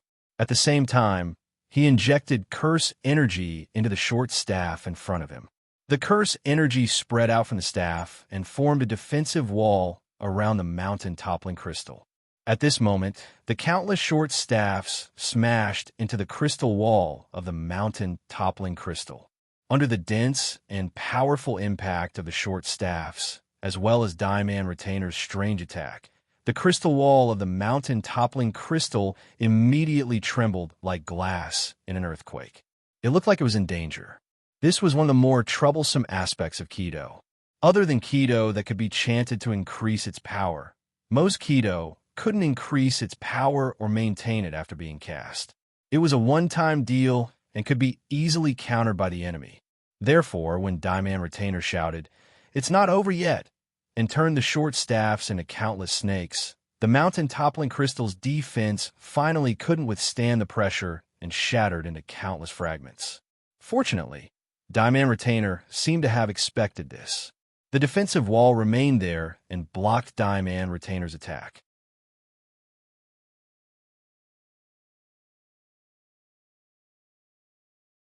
Chapter 1477. With the mountain-toppling crystal's obstruction, Dao Yuzhen was able to calmly make hand seals and chant a new incantation. "East Mountain Bud, Plains Bracken, Forgotten." While chanting, the wand in front of Dao Yuzhen began to vibrate nonstop, releasing spell ripples that were visible to the naked eye. Under the influence of the ripples, the snakes immediately stopped their movements and spasmed, as if they were poisoned. They spat out blood and fell to the ground, turning back into wooden shards. Then, black smoke came out of them, and they turned into a pile of ashes. "So that's how it is, the snake avoidance curse," Dao Man said softly. "Little girl, can you still use that secret technique?" Although she blocked Dao Man's spell attack, she still stared at Dao Man's Dao Yuzhen and asked without looking back. Needless to say, the little girl here was Jianshan Yomi. "I should be able to..." Jianshan Yomi, who didn't want to show off too much, thought about it and said, "Then try your best to use it, because I won't have the strength to protect you in the future. So please try your best to protect yourselves. Lead the charge, Suzuka will be the vanguard, and the others will support from the side," Dao Yuzhen said without understanding. "I understand." Jianshan Yomi pouted and agreed. "Don't be scared by the number of spirit-branded retainers. Be alert of the surroundings at all times and grasp the situation of the battlefield, because the worst-case scenario is getting involved," Dao Yuzhen said calmly and seriously again. Also, Natsum." Then, as if he thought of something, he called out Natsum's name. Yes, Natsum, who was shocked by Dao Yuzhen's spell power, subconsciously responded. "Recall your dragon," Dao Yuzhen said to Natsum, whose expression changed slightly. In a voice that was hard to hear even by his side, "I will create an opportunity for you to dematerialize. However, you need to carefully consider whether to let it return to the battlefield. After all, you're almost at your limit. The closer you are to your limit, the more openings there will be. After saying that, he ignored the others and walked forward. Okay, next time, you can attack, Dao Man said. At that moment, Jianshan Yomi chanted a strange incantation that no one had heard of except for Tsutomu Kagura. Then, Dao Yuzhan's lips curled slightly, and he opened his hands at the same time. 8 talismans that he took out from nowhere appeared between his left and right fingers. 5 elements transformation, dance of talismans, urgent command. There were 2 talismans of each element, metal, wood, water, and fire. Dao Zhenxiang threw them at Dao Man. However, judging from the patterns drawn on the surface of the talisman, it was obvious that it was not a standard talisman produced by the Yin Yang Hall. It was unknown whether or not it was a personal talisman made by him. First, 2 gold elemental talismans turned into bright blades and shot towards Dao Man. Dao Man formed a seal, and a thin, pitch-black whirlwind rolled up from under his feet. It bounced off the flying blade. Dense water droplets appeared on the surface of the blade that was bounced off. It was as if the moisture in the air had condensed when it was cold. After being strengthened by the 2 water travel talismans, the water droplets converged into a stream of water and fell to the roof like a waterfall. The water splashed at Dao Man's feet. The black wind swirled around Dao Man's body. His body flew up high as if he was not affected by gravity. But then, vines began to appear on the surface of the water. They grabbed at Dao Man in the sky like tentacles and absorbed the water on the roof in the process of chasing after him. They strengthened themselves. Not long after, they became as thick as a tree. However, just as the vines absorbed all the water on the roof, the 2 fire travel talismans exploded. The vines that had already grown to the size of a giant tree were instantly engulfed in flames. They formed a roaring fire that swept through the entire building. Binding Dao number 73, mountain toppling crystal. Jinshan Yaoquan released the ghost Dao at the right time. The transparent blue crystal that appeared again cooperated with the Shikigami Jinlin and Yinlin to block the flames.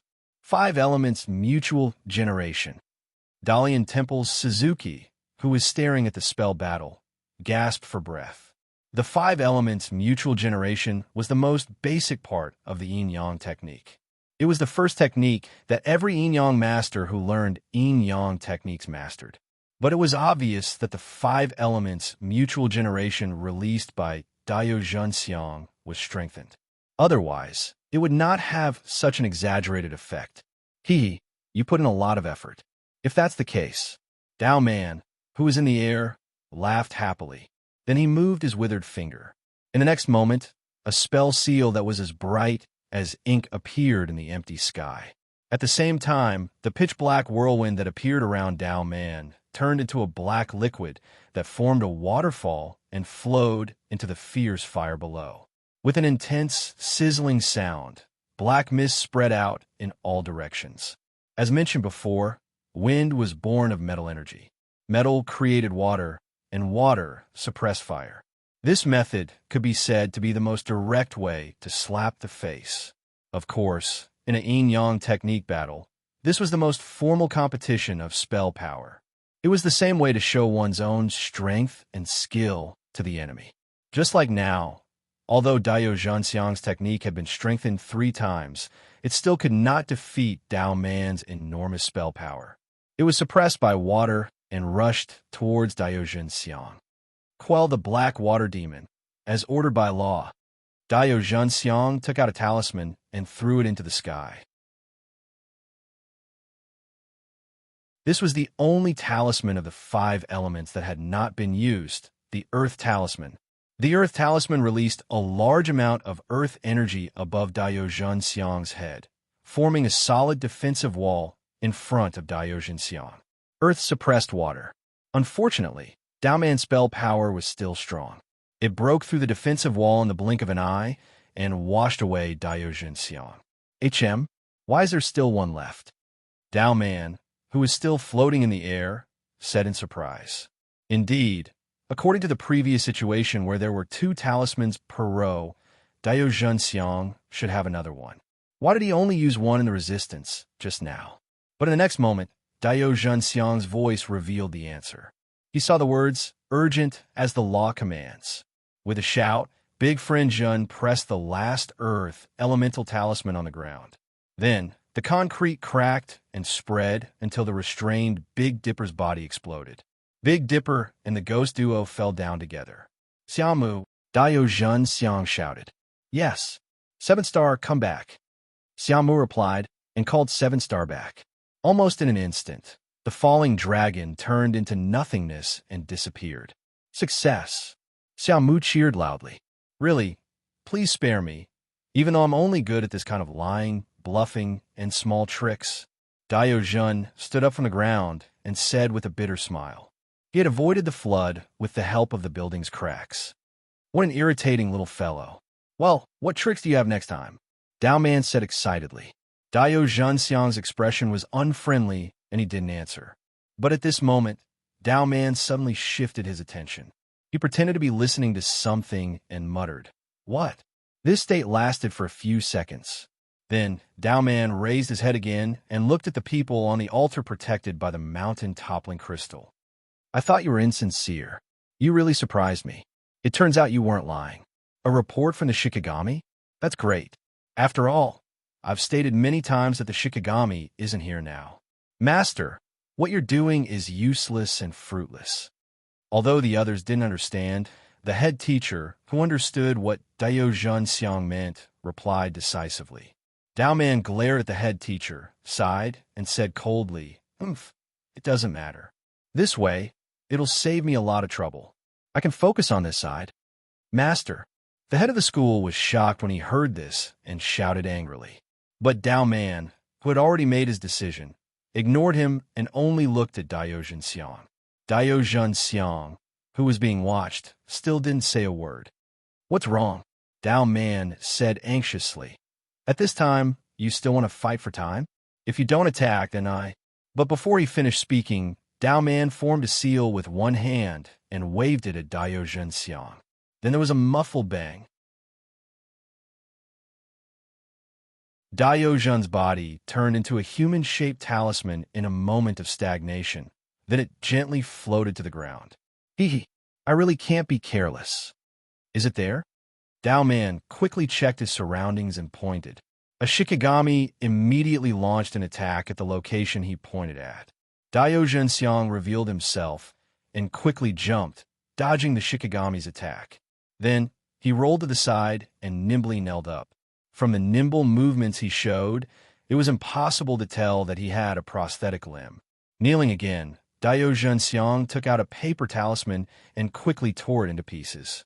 He threw them forward and shouted, Morizician, Wei Guang.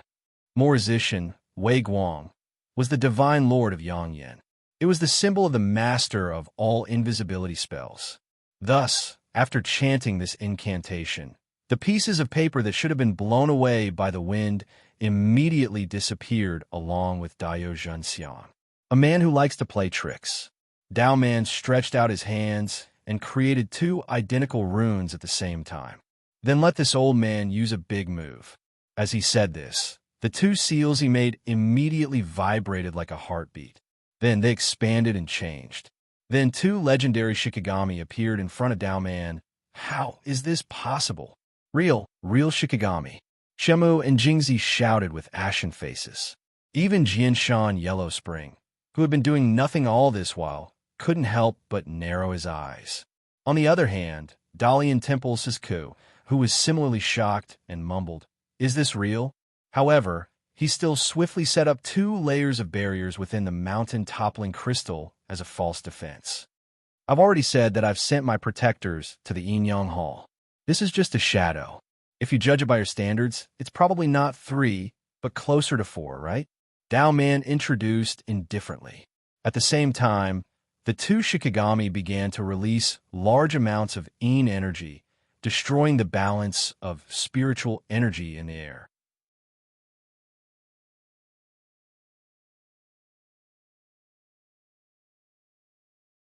Chapter 1478. P.S. Thank you to Big T Bowl, Instant Potato, NXCX, and Haihei 2003 for their precious monthly votes. Thank you to NXCX for your tip. The so-called balance of spiritual energy was like the yin and yang of Tai Chi. It was a relatively stable state. However, it was precisely this kind of stable state that was most suitable for the current human situation.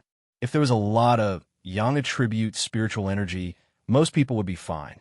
However, a small number of people would be unable to take it and would experience spiritual chaos.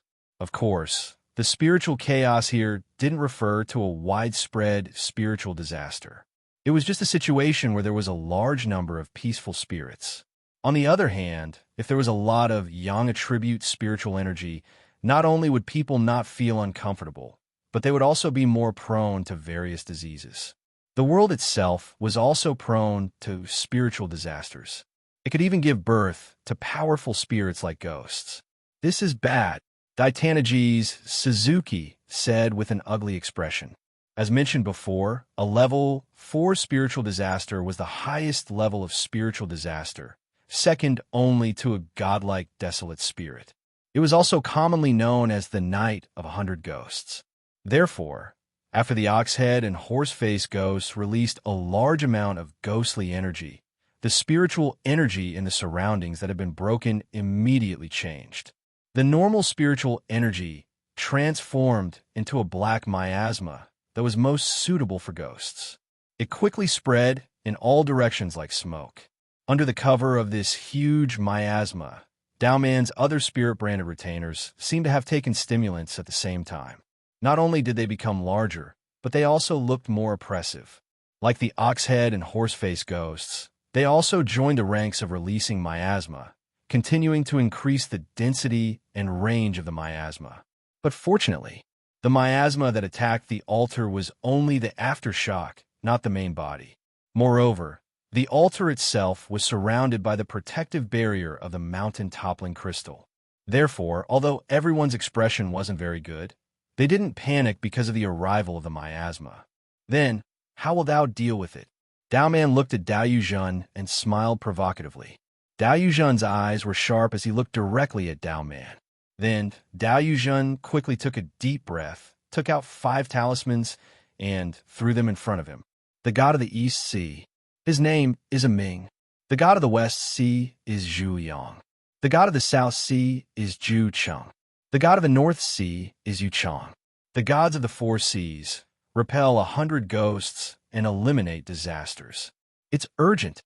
Daigo quickly chanted the incantation of the technique in a voice that was not chaotic at all. Under this incantation, the 5 talismans that were thrown out didn't even have time to fall to the ground before they hovered in the air. It emitted red, blue, yellow, green, and gold light.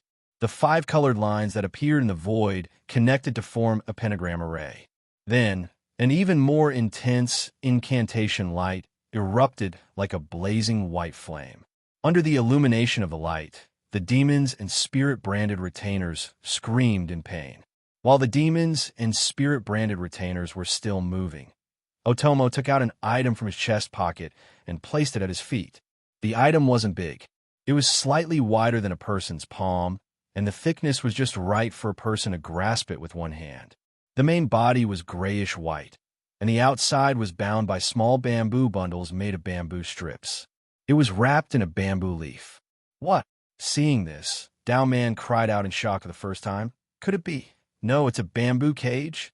Daigo didn't answer Daoman's question. He silently took out a folded piece of paper from his chest pocket and opened it. He took out a small pinch of salt from it and sprinkled it on the grayish-white object below. In Japanese legends, salt had the power to drive away evil. It was a sacred item among the people, so it existed in many small yin-yang jutsu ceremonies. But obviously, the technique that Daigo Jun wanted to cast this time wasn't a small one. Otherwise, how could it deal with an LV5 desolate spirit like Daoman? The green of the bamboo leaf, the withering of the bamboo leaf, the withering of the green, the dry of the salt, the dry of the water, the dry of the water, the heavy of the stone, the rise and fall of the water. After sprinkling the salt, Daigo Jun solemnly chanted the incantation. But it was different from the other incantations that he cast before. An ominous, evil aura spread around Daigozhun's body. After the incantation was completed, the technique was activated. At the same time, a dim fire-like light appeared above Daoman's head. It was the paper talisman fragment that Daigozhun threw into his mouth under the guise of invisibility. The fragment flashed rapidly like a light bulb with an unstable voltage. It was beating like a living creature's heart. Then, the light spots merged and formed a large net made of spirit energy threads. It enveloped Daoman and trapped him inside. The violent curse power revolved and collided in the net cage. The evil aura spread out in an even more aggressive manner, forming a hot wind that was hotter than fire. It cursed, roasted, and burned Daoman in the cage. Looking at the evil image in front of them, except for Yama Hokwin and Gon Kagura, who were used to seeing evil spirits in the spirit-eating world, as well as Kurahashi, who had lived for a long time and seen a lot of things, the others, including Suzu of the Dalian Temple and the 12 godly generals, turned pale, and deep fear flashed in their eyes. Could it be? In the cage, Daoman's voice sounded. Then he laughed loudly and said with excitement, "Could it be the eight-eyed bamboo cage suppression incantation? Such an ancient curse can't even be found in the imperial style. It was probably modified to increase the surprise and increase the power." "Ha! Very good. Thou exceeded this old man's expectations. Even this old man doesn't know how to deal with this curse. No, I heard that it can be eliminated by removing the curse tool, but this old man can't reach the curse tool over there. So, I can't deal with it in the cage. Ha ha ha ha, what a vicious technique. If that's the case, this old man will have to show his true ability. This method is indeed very tacky. Let's use absolute power to speak." When Daoman's voice fell, a terrifying spirit energy that was not something a normal human could have burst out from Daoman's body in the cage. The spirit pressure in the surrounding air began to rise in an accelerated manner. It even caused the crystal walls of the mountain-falling crystal to creak as if they couldn't bear the burden. It seems that he is completely in trouble. Yamashita narrowed his eyes while the surrounding people were stunned and didn't know what to do. He muttered in a voice that only he could hear. "Dharma Realm, Vajra, Treasure Light, Lotus Flower, Karma, return to the 5 Buddhas of the Vajra region." At this moment, Daiohjun made a new move. While chanting the names of the 5 great void bodhisattvas, he waved his arm and drew the trace of a pentagram in front of him to strengthen the power of the technique against Daoman and the 100 ghosts. An even more powerful curse power rushed toward where Daoman was. However, compared to the spirit energy that Daoman was emitting at this time, it was like a small stream of water and a water pipe. The difference was so huge that it made people speechless. "Break!" Daoman stretched out his arms. He shouted in a low voice. Almost instantly, the cage formed by the 8-eyed bamboo cage suppression spell was destroyed by Daoman's violent spirit energy. Then, like a flood bursting through a dam, it rushed toward the pentagram in front of Daiohjun. Seeing this, Daiohjun immediately kicked the curse tool in front of him away with his prosthetic foot. However, even so, the spirit energy that rushed toward him didn't weaken much. He believed that in just 2 to 3 seconds, it would break through the pentagram's obstruction, send Daiohjun flying, and rush toward the altar behind him. In the darkness, the cloud candle flickered and flickered. The life of flickering, the life of intense, the life of pouring, the life of wavering, the life of stopping formation. Swaying violently, the life of extinction. Flickering and extinguishing. However, just when everyone thought that Daiohjun would take advantage of this moment to dodge, Daiohjun chanted a new incantation. However, just as he finished chanting the incantation, the pentagram in front of him finally couldn't withstand the impact and collapsed. Daiohjun ignored it and leaned forward in a posture to resist the impact. At the same time, he restrained the curse power on his body and put his palms together as if he was worshipping. In the next moment, Daozhun's curse power pierced through space and directly exploded on Dao Man's short body, creating a terrifying impact. Dao Man's short body twisted and shattered. At the same time, Daozhun's body was also drowned by the impact of the explosive curse power. Seeing this, Jingzi and Xiaomu, who probably thought that Daozhun had died, had tears streaming down their faces and sobbed. Creak, creak. The defensive crystal wall of the mountain-toppling crystal trembled under the powerful spiritual energy turbulence. Dali Temple's Ling Lu was so scared that she quickly took out a talisman and set up a defensive barrier around everyone. Fortunately, although the spiritual energy storm was strong, it didn't last for long. Thus, Daozhun and Dao Man's figures were soon exposed to everyone's sight. The two of them maintained their original posture and stood facing each other. Then, after about 5 or 6 seconds, Daozhun's body went soft, and he staggered and knelt on the ground. He supported his body with one hand, but then his black hair turned the color of an old man's. As expected, although he looked very weak, Daozhun, who was still alive, raised his head and looked at Dao Man with shining eyes. Dao Man's head was flipped over at a strange angle. His limbs were twisted, and his scarlet glasses were broken, revealing the hollow eyes behind. He said, "I thought it might be like this before. Now, I can finally confirm it. You are not a human, but a desolate spirit." Huh. The corpse Dao Man let out a soft laugh in response. "You, in order to confirm this matter, force yourself to use such a reckless strategy? Ha, happy. This old man has been fascinated by you. This is the first time I have this kind of thought since Yeguang." Dao Man continued. "Being called a spirit by you is truly terrifying. After all, this old man is only a product of an external master. It may seem similar to those who don't understand, but this old man is different from that guy." The so-called external master was a general name for the yin-yang masters in ancient times who weren't registered with the yin-yang shackles. Among them, Ashia Dao Man was the most famous external master. After all, he was the legendary enemy of Anpei Saimai. Daozhun took off the glasses on his face and looked at Dao Man with shining eyes. "Hey, what's your name?" Dao Man asked. "Daozhun. Nice to meet you." "You, yin-yang master, Daozhun. Have you no intention of coming to this old man's side? Curses are extremely profound, extremely beautiful, and extremely cute things. You should be able to understand them." Hey, don't stop at peeking into the abyss of curses. Throw yourself out of your body and fall into it. This is the only way to feel pleasure. Nothing can compare to it. You will feel refreshed. Dao Man extended his invitation. "I don't dare to accept your invitation. I refuse." Daozhun refused without hesitation. "Ashia Dao Man, you confessed without being pressed. You were deceived by the withered old man's flowery words. Even if this Daozhun was about to die, I wouldn't do it. I'm sorry for my rudeness. I hope that you, sir, can be magnanimous and let us go." Daozhun continued with a cold and strange tone. "Ha, how noble. I definitely won't forgive you, Daozhun. See, this old man will defeat your arrogance." As if he was angered by Daozhun's behavior, an even more powerful inhuman aura was emitted from Dao Man's body. Daozhun chuckled and threw out a dozen paper talismans.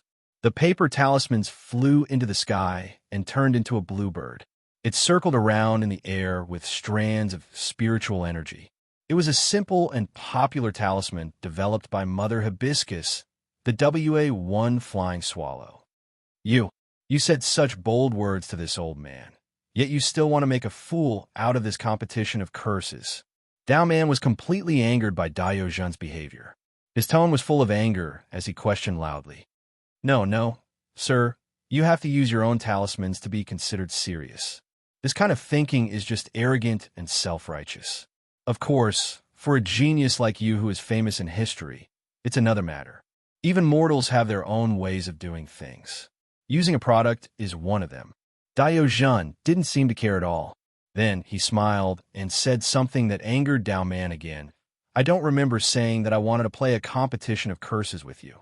At this moment, A large number of blue spiritual feathers that resembled cherry blossoms floated down from the flying swallow's body like snow. When the feathers touched the demons and spirit-branded retainers, they paused and disappeared with a soft pop. "What are you trying to do?" Down Man questioned. "I said it just now, didn't I? If I can confirm that the opponent is a suspected spiritual hazard, I have my own way of dealing with it. You made such a flashy move to warn me of an attack, but it backfired. I was so worried," Diogenes said, as if a heavy burden had been lifted from his shoulders. Just as he finished speaking, the faint glow of 5 bonfires appeared in everyone's sight. "You," Dao Man said angrily. "Yes, I didn't follow the rules and schemed against you," Diogenes admitted without any pressure. However, this sentence was like a signal for action. Thick pillars of spiritual energy suddenly rose from the 5 bonfires. One after another, spiritual energy appeared in the sky, connecting the pillars of light until they finally formed a huge pentagram seal with the Yin-Yang school as the center and covering a radius of several hundred meters. Then, the clear sound of an incantation being chanted could be heard. It was the mysticism school's Great Might spell. The power of the 5 spells increased the power of the pentagram, then used the pentagram to form a powerful spell.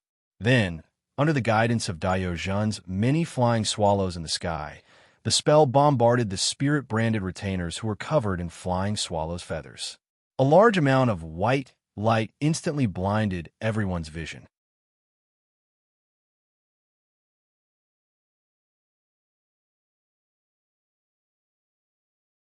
Chapter 1479. Under the dense spell attack, Dao Man, Shikigami, and Shikigami quickly disappeared from the roof of the Yin-Yang school. "I miscalculated, but you're too naive. Your majestic virtuous technique is rough and fast, and there are signs of distortion when you restrain the spell. Your power is far from enough," Dao Man said loudly. Dao Man's analysis was very accurate. There were many conditions to successfully unleash a large-scale magical instrument that required the cooperation of many people. Moreover, the conditions to increase the power of the magical instrument were also very harsh. It was definitely not something that could be achieved with a formation that was hastily set up. But since he knew that there would be so many problems, he still used this kind of spell instrument attack. Obviously, Otomo Shinobu had his own plans. Sure enough, Otomo Shinobu's expression tightened again, and he forced himself to use his power. His hands formed a seal that belonged to the Vajra Sakura series, and then he nimbly moved his prosthetic feet to enhance his walking technique. While chanting the majestic virtuous technique, he rushed toward Dao Man protection technique, expel evil spirit. Almost in the blink of an eye, Otomo Shinobu rushed in front of Dao Man. And then like a brave warrior, he opened his arms and hugged Dao Man's body and jumped down for the edge of the roof of the Yin-Yang school with him. "It's really beautiful. That level of spell, is that a real Yin-Yang master?" Yomi, who recovered from her memories, sighed softly. "Probably." Tsutomu Kagura tilted her head slightly and tried to recall the various Yin-Yang masters and combatants of the Ministry of Environment that she came into contact with in the spirit-eating world, but she couldn't find anyone who could reach the level that she saw that day, so she couldn't help but say with uncertainty, "Forget it.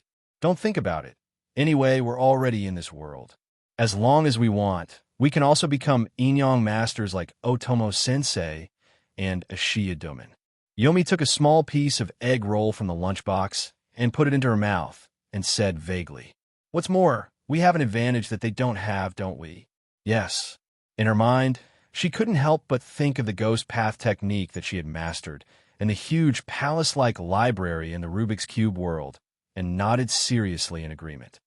"But speaking of which, we were lucky that day. I didn't meet that guy." Then he remembered that at the end of the attack that day, with the support of the Heavenly Dog Sutra and the Great Might Virtue spell, Muzen Jiro had struck out the most powerful attack that was close to the level of Daomen. He said, "Otherwise, we will be exposed." Tsutomu Kagura nodded in agreement with Yomi's words. "Oh, right.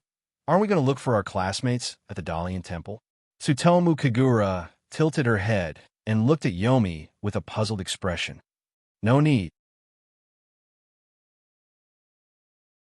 Although we have gone through hardships with her and those second-year students, that Dalian temple did not truly accept us. Rather than accepting her provocation, why don't we enjoy the afternoon sun here? Jinshan Huangquan curled his lips and said, Oh.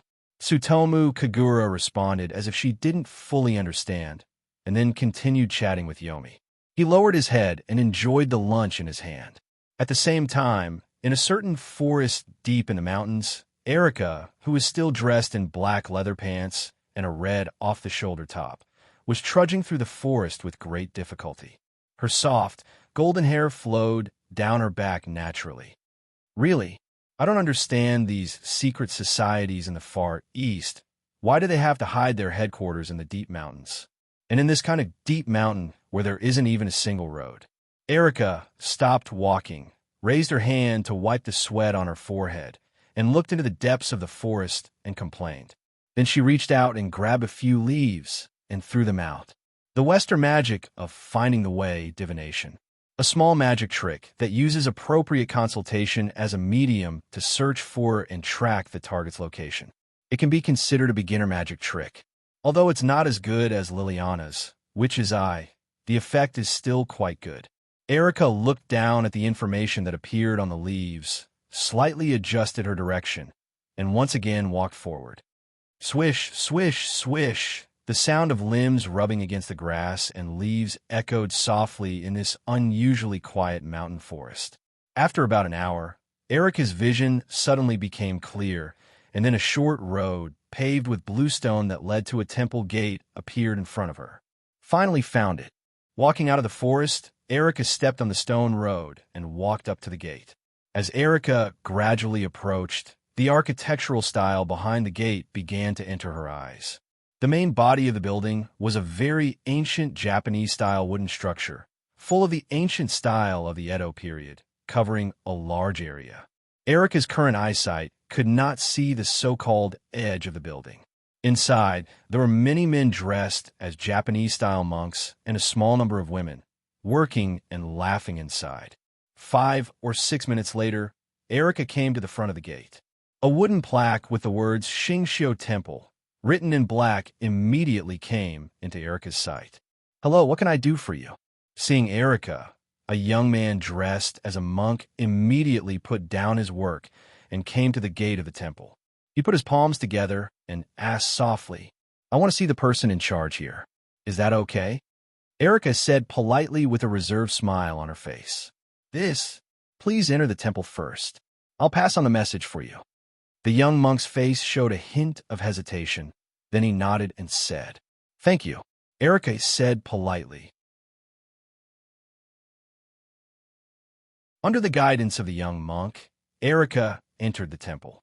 It was also at this time that Erica discovered that in addition to the young men and women who had entered adulthood, there were also many children and old people, all of whom had strange energy fluctuations. As expected, Erica's eyes flashed with a trace of realization as she thought to herself.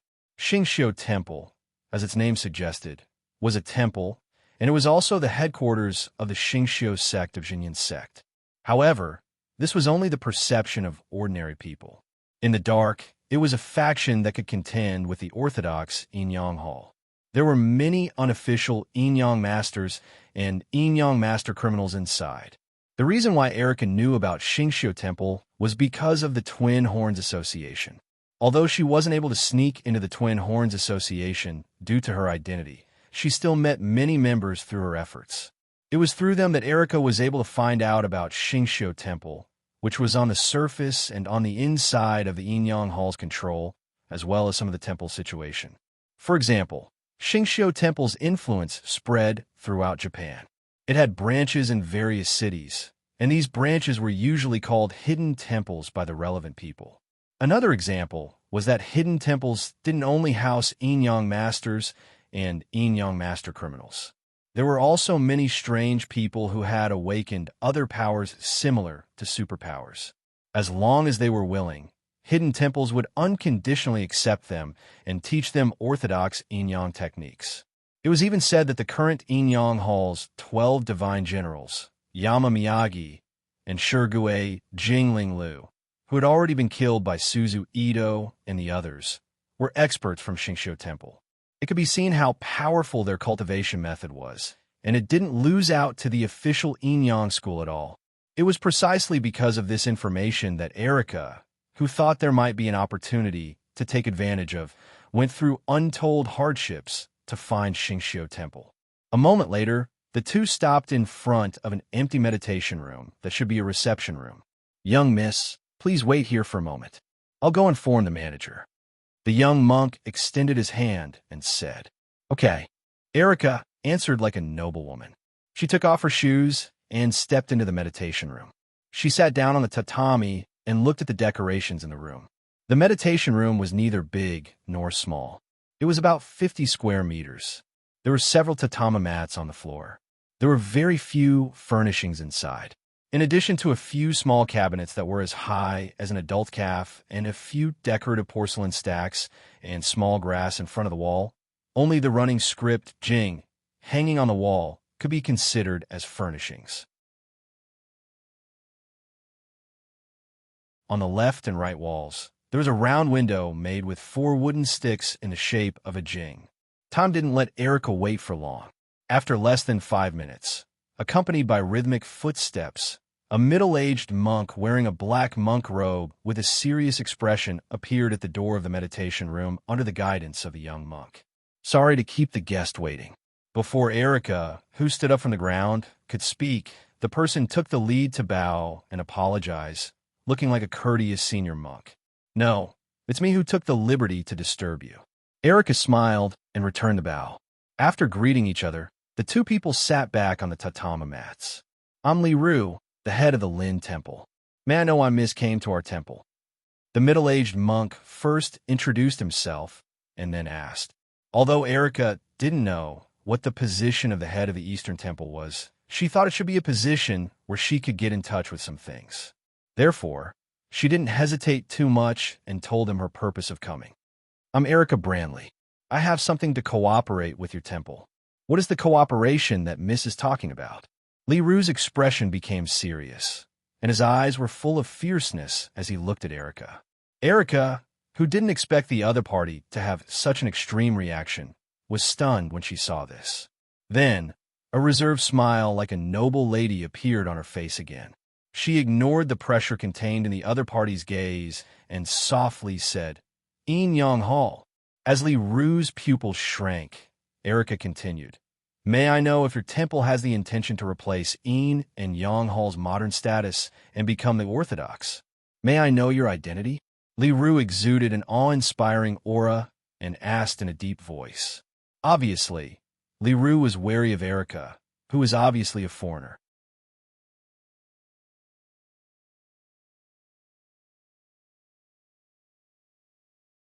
Chapter 1480. In the main world, on the surface of the sea south of Japan, fine waves were constantly rippling, making rustling sounds. At this time, the sun was shining brightly and there were no clouds in sight. There were no ships on the surrounding sea. However, at this moment, a strange water ripple suddenly spread out from the sea, stirring up the space above the sea, causing slight tremors. Under this trembling, a faint black fog that would be completely invisible to the naked eye if it weren't for the fact that it was daytime and there was sufficient sunlight spread out from the trembling space. Then, under the caress of the sea breeze, it disappeared in the blink of an eye. However, this black smoke was just the beginning. In the next 10 minutes or so, almost every minute, a black smoke would appear from the trembling space and dissipate with the sea breeze. Then about 7 or 8 minutes later, an ancient sailboat that looked similar to a Western European sailboat from 200 or 300 years ago, but the mast and canvas were all tattered, full of historical traces, appeared on the sea, quietly sailing forward for a short distance. It had to be said that being able to sail on the sea with such a dilapidated appearance was indeed a miracle. However, after a short while, the wooden sailboat abruptly disappeared into the spatial ripples in the same manner as it had appeared. But the moment after the boat disappeared, Whether it was the ripples spreading outward in the form of ripples, or the trembling space like a trembling screen, everything calmed down as if everything that happened here was just an illusion.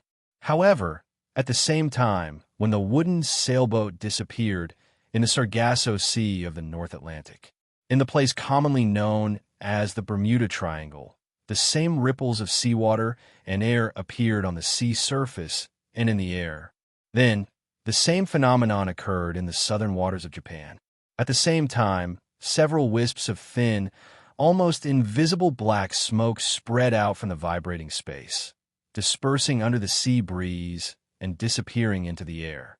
And the duration of this appearance was still 10 minutes. Then, 7 or 8 minutes after the black smoke stopped spreading, the dilapidated wooden sailboat that had appeared in the southern waters of Japan swam out of the void and slowly moved forward on the Bermuda Sea under the cover of the night. 5 or 6 minutes later, the Bermuda Sea was covered with black smoke. Just like how it appeared, it suddenly disappeared into the air. And then the next place. However, the strange situation on the sea was not the only one today. For example, in the depths of China's Shenanjia, Sei Ito once wanted to explore, but was unable to do so because he was not strong enough. Later on, when he was strong enough, he was no longer interested in exploring the pyramids guarded by a large number of puppet mercenaries and long-haired savages. Chile, Egypt, South America, North America, and the sunken pyramids on the sea all had frequent spatial ripples. Then it released the pitch-black smoke. However, unlike the surface of the sea, perhaps due to the influence of the land or the special function of the pyramid, the black fog that appeared here was not only much thicker than the one on the surface of the sea, but there was also much more of it. It was as if the black fog was a spiritual life. It seeped out of the stone walls of the pyramid and came to the outside world. It turned into wispy black smoke and melted into the air. Finally, it's about to begin. In various hidden corners of the world, these words rang out at the same time. With a dull voice, they signaled something terrible that was about to come. But unfortunately, only they knew these words, and they couldn't express it to others. They could only silently watch the people in the outside world who were still living their daily lives and carrying out ordinary lives that lasted for thousands of years. Time, under the complete ignorance of the general public, quietly moved forward on this day in Southern California, USA. Ding, ding, ding. Accompanied by the crisp sound of a bell, a slightly plump middle-aged man wearing faded blue jeans, a yellow checkered shirt, and a small leather hat on his head, looking full of the Western style of the United States in the 1970s and 1980s, pushed open the door and walked into the fast food restaurant. "Give me a hamburger and a glass of whiskey." He raised his hand and took off the hat on his head, revealing some brown hair. The middle-aged man with a slightly protruding belly walked to a round table by the window and sat down, then greeted the boss. "Okay." The boss responded with a smile. Then he put down the wine glass in his hand, picked up a clean glass, and poured a glass of smoky whiskey for the middle-aged man. He walked out of the counter to the middle-aged man's side and put the glass on the table in front of the other party. "Jack, you haven't been out for a while. What are you busy with?" The boss of the fast food restaurant asked with a smile. Obviously, the person who came was a regular here. Otherwise, the boss wouldn't know the other party's name and take the initiative to chat with him. "Oh, Sage asterisk T." It would have been better if the boss didn't ask. Once the boss asked, the middle-aged man named Jack seemed to have found a way to vent and complained with a depressed face. "What's wrong?" The boss asked in a timely manner. "I don't know what's wrong with that brat of mine. He actually secretly sold my old car and took the money to participate in some talent show in New York. Oh, Lin Chi, with that kind of appearance, how could he possibly pass? Isn't this throwing money into the water?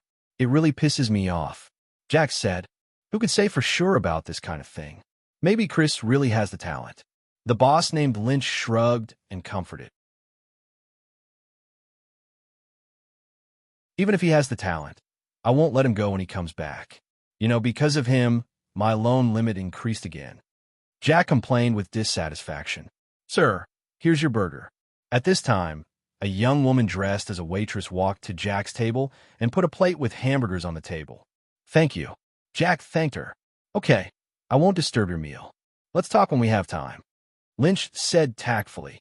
"Okay." Jack nodded, picked up the hamburger in front of him, opened his mouth and took a bite, and then enjoyed the whiskey leisurely. But just as he was about to finish the burger, Jack's eyes suddenly paused. Then he put down the burger, stood up, stretched his head, and looked out through the glass with a strange look. He saw that in the open area outside the fast food restaurant, a man who looked like a young man was leaning in front of a white truck, leaning over and vomiting. Seeing this, Jack immediately got up, left his seat, and walked out of the restaurant. The boss named Lynch glanced at Jack and didn't say anything to stop him. As a regular customer, he believes that Jack is not the kind of person who eats without paying. "Hey man, are you okay?" Jack, who walked out of the restaurant, walked slowly to the vomiting man, reached out and patted him on the shoulder while leaning over to look at his face and asked, "Huh, huh, huh, huh." What caught Jack's eyes was a face that was red and ferocious. His eyes were bloodshot, and his mouth was wide open as he gasped for breath. "Hey!" Jack's expression froze, and he felt a chill in his heart. But out of a humanitarian spirit, Jack still called out with concern. Unexpectedly, this time, the voice seemed to have triggered a special order. The young man abruptly turned his head and bit the left side of Jack's face like a wild beast. After that, Jack lost his balance and fell to the ground together with him. "Ah!" In pain, Jack let out a fierce scream. Hearing Jack scream, the boss named Lynch immediately put down the cup he was wiping, took the shotgun from under the counter, and quickly ran out of the restaurant under the curious gaze of other customers and waitresses in the fast food restaurant. He raised the gun and pointed at the young man who was lying on top of Jack and couldn't break free no matter how hard he struggled, and said loudly, "Hey man, let him go, or I'll shoot." The young man ignored him and continued to bite Jack. "Hey, two of you pull that bastard away." Lynch, who was afraid of accidentally shooting Jack, turned his head and shouted at the customers in the restaurant. Fortunately, the customers in the restaurant were basically regulars. Even if they were not friends, they were acquaintances who could speak a word or two. So, after the boss Lynch's voice fell, 3 middle-aged men of varying heights quickly ran out of the restaurant and came to the young man's side, clasped his shoulders, and pulled back forcefully. Then, only a soft sound was heard. The young man was pulled away from Jack's body. But an even more intense scream came out of Jack's mouth. It turned out that when the others forcibly pulled the young man away, they also helped the young man to bite off Jack's face, leaving the left side of Jack's face covered with scarlet blood. The young man who was pulled away swallowed the flesh in his mouth, stood up shakily, and opened his bloody mouth to the crowd, looking like a monster roaring. "What's going on? This guy is crazy." Just as the others' faces changed drastically and were talking, the young man once again pounced on another person and bit. Bang! A clear gunshot immediately sounded. The young man's body was shot and fell to the ground. Because of the concern of human life, Lynch's shot only hit the young man's calf and not his chest or other vital parts. Therefore, after the initial stagger, the young man seemed to feel no pain at all as he staggered and rushed towards the people again. Bang! This time, Lynch didn't shoot, but quickly rushed in front of the young man, waved the butt of the gun, and hit the young man's head hard like a baseball. The young man's body was lifted high and fell heavily to the ground. "I see. Go to the kitchen and get a rope." Lynch went forward and used a method similar to grappling to pin the young man to the ground, raised his head, and shouted at the prostitute in the restaurant.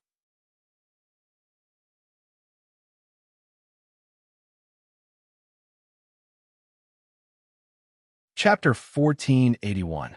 In the main world, the United States, in a hospital in a city in the Southern California area, in a ward shared by many people, Jack, who was wearing a hospital gown with his head wrapped in bandages and only his eyes, nose, mouth, ears, and hair exposed, was lying flat on the medical bed, breathing evenly from his nose.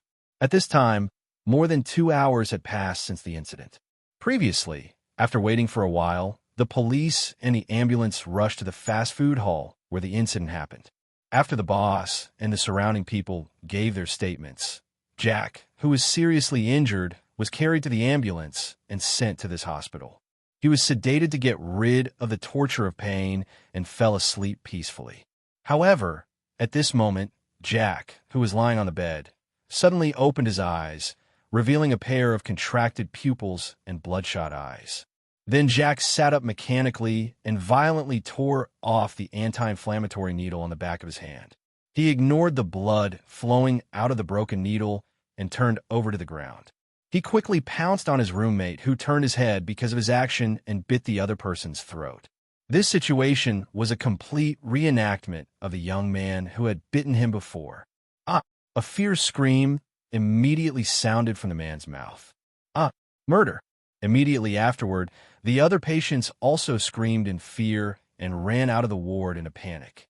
Pa pa pa pa. Accompanied by the sound of hurried footsteps, 2 doctors in white coats and several nurses rushed into the ward, pulled Jack's body forcefully, and pulled him back.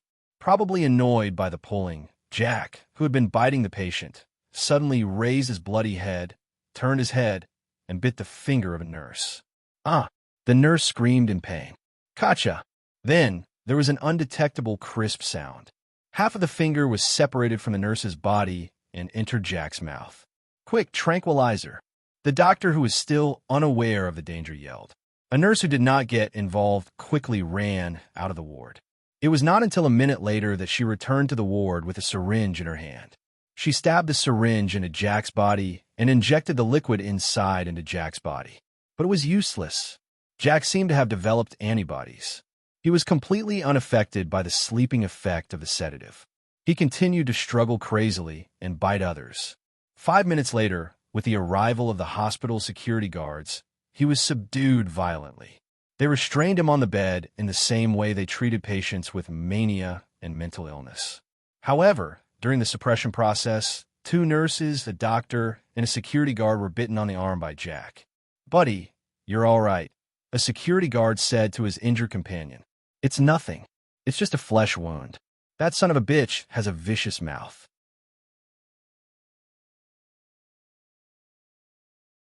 The injured police officer raised his hand to look at his bitten forearm and cursed.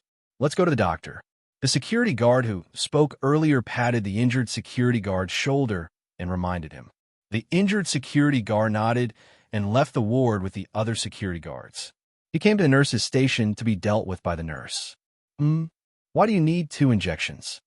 The injured security guard looked at the nurse, who had just finished the anti-inflammatory injection, and took out a syringe to draw the liquid from a small medicine bottle.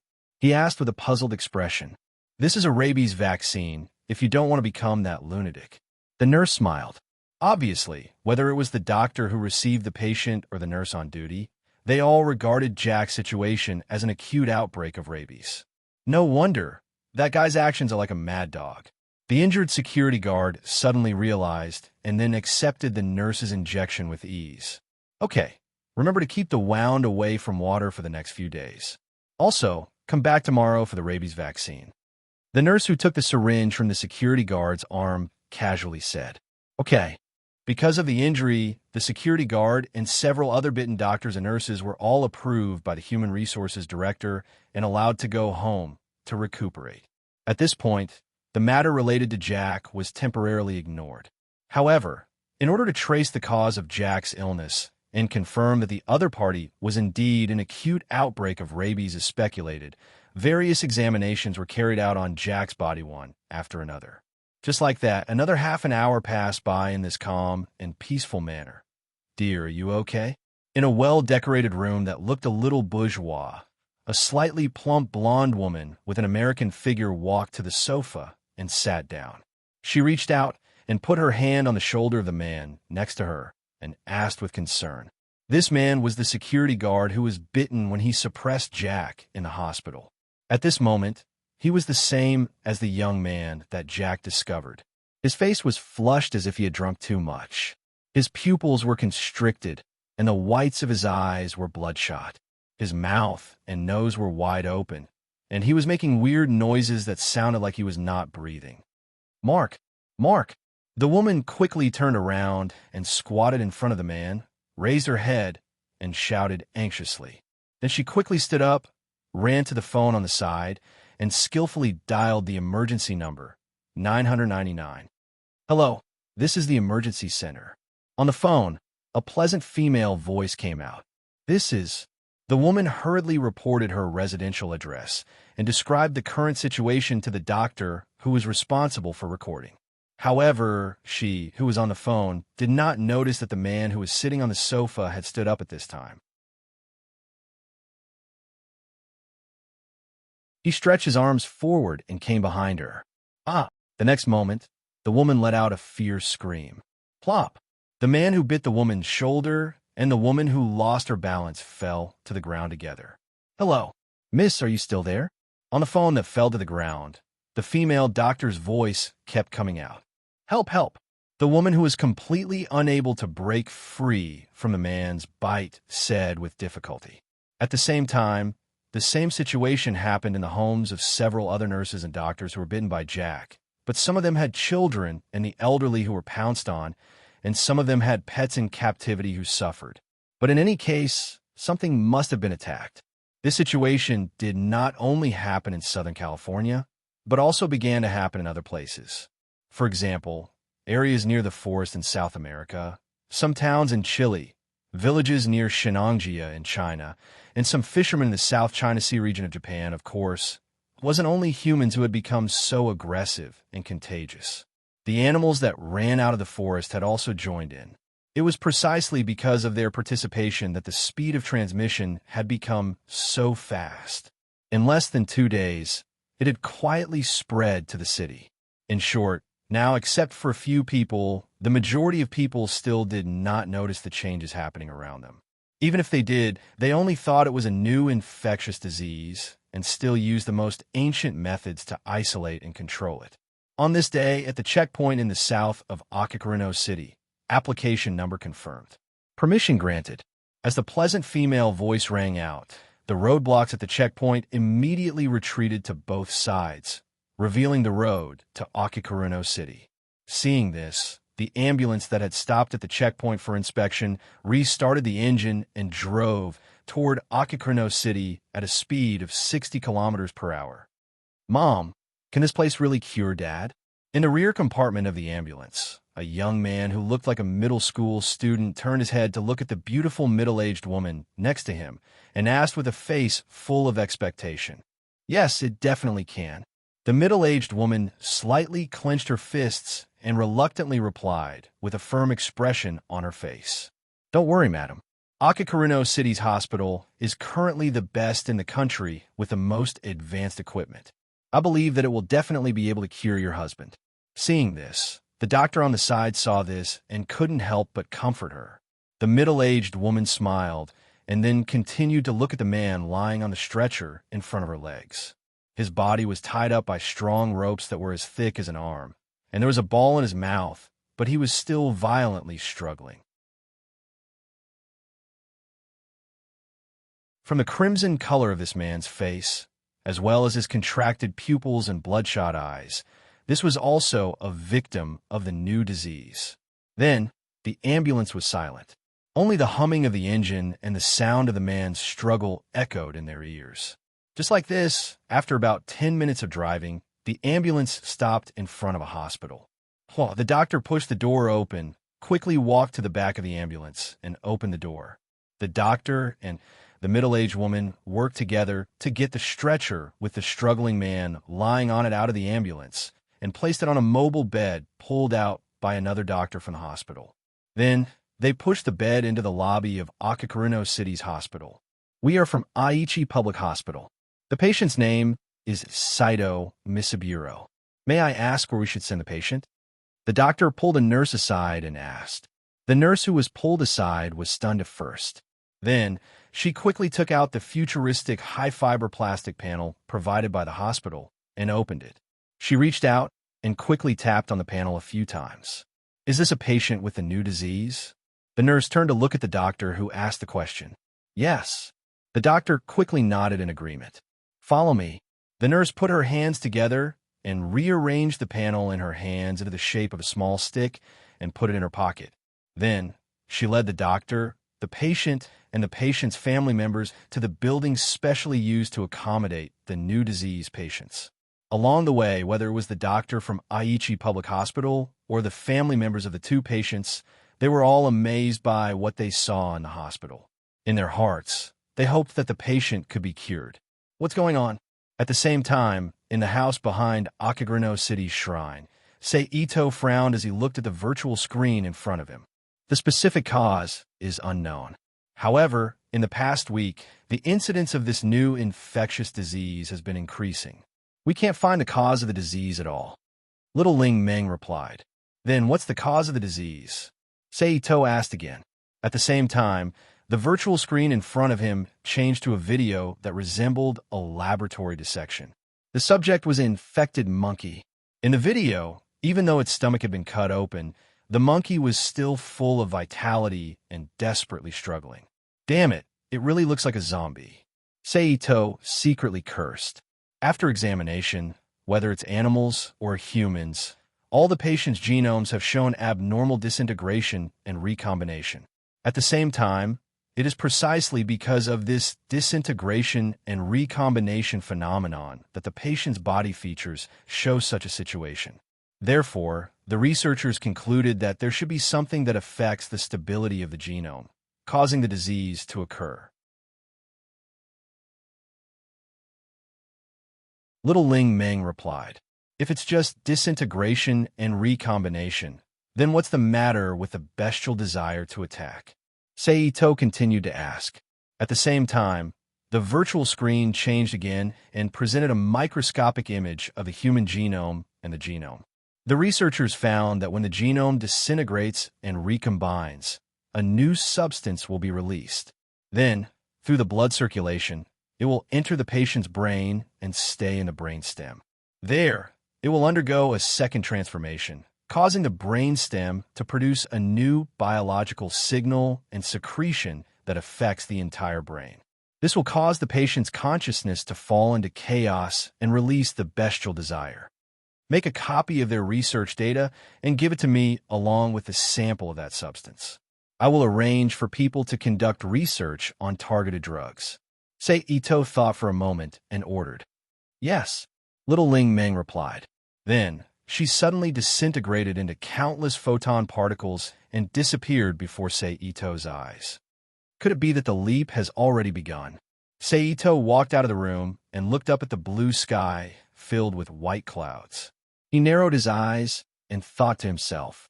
A moment later, with a thought, he disappeared from the room. A few minutes later, Sei Ito's figure appeared in the dark and boundless universe. He looked around. He did not find anything. Sei Ito did not give up. He gently closed his eyes and unleashed his spatial awareness to the maximum. Using the omnipresent spatial laws as a medium, he carefully sensed the changes in his surroundings. In this way, after an unknown amount of time, Sei Ito's eyebrows, which had remained unchanged all this time, suddenly twitched imperceptibly. After a while, Sei Ito opened his eyes again. Sure enough, although it's very weak, it has indeed begun. Sei Ito's eyes flashed with a long silver light. He narrowed his eyes and thought to himself. In other words, the current zombification is only the beginning. Then Sei Ito looked at the dark universe again and disappeared from space again. RS.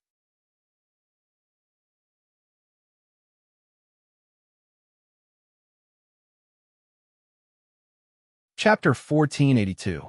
Clap. Yellow Sand closed her phone. What a tragic scene. Yellow Sand sighed softly as she looked at the Inyang Hall that was filled with Shikigami summoned by Dominishiya. Right now, it had been more than a month since the attack on the Inyang school. However, a lot of things had happened in the past month. For example, while all the students of the Inyang school were being taught Inyang Jutsu by the Mohei branch, Yomi and Tsutomu Kagura gradually became friends with Tsutomu Mon, Natsum, Spring Tiger, Kyoko, and Tenma.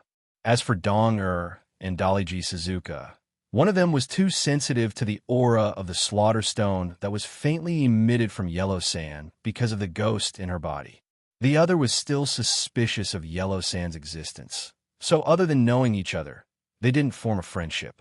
Another example was the cleanup operation of the Twin Horns Association spies in the Yin-Yang Hall.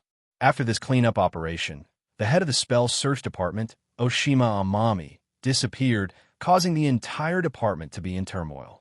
This gave Suzu Ito the opportunity to use her glib tongue to rope in a group of colleagues who were beginning to distrust the higher-ups of the Yin-Yang Hall. Lastly, at the fireworks ceremony yesterday, Tsutomu Natsum was possessed by the crow feather, causing him to go berserk and kill Tsutomu Natsum. In the end, he was captured by the Yin-Yang Hall. Of course, Yellow-san knew the last thing because she also received Kurahashi Kyoko's invitation to participate in the fireworks ceremony, so she witnessed the entire incident. As for now, she accepted Kurahashi Kyoko, Adeo Dong-er, and Daliji Suzuka's invitation. She participated in the rescue operation for Tsutomu Natsum. Then, Yellow-san turned her head. She looked at Tsutomu Natsum, Kurahashi Kyoko, Daliji Suzuka, and Adeo Dong-er who were talking about reviving Tsutomu Natsum. That's right, there was indeed Tsutomu Natsum in the crowd. This was because just now, he had been rescued from the Yin-Yang Hall by Dao Man, who was riding the Shikigami horse of the Tsukimike's family, Snow Wind, like a princess. So it's here. Just as he finished speaking, another soft male voice rang out in the night sky. Then, a tall and thin figure appeared. He was wearing suit pants, a shirt, a jacket, and a sleeveless vest. He wore a monocle over his right eye. Young men who looked like European aristocrats or successful people in the 30s and 40s walked out of the shadows. He was none other than the father of the prodigy, Suzuki of Dalian Temple, and one of the 12 immortal generals, Haido of Dalian Temple. Seeing the newcomer, two human and the others all put on their guard. However, right at this moment, a black curtain suddenly rose and enveloped Dalian Temple's Jidao. Of course, this area of darkness could only be seen by the Dalian Temple's Zendo himself. Tsukimike's Haruko and the others outside did not notice it at all. However, they were very clear about the flaw that Dalian Temple's Jidao suddenly revealed. Thus, they did not dare to hesitate and immediately released their Shikigami and left. Under the support of the paper bird Shikigami, Dalian Temple's Suzuki, Shikigami, Kyoko Kurahashi, Yomi Kusanagi, Adeo Don-er, and Tsukimike's Haruko flew into the distance together. Tisk, down below, Dalian Temple's Jidao, who had escaped from the black curtain, looked at the people who flew away. He allowed a soft sigh, then turned around and returned to the Yin-Yang Hall filled with Dao Man Shikigami. However, the moment he turned around and left, 5 special figures appeared in the air of the Yin-Yang Hall. The 5 new people who appeared were dressed in white. There were only some differences in the details. They were all women. If Yomi Kusanagi was still here at this time, he would realize that the 5 new people who appeared were not strangers. They were Hellable from the Shinigami world and her 3 subordinates, as well as Nero, who was alone. If he was not mistaken, they were the follow-up personnel sent by Sei Ito after Suzu Ito and the others entered this world. Act according to the plan. Hellable, whose lower half face was covered by her collar, said calmly. Yes. Hellable's 3 subordinates, Apache, me, and Sun, replied in unison. Then, their figures flashed, and they disappeared from the air. Then, Hellable's arm moved, and she unsheathed the sword on her back. She quickly spun it around her fingers a few times, then finally grasped the hilt and swung it down in front of her. Broken waterfall. In the next moment, an inhuman spiritual pressure suddenly erupted, and a huge stream of water fell from the sky like an upside-down river, crashing down on the Yin-Yang Hall below. Feeling the spiritual pressure erupting from the sky, Dao Man, Miyamori, and the other masters in the Yin-Yang Hall all looked up at the sky. Marili, strengthen the barrier, the biggest. Miyamori, who was forming the Akala seal with both hands, said without looking back. Yes. Also, don't call me Marili. On the side, a young woman wearing a blue miniskirt-style anti-miasma suit with her flaxen hair tied up high at the back of her head shouted as she formed the seal. Then a light flashed outside the Yin-Yang Hall, and a huge barrier appeared outside the Yin-Yang Hall. Boom! The water slammed into the barrier outside the Yin-Yang Hall, and a powerful spiritual pressure instantly erupted. However, even though the barrier shook violently and looked like it would shatter at any moment, it still stood there firmly, resisting the flood of the heavenly river. Splash! The flood was diverted, and it crashed into the ground, splashing in all directions. The flood came into contact with the flames of the fire world curse that were dancing around Miyamori, and there was a loud explosion. Then, a large amount of mist spread out, obscuring the main building of the Yin-Yang Hall. Ha ha ha! I didn't expect to see such a scene today. How delightful! How delightful! Dao Man, who was facing off against the fire world curse released by Miyamori, said in a strange voice. Master, isn't that your companion? Miyamori, who was wearing a monk's robe and had messy hair, asked. No, I've come alone today, Dao Man replied in a brisk tone. Then I'll have to trouble you. Miyamori pretended to be helpless. In the sky, Hellable, who realized that his attack was blocked, increased the spiritual pressure released from his body. He slashed down with his sword, and a fan-shaped void flash slashed down, bombarding the barrier below. Crack! Crackle! Almost at the same time the void flash landed, the barrier of the Yin-Yang Hall immediately shattered, revealing the main building inside. Huh, so you're here. Just as the barrier mistress was about to set up another barrier for defense, a voice rang in her ears. Gong Jiaomali was shocked and quickly turned around to look. However, what she saw was only an afterimage. Then, she felt a pain in her neck, and she lost consciousness. TSK, what a rare, high-quality soul. Apache, the woman with short dark blue hair, appeared from behind Gong Shiro and said with a displeased expression, Ma Lily. Although Gong Di was in a confrontation with Dao Man, he was still able to see the situation around him. With a shout, he activated the flames formed by the Fire Realm curse and turned them into a long dragon that charged towards Apache. Apache raised her hand, and a pillar of light shot toward the fire dragon. Void flashed.